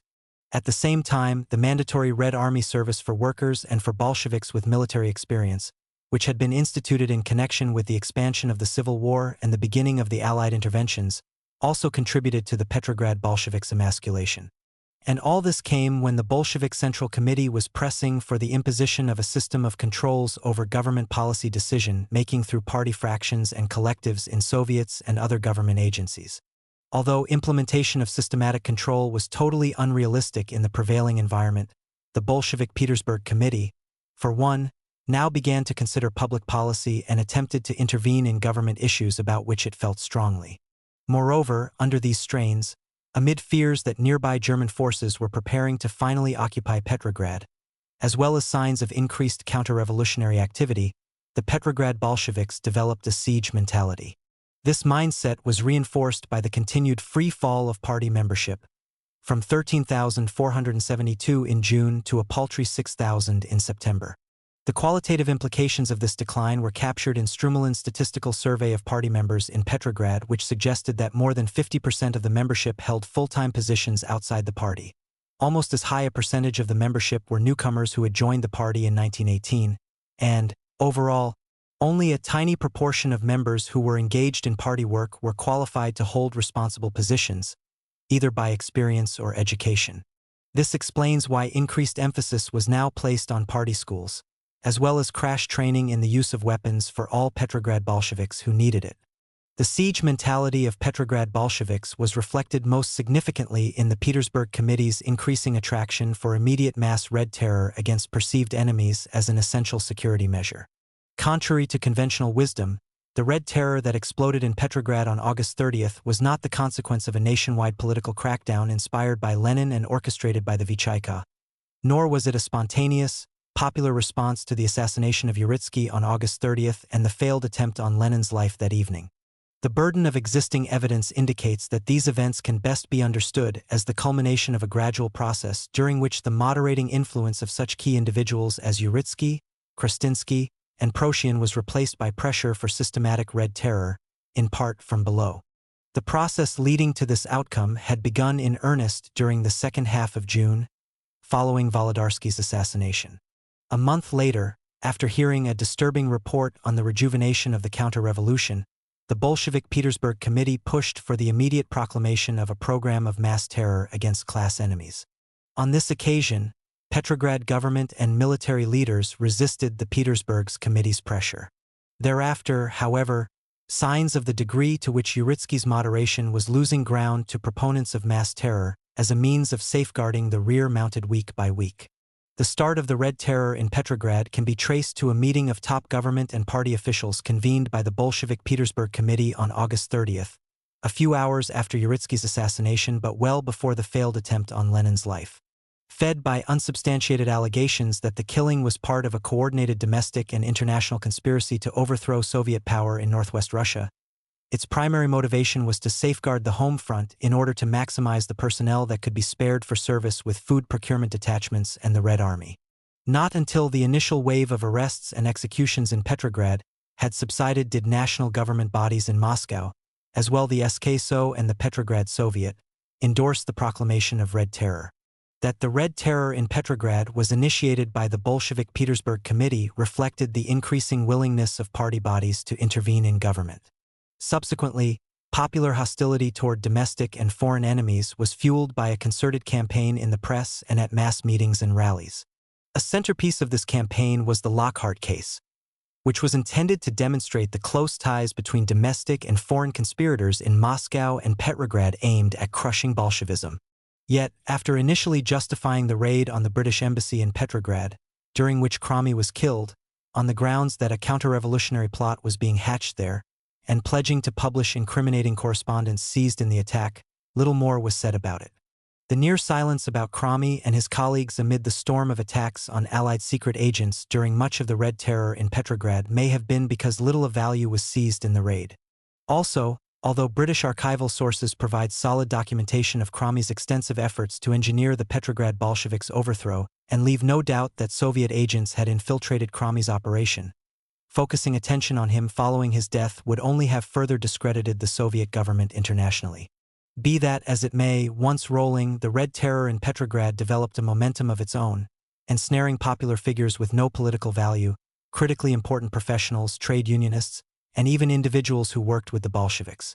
The precise Pichaika tabulations of shooting victims in the former KGB archive tell only part of the story, as they do not include Chaika hostages and large numbers of executions carried out by district-level security agencies and roving worker bands.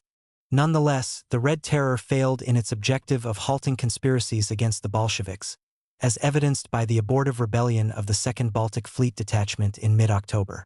The beginning of preparations for the first anniversary of the October Revolution in Petrograd coincided not only with the Red Terror but with promising news from battlefronts in west-central Russia and the intensification of revolutionary explosions in Central Europe.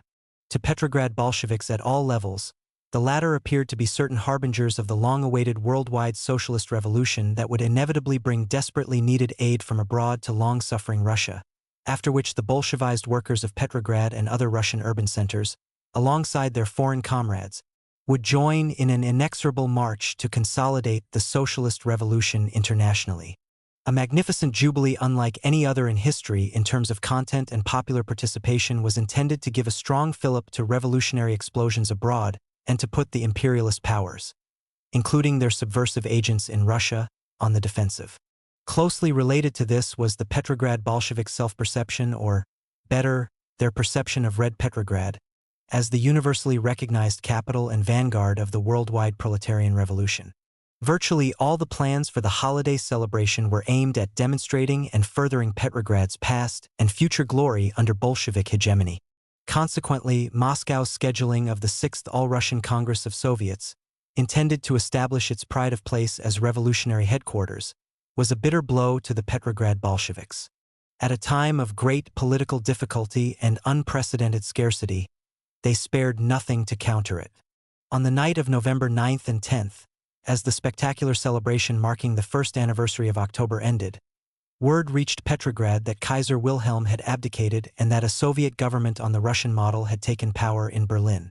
Ellen Zanevsky, then an official at the Commissariat for Military Affairs, was at the theater taking in a holiday offering when he heard the joyous news. Everything was normal. Before one of the acts was about to begin, a man in a jacket and high boots came onto the stage and said, "Comrades, we have just had news from Germany. There has been a revolution. Wilhelm has been overthrown. A Soviet of Workers' Deputies has been formed in Berlin and has sent us a greeting." It is hard to convey what followed. The announcement was met with a kind of roar, and frenzied applause shook the theater for several minutes. Here it had come, support from the proletariat of Western Europe. It seemed that everything would develop differently from now on. All interest in what was happening on the stage vanished. There they were still speaking their lines, but our thoughts were far away over there in Berlin, where red flags were flying in the streets, where a Soviet of Workers' Deputies was in session, where another knot had been tied in the world proletarian revolution.